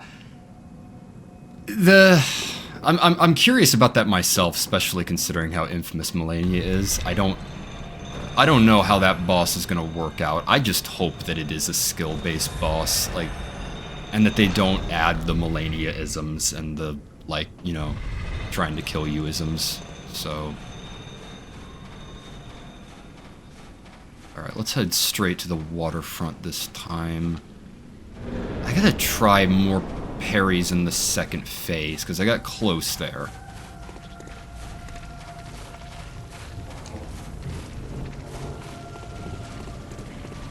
Get my 0 runes and... Oh no, I actually do have runes.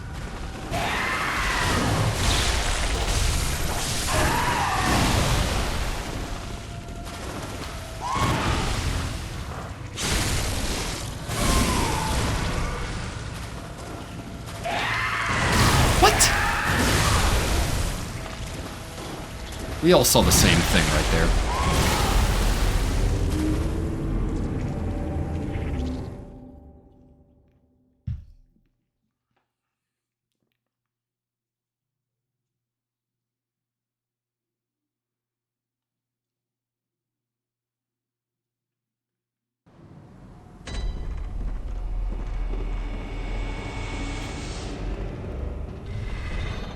This isn't a boast, but my god, I beat this boss on my 3rd try on my first playthrough, and it was only because I did all of the Chalice dungeons to get the platinum for the game, so I was so over-leveled that I kept stunning him. Like, I just kept inflicting enough posture damage that he just kept getting stunned over and over and over again. It was pretty entertaining.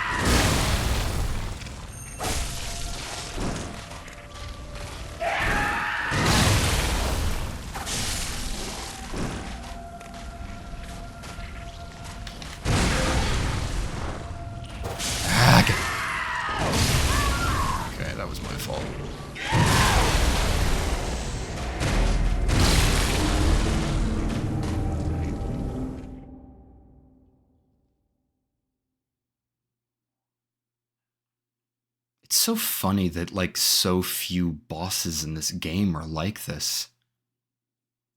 Like, that just have it so that you can parry them. You would think this type of fight would be the meat and potatoes of this game, but it's not. It's Beast, and I know you're out for Beast, but you could have had other encounters that were like this, where there were more humanoid beasts, or, like, where it felt more like a skill against skill fight, basically. Because even Elden Ring has more bosses that are kind of within that realm, within the realm of this. In fact, I think it's kind of the key draw.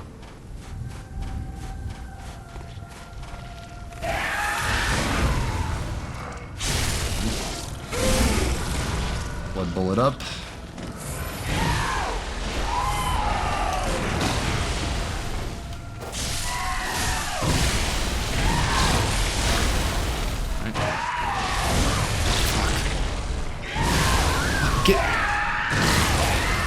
Miyazaki said there's going to be another boss harder than Melania. Yeah. Of course he would say that. And again, like, by hard, he means you're going to die a lot when you do it, rather than it's a hard boss. I just want to see that boss stacked against each other. Yeah.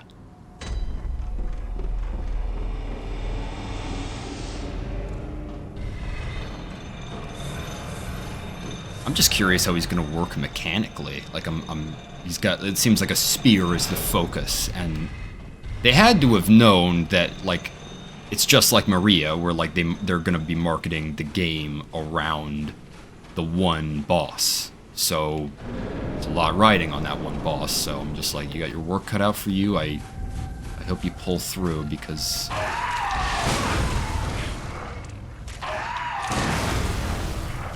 That first one will I'll forgive myself for that, because that's how that works. Does Bloodborne have a swamp area? Oh, you mean like an area with like kind of poison deal? I think it kind of has a swamp, right?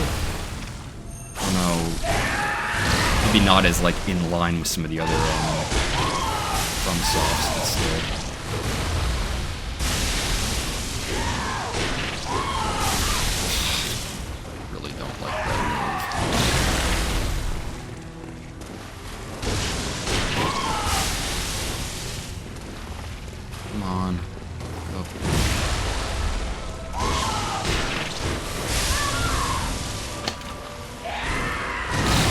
Dodge. Let me think about this. Yes, it does kind of have a swamp area. The Nightmare Frontier is kind of like a swamp. It's got the poison pools, so... I guess you're supposed to dodge into those attacks, but it always just frustrates me that you side strafe. Sometimes you don't side strafe enough. You would think that would be an out, but it isn't necessarily one.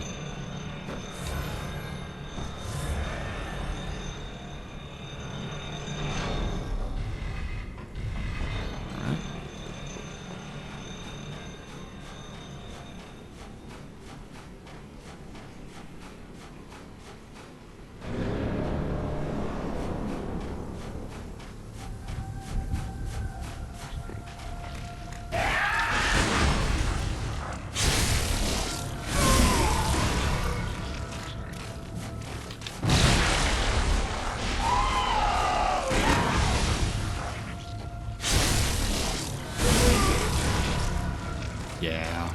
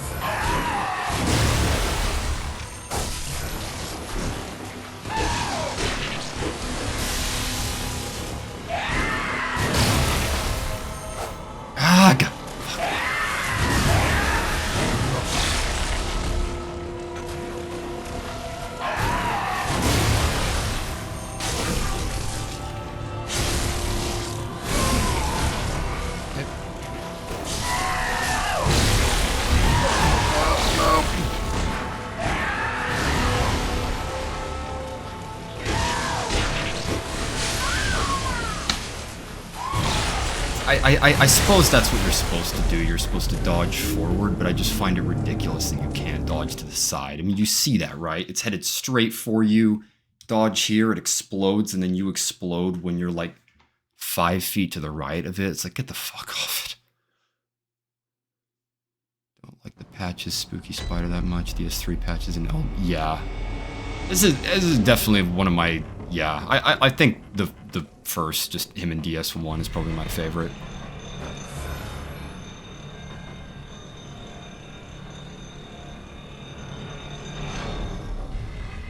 I mean, that is the ironic thing about him. They make patches like a head with a spider, the guy's head on it. It's like, I think kind of the point of patches is he's just an evil bastard at heart. Like, it's not, he doesn't look horrifying. He just is a son of a bitch. Why the hell are my cane charge-ups not working the way they're supposed to?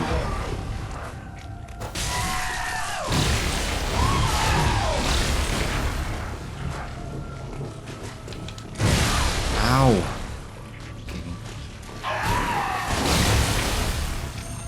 There you go, that worked. Full health bar. What the ya?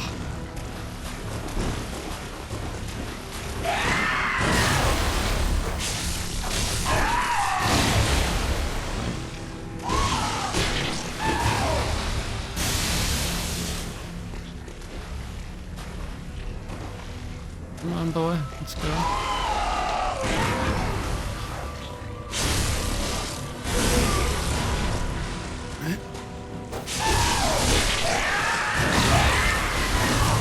God. There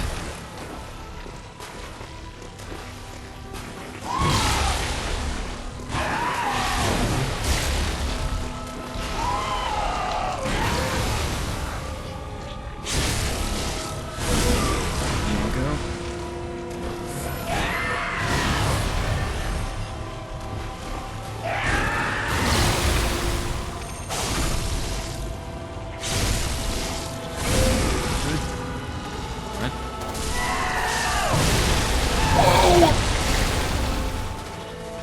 Come on, do the thing.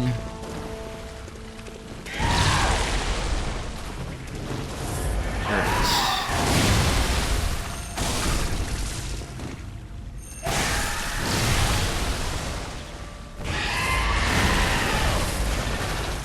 Okay. Uh-oh.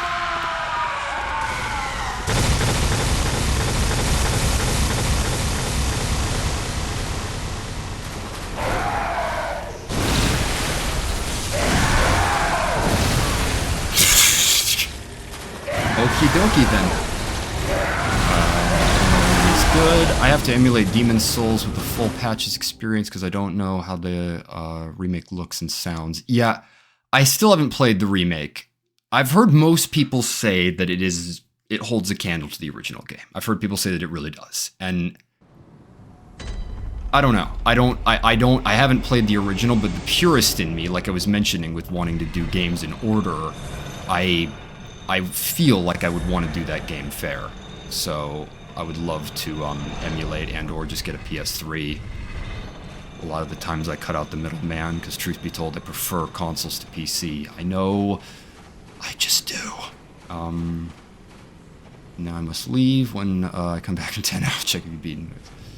Yeah. Thank you for staying as long as you did, Casti. I'm gonna, sorry you couldn't see me finish this.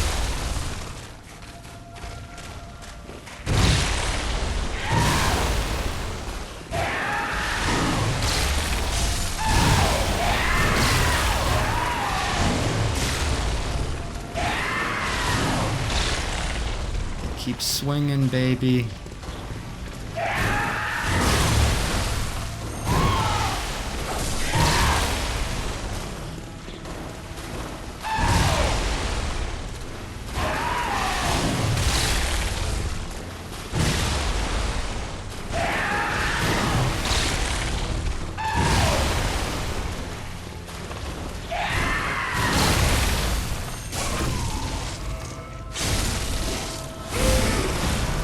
Right.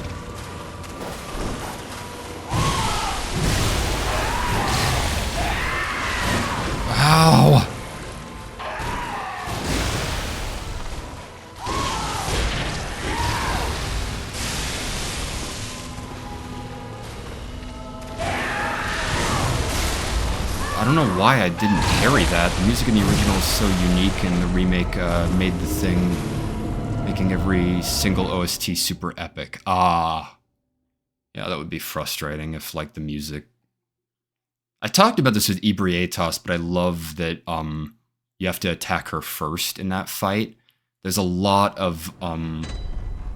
There's a lot that you could do to make individual boss fights stand out as unique, but again, being epic and cool and grandiose seems to be their goal. They're like, hey, look how many moves our boss has, look at how, like, awesome the music is, and, like, how crazy the opening cutscene is. I'm like, dude, like, what happened to, like, the Taurus demon? Where it's like the whole thing there was the archers on top of the castle, and the fact that you can use the falling animation.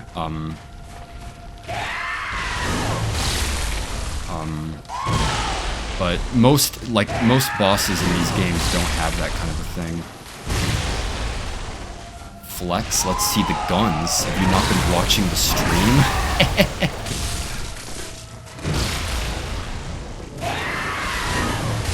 I need to parry that.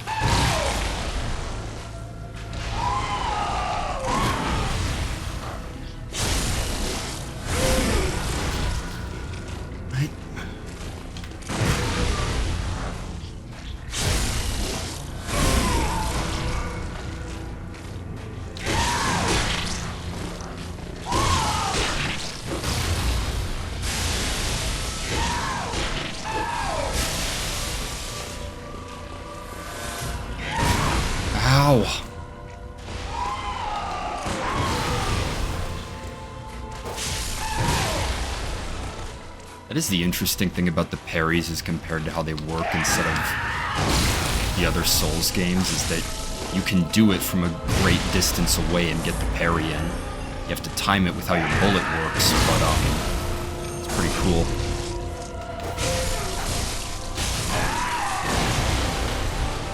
Okay.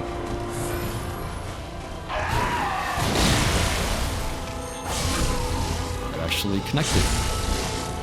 Okay, there you go.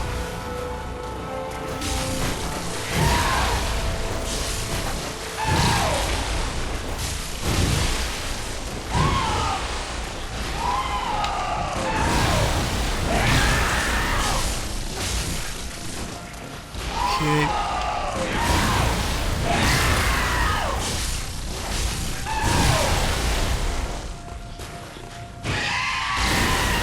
Alright, let's get to the sea.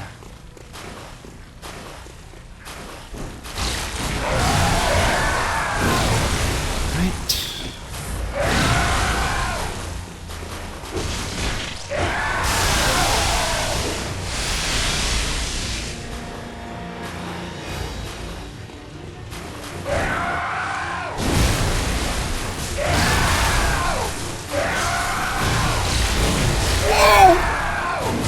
Fucking combos! I was stuck!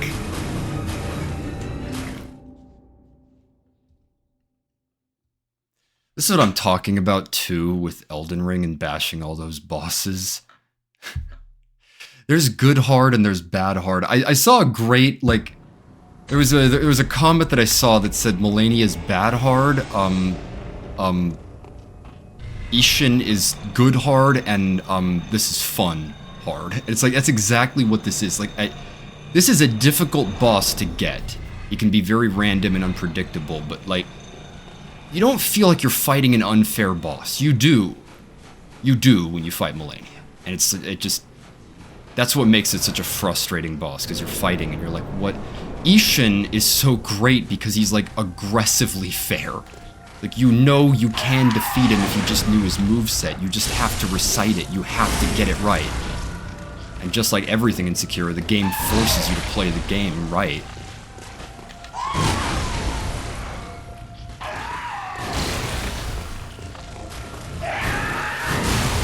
Alright. Good.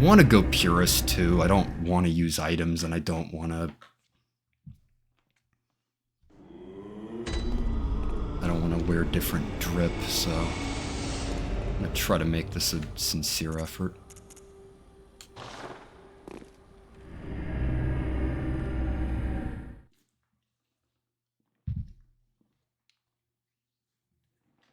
Camera went to like 12 FPS? Huh. Specifically the like camera that was on my face? Oh, that was a GIF, dude. I added like a face shield for when I need to step away for a second.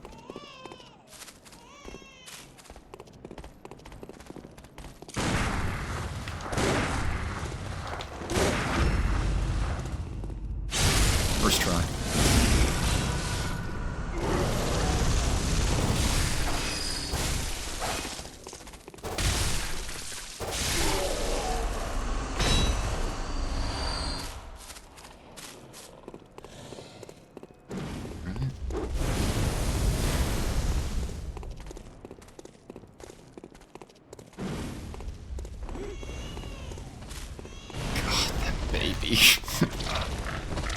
Really is the creepiest thing through and through. Oh crap, I didn't, the dialogue for the doll. I usually care about the Gehrman dialogue.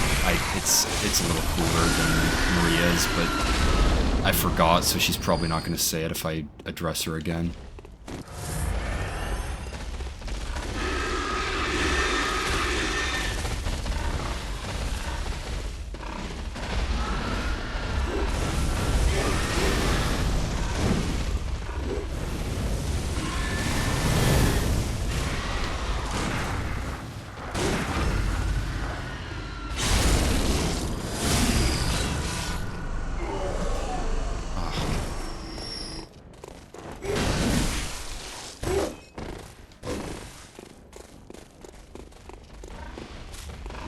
Buddy, let's move.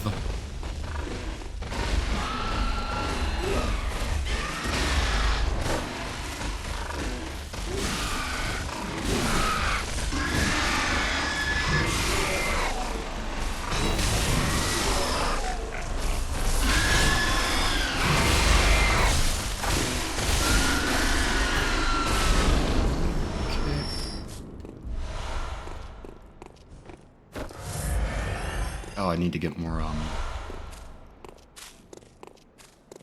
Bold Hunter's marks as well.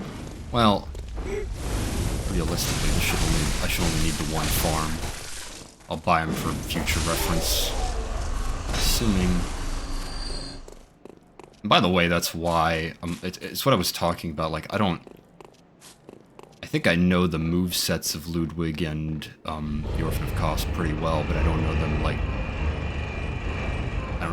by heart. I don't know the way to parry them by heart. I know Ishin's, but that's only because you basically have to in that game.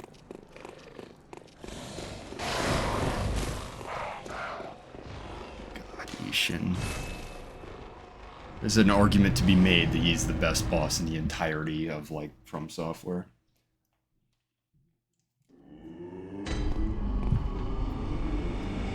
I don't remember if I... Good hunter. Yeah. This may sound strange, but have I somehow changed?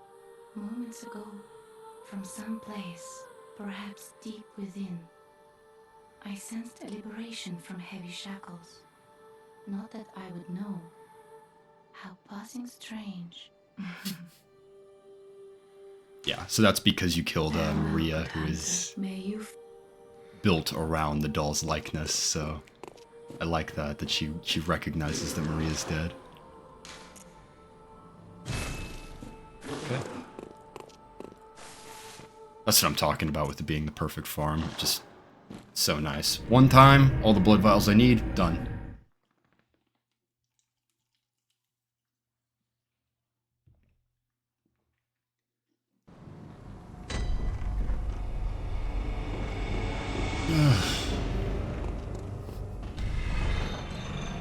I honestly don't mind messing around with this. I just want to close out here because I've been going for so fucking long. So. Alright.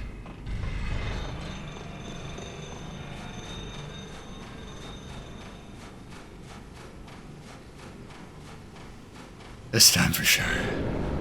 This time for sure.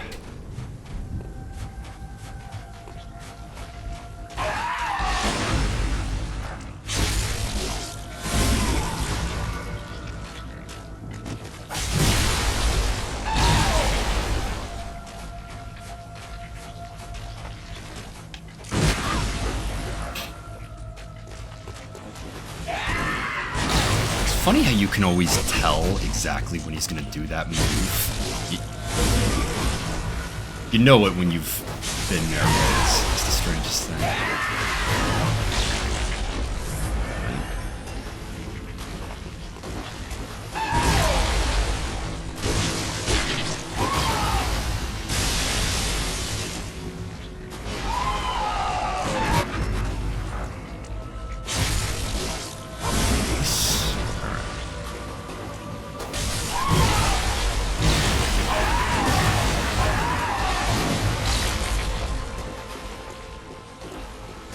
Whoop.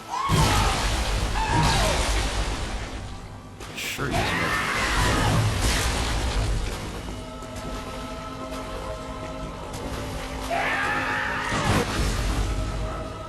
There it is. Okay. Good.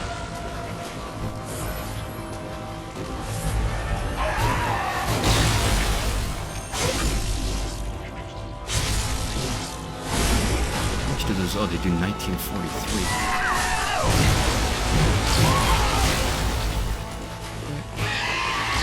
Oh, already? Okay.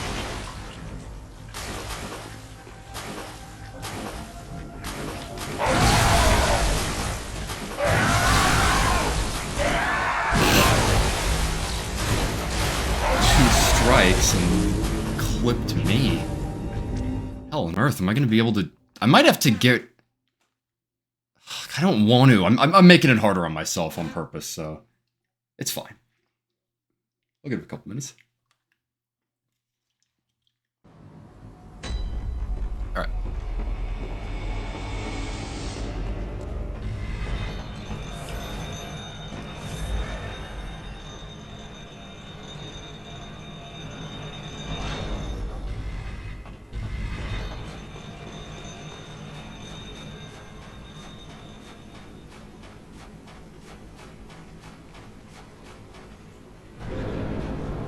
It's funny too, because I probably have enough to fake it in the second phase. Just want to make this as fair as possible, as I've been glitching previously.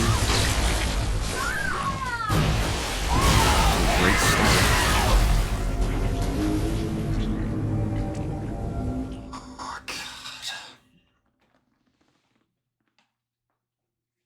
Ugh.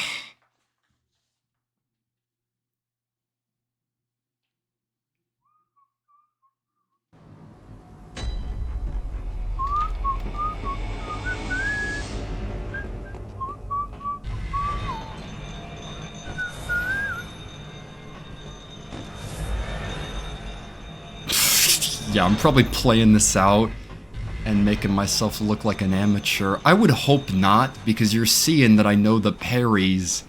It's just that I suck at everything second phase, so it looks a little bit weird when in the first phase I'm just countering / dodging him like a pro, but then elsewise. I'm telling you, that's a word, elsewise. I will say it.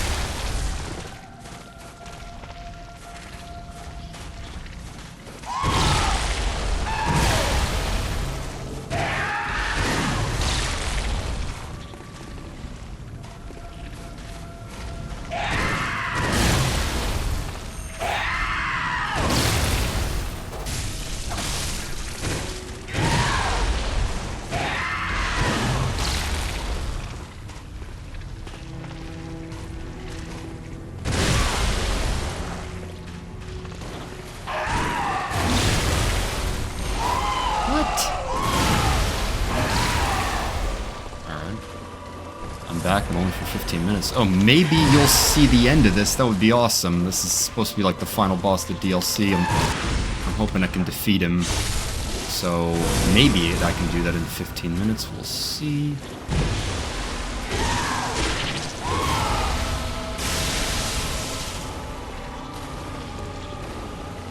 charging R2s are effing bad, or whiffing bad. Yeah, I don't know why they're so inconsistent today. Whoa. I don't know why they're so inconsistent today. Like, I usually get them down pretty... There you go, that one worked. There's so many times that he's like, I miss Lawrence. No, actually, I'm probably not going to do Lawrence this stream, though. I'm probably going to wait till next stream, because I want to close out, and it should just be, other than the Moon Presence and Garamond, because I'm obviously going to do the, I'll talk about the endings extensively. So, yeah, I do have a decent bit to wrap up, so I'm probably just going to wrap it up after this stream. Lawrence will be next time, but I definitely will do him.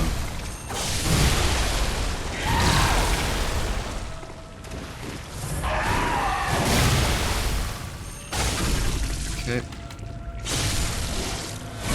Good.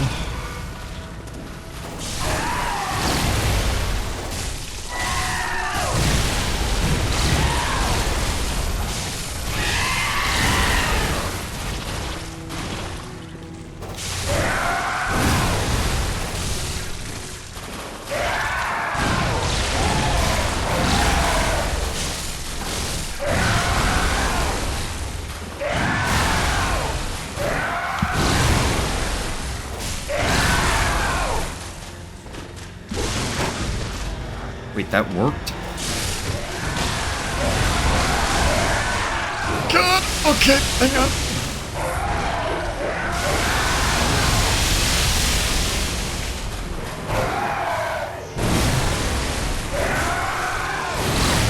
What? Okay. Oh no, oh no.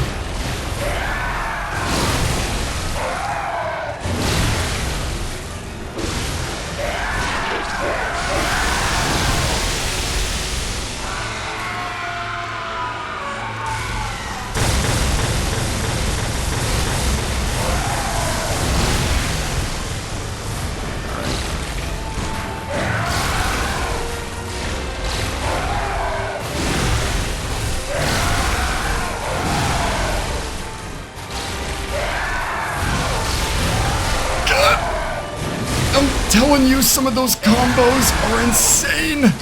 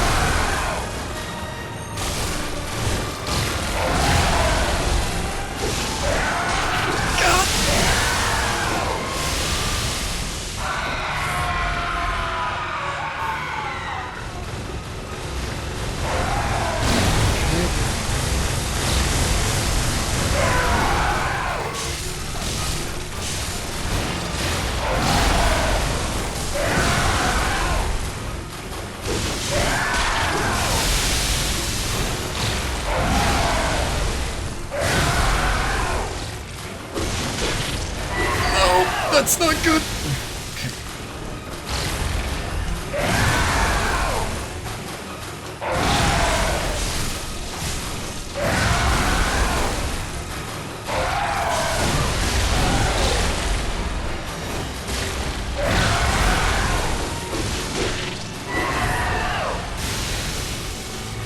Oh shit, the stream's lagging. No, no, no!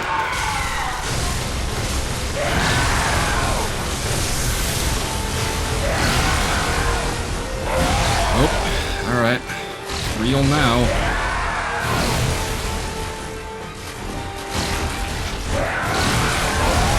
Yep. Damn. Well, the stream's lagging anyway, unless someone says otherwise, I guess. Could save him, but it does feel a little anticlimactic to just not do him at the very end. So...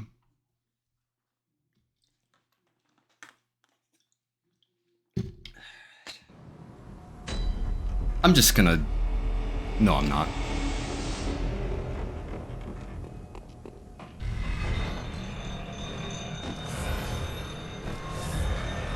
Uh-oh. The lag adds to the... Okay, rip stream. Let's see. Looks like it's back. I don't think it crashed. You tell me in the chat. But on my side, it's looking good, so I'm going to take it on faith. I mean, hilariously enough, if that's the case. It's almost a good thing I lost. That was close, though. That was definitely the closest.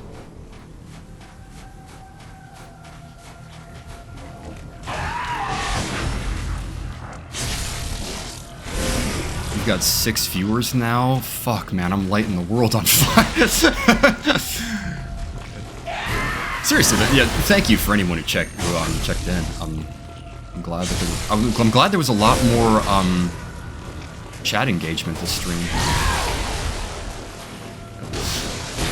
Lord knows I've not had a lack of things to talk about, but it's nice to get some guys talking about specifics. It's clear now? Good. Hopefully this will be the one. This will definitely be the one.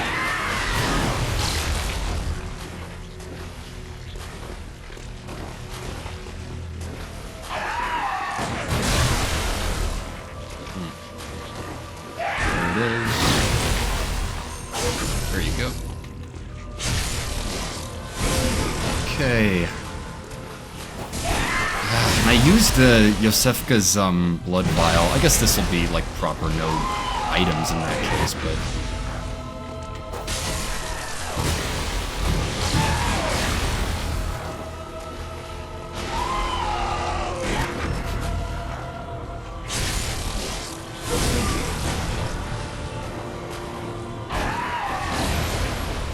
alright, come on. You jump. Nice try. But I am gooder or AG! That's second hit miss! No!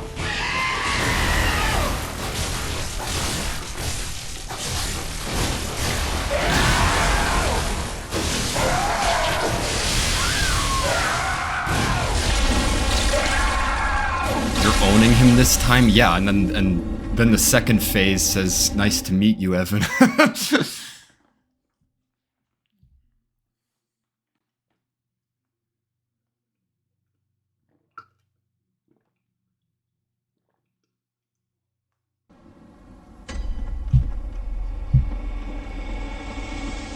Tired. I've been playing this game for 5 hours. I thought it was gonna. I'm glad I'm not gonna finish, but I gotta do this guy. But I don't want to beast blood pellet and like use items. I said I wanted to I said that I wanted to do this with the dress and with no items, and I want to do that. So.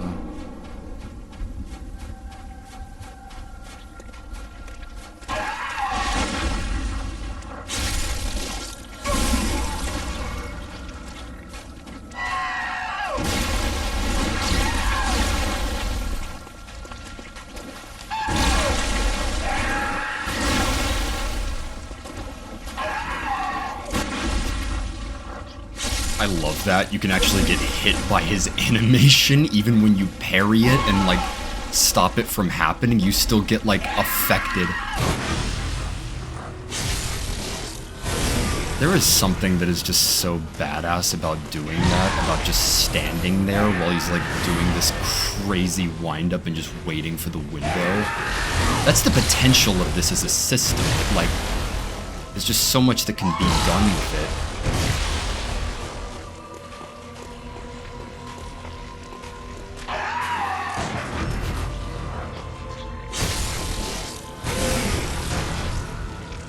Is hell a cuss word? Depends on what you mean by cuss. Like, dang is a cuss word to some, or some people would say that it's a cuss word, but it's like, it's dang. I would technically call it that, but I'm like, yeah, I don't really care.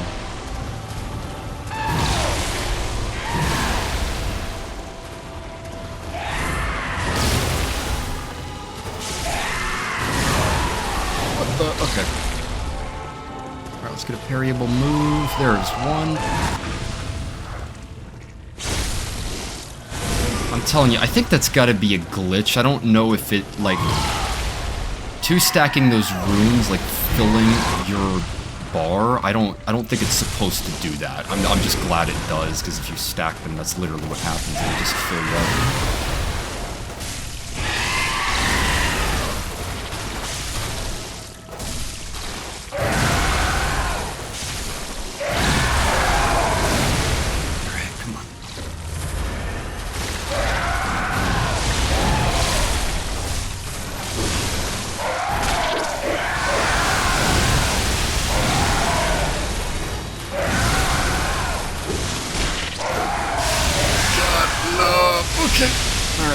Alright. Go! Oh no.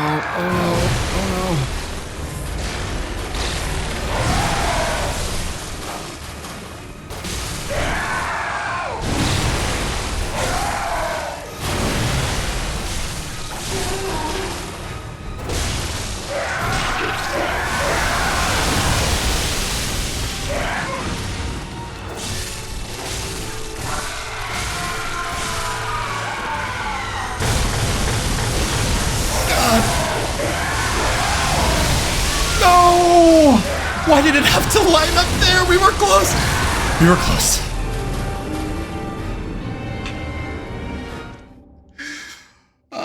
No! Be wary of the giant shrimp. I don't even know, man. The second phase is weird. My biggest thing is I wish he wasn't flying around all over the place. It's like Melania, where like it's always jumping up and down and running around, and like what I love so much about that first phase is he's almost like the Snatchers. He's just walking towards you, and he'll obviously like grow in intensity and like run at specific points or lunge, but it's so hard to even get damage in, period, let alone parry him in a second phase. This one, it's like, it's a dream if that's your forte.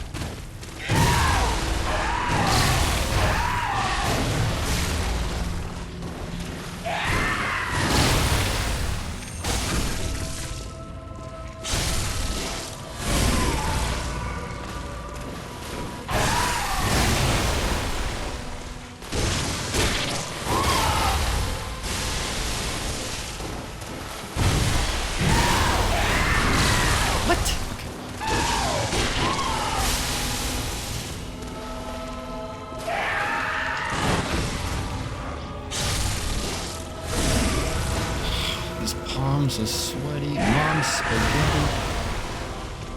So hot. Summer.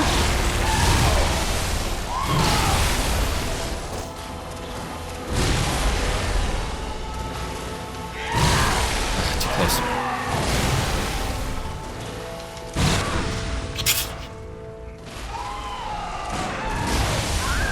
I always love that when you get the parry in from a distance and like you just get slammed at the same time. It's like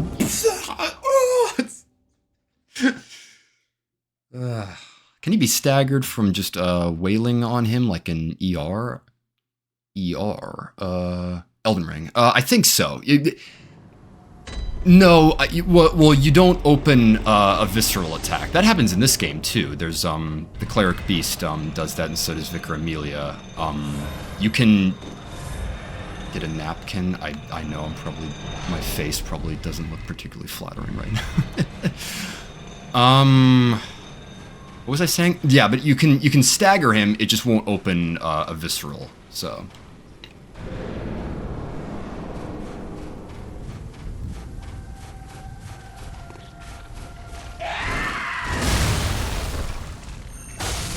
It's my fault. Wait.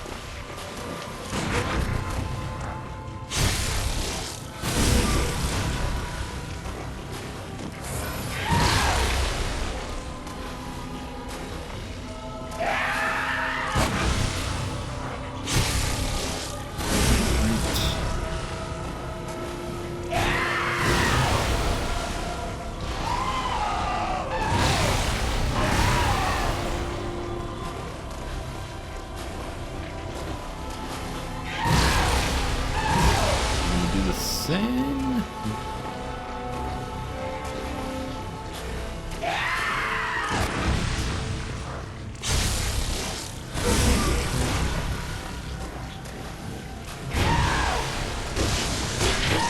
I wonder if you can see why I like Sekiro so much. Parrying in these games, when done right anyway.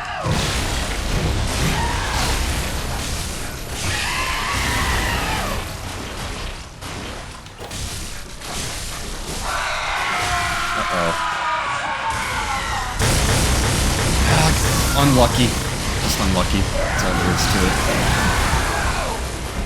One sec. I'm gonna open my window because, my god.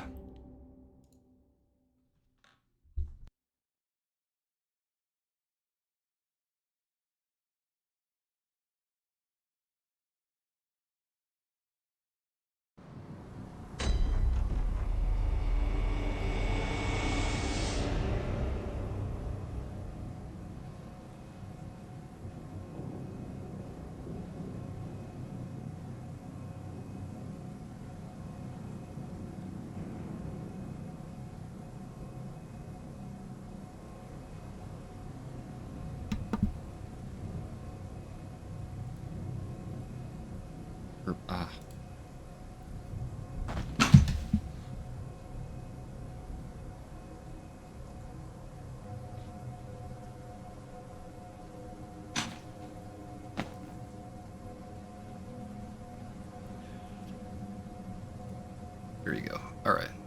Let's finish this. Sucks that I'm almost getting indifferent. I'm usually better at the, second phase. That's how it works in a lot of fighting games. And Souls games have a lot of familiar mechanics in the fighting. Yeah, knockdown, stagger, yeah.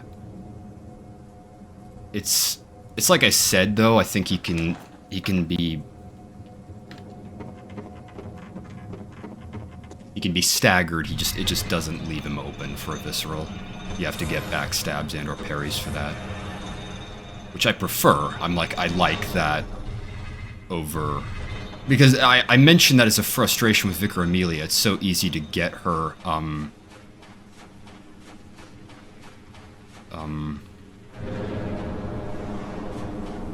it's so easy to get her into a visceral attack, and then you just, like...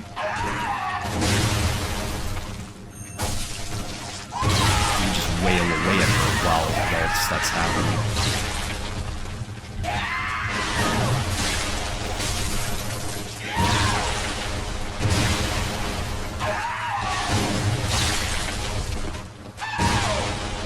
What is happening? Right.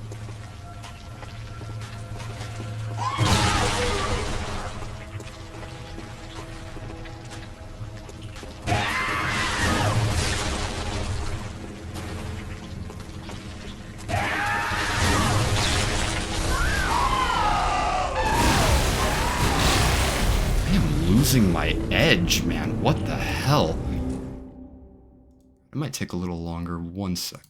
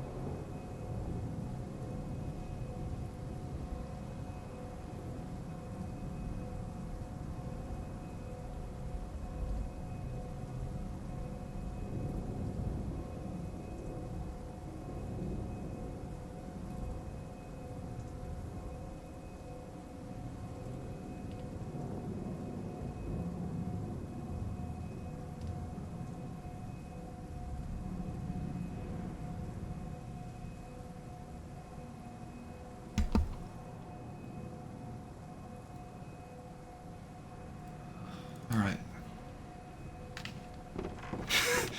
Ramstar, you mentioned that you still have long hair. My god, something that I did not realize was on the cards when I decided to grow my hair was how hot it gets in the summer. My god, I'm sitting here, I can't have the fan on too high because I don't want to make, like, a lot of background noise, but holy shit, my neck and just my head. It's like, it makes sense. It's hot, but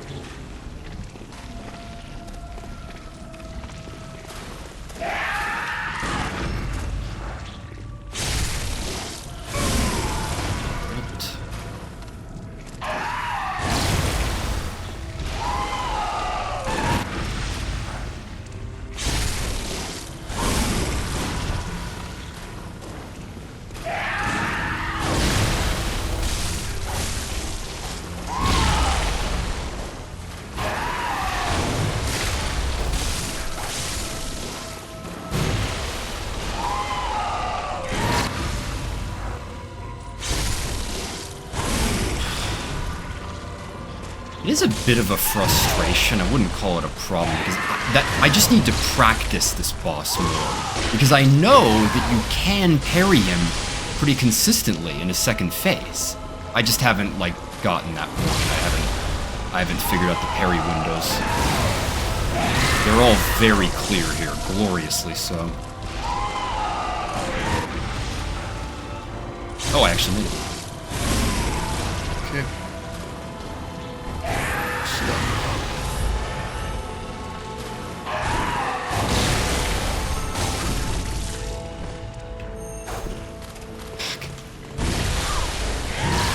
Whoa! That was a strike.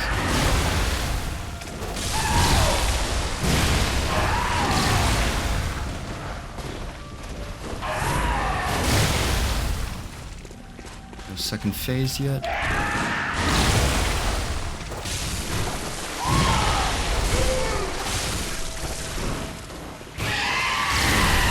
Got it. All right.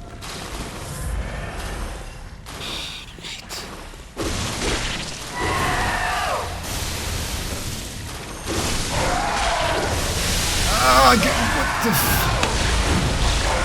Those are so frustrating. I'm not sure what the deal is. I don't know if you're supposed to just kind of stay in place, because I know he's got ones that, like, he jumps in the air and he throws them in one direction, and for those you really do just stay where you are, but I don't It's the ones when you're so close to him. And that's the thing about the second phase. The second phase, like, it's more about, like, patience than precision, basically, because you kind of have to wait for him to get on the ground, you have to wait for him after he's done his attacks, you have to... And the gist of this fight is this entire fight is... I'm not doing it the way you're supposed to. You're supposed to fight him aggressively. You're supposed to fight him, like, as rough as he fights you. And in a lot of ways, you're supposed to trade damage, but you can fight it with precision through and through. That's what I'm trying to do, and that's what I like doing with just the bosses in these games. It's not gonna connect. Fortunate. That will. Okay.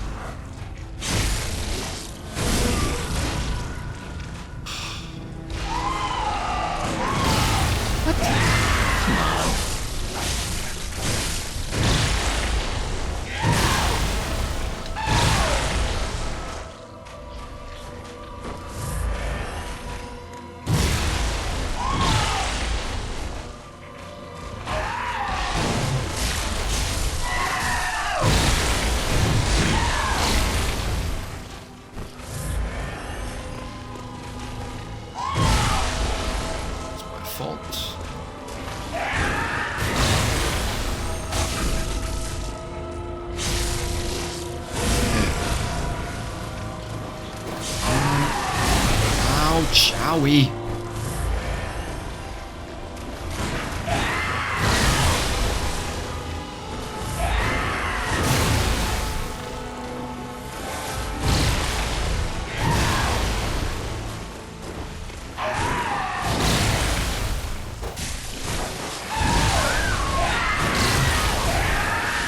Those sweeps get a little bullshit sometimes.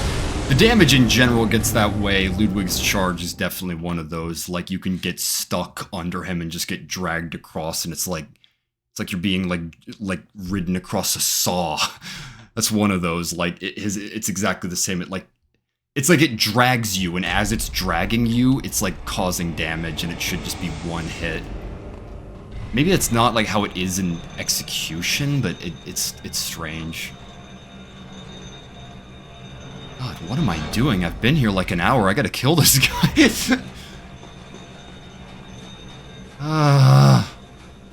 Okay. Blood bullets. Heal. This has to be the one. It has to be. I am very good at this game. I know. So good.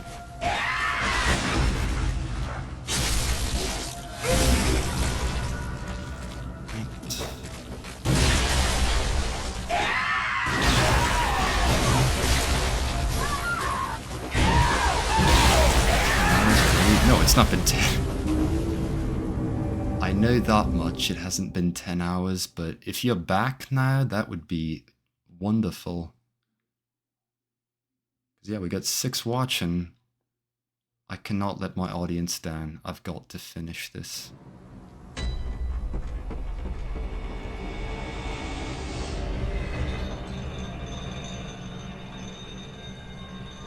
I was gonna say if no one cares, I'll just beast blood pelleted up, and then I'm like, no, someone cares.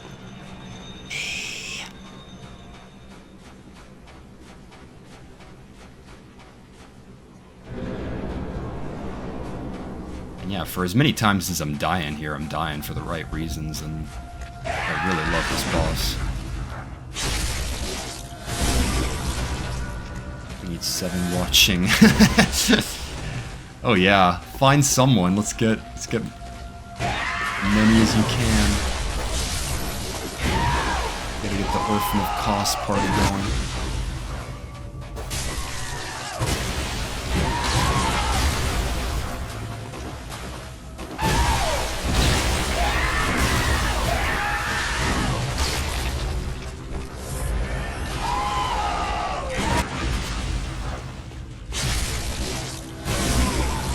Oh no, we dropped a 5? How could you?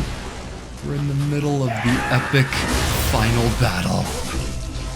The one that definitely is going to be the final one for real. Those other ones were practice. Come on.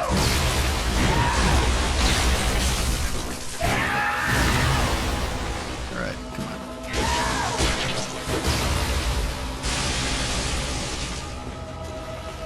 I love doing that. You can totally walk, like, sideways of it. God! Oh! Like, you see that, right? Come on. It just... That should be dodged. That should not hit you. When you dodge that much to the side.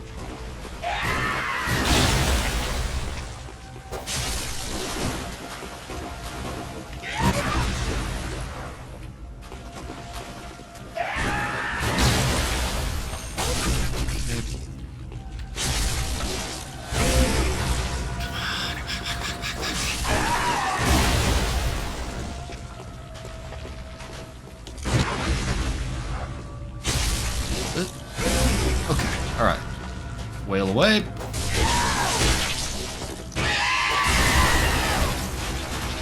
Yep.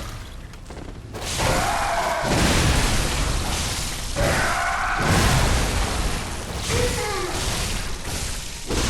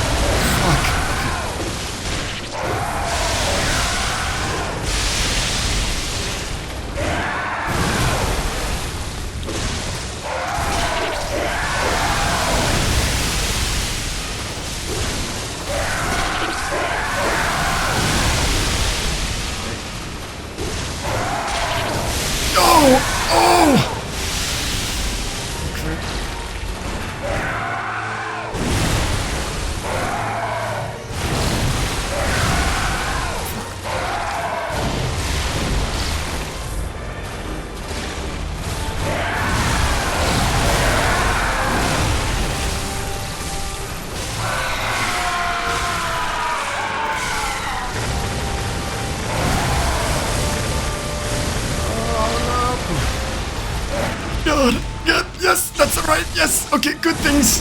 Good things! Oh, I missed though, that was unfortunate.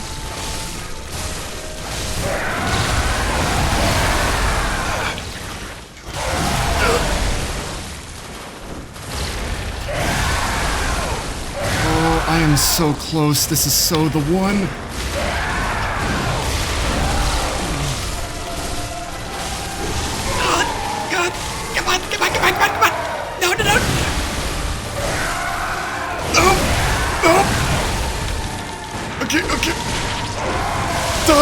Die! Come on! Come on!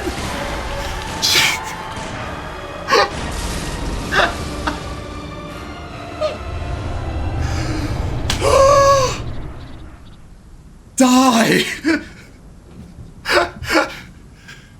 God! That is the funny thing about this fight. It's as hard as you want it to be, and I'm like, I just wanted that to be as, like, parry-focused fight as possible, so... I'm glad I did it that way, though. It's always neat when you do that. God. Heart rate is high. That was very funny.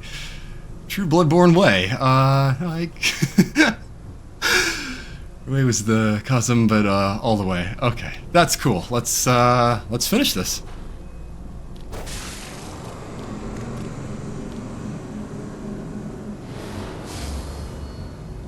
Oh, sweet child of Cos. I've played Sweet Child of Mine so many times during this boss.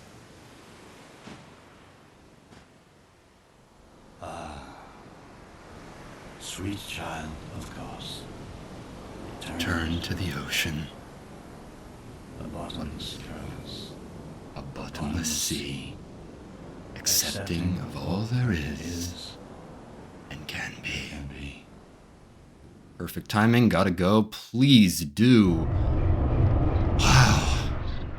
This is awesome. I'm unfortunately not gonna be able to pull this off too frequently. Like, streams just during the day when like people can watch. I'm unfortunately usually free later in the day my time, and most people are just gonna be asleep. But really nice getting chat engagement and being as direct during this. So here's the dialogue. Welcome home, good hunter. What is it you Unless- desire? Wait, what? Good hunter. She didn't. Farewell, good hunter. Oh. That's weird. Maybe you need to kill the orphan and then if you don't end the nightmare? That's exceedingly strange. She's supposed to say that Gehrman's sleeping. And that, like, she says that on any other night, like, he wouldn't be at peace, but he's at peace tonight. And basically, the idea is that, like, the orphan in some way, like, weighs on Gehrman, even though he doesn't, even though it's part of the nightmare, so. It's a cool little bit of dialogue. And it's unfortunate. The only way that you get that, and for some reason I didn't get it here, even though I didn't, is like, if this place is on fire after you kill Marigo's wet nurse, you don't get those dialogue options. So it's nice to get those in that. Alright, I can't watch anymore. I want to finish this game one of these days, and I'm getting too spoilery for now. Yeah, sorry. I'm glad you tuned in, Ramstar, but yeah, I'm definitely spoiling a bunch of this, so. Very let me. Okay, let's Alright.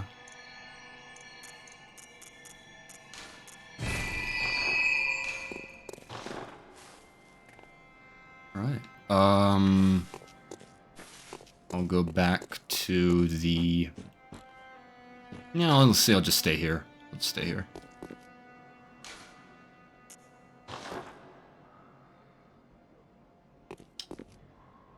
Yeah. I'm gonna spoil Bloodborne, you die. Okay, yeah, that's pretty much gonna be the stream. Yeah, that was 5 hours, 21 minutes, so that's the longest I've done. That was a lot of fun. We made good headway. So, Ebrietas is the last in the mainline game, and then Gehrman and the Moon Presence, and then obviously Lawrence. So, that leaves 4 bosses. After that, I can do some of... Brain fart. I can do some New Game Plus and just show a little bit of what that's like. But yeah, the door is a little open after this. I'm probably next on the docket is probably going to be the race with my brother. I would love to do a DS1 race. We've been talking about a no Estus run. We've done a bunch of races with all these insane challenges to try to like make things interesting for us. So one that we contemplated for a while, or just talked about recently, we were thinking about doing a spear run, and then we decided to do a no Estus run. So I'm not sure if it'll be a no heal run, but that's what I have in mind right now, because usually that's not a factor for us with the races, so that could be something to make things just that little bit more interesting. Yep, but that's gonna be Bloodborne. So, thank you everybody who showed up in the chat. Hope I answered your questions, hope I was entertaining, and yeah, I'll finish this up later. Should be some simple housekeeping. It definitely won't be as long as this stream, but yeah. Thanks for tuning in, and I'll see you next time.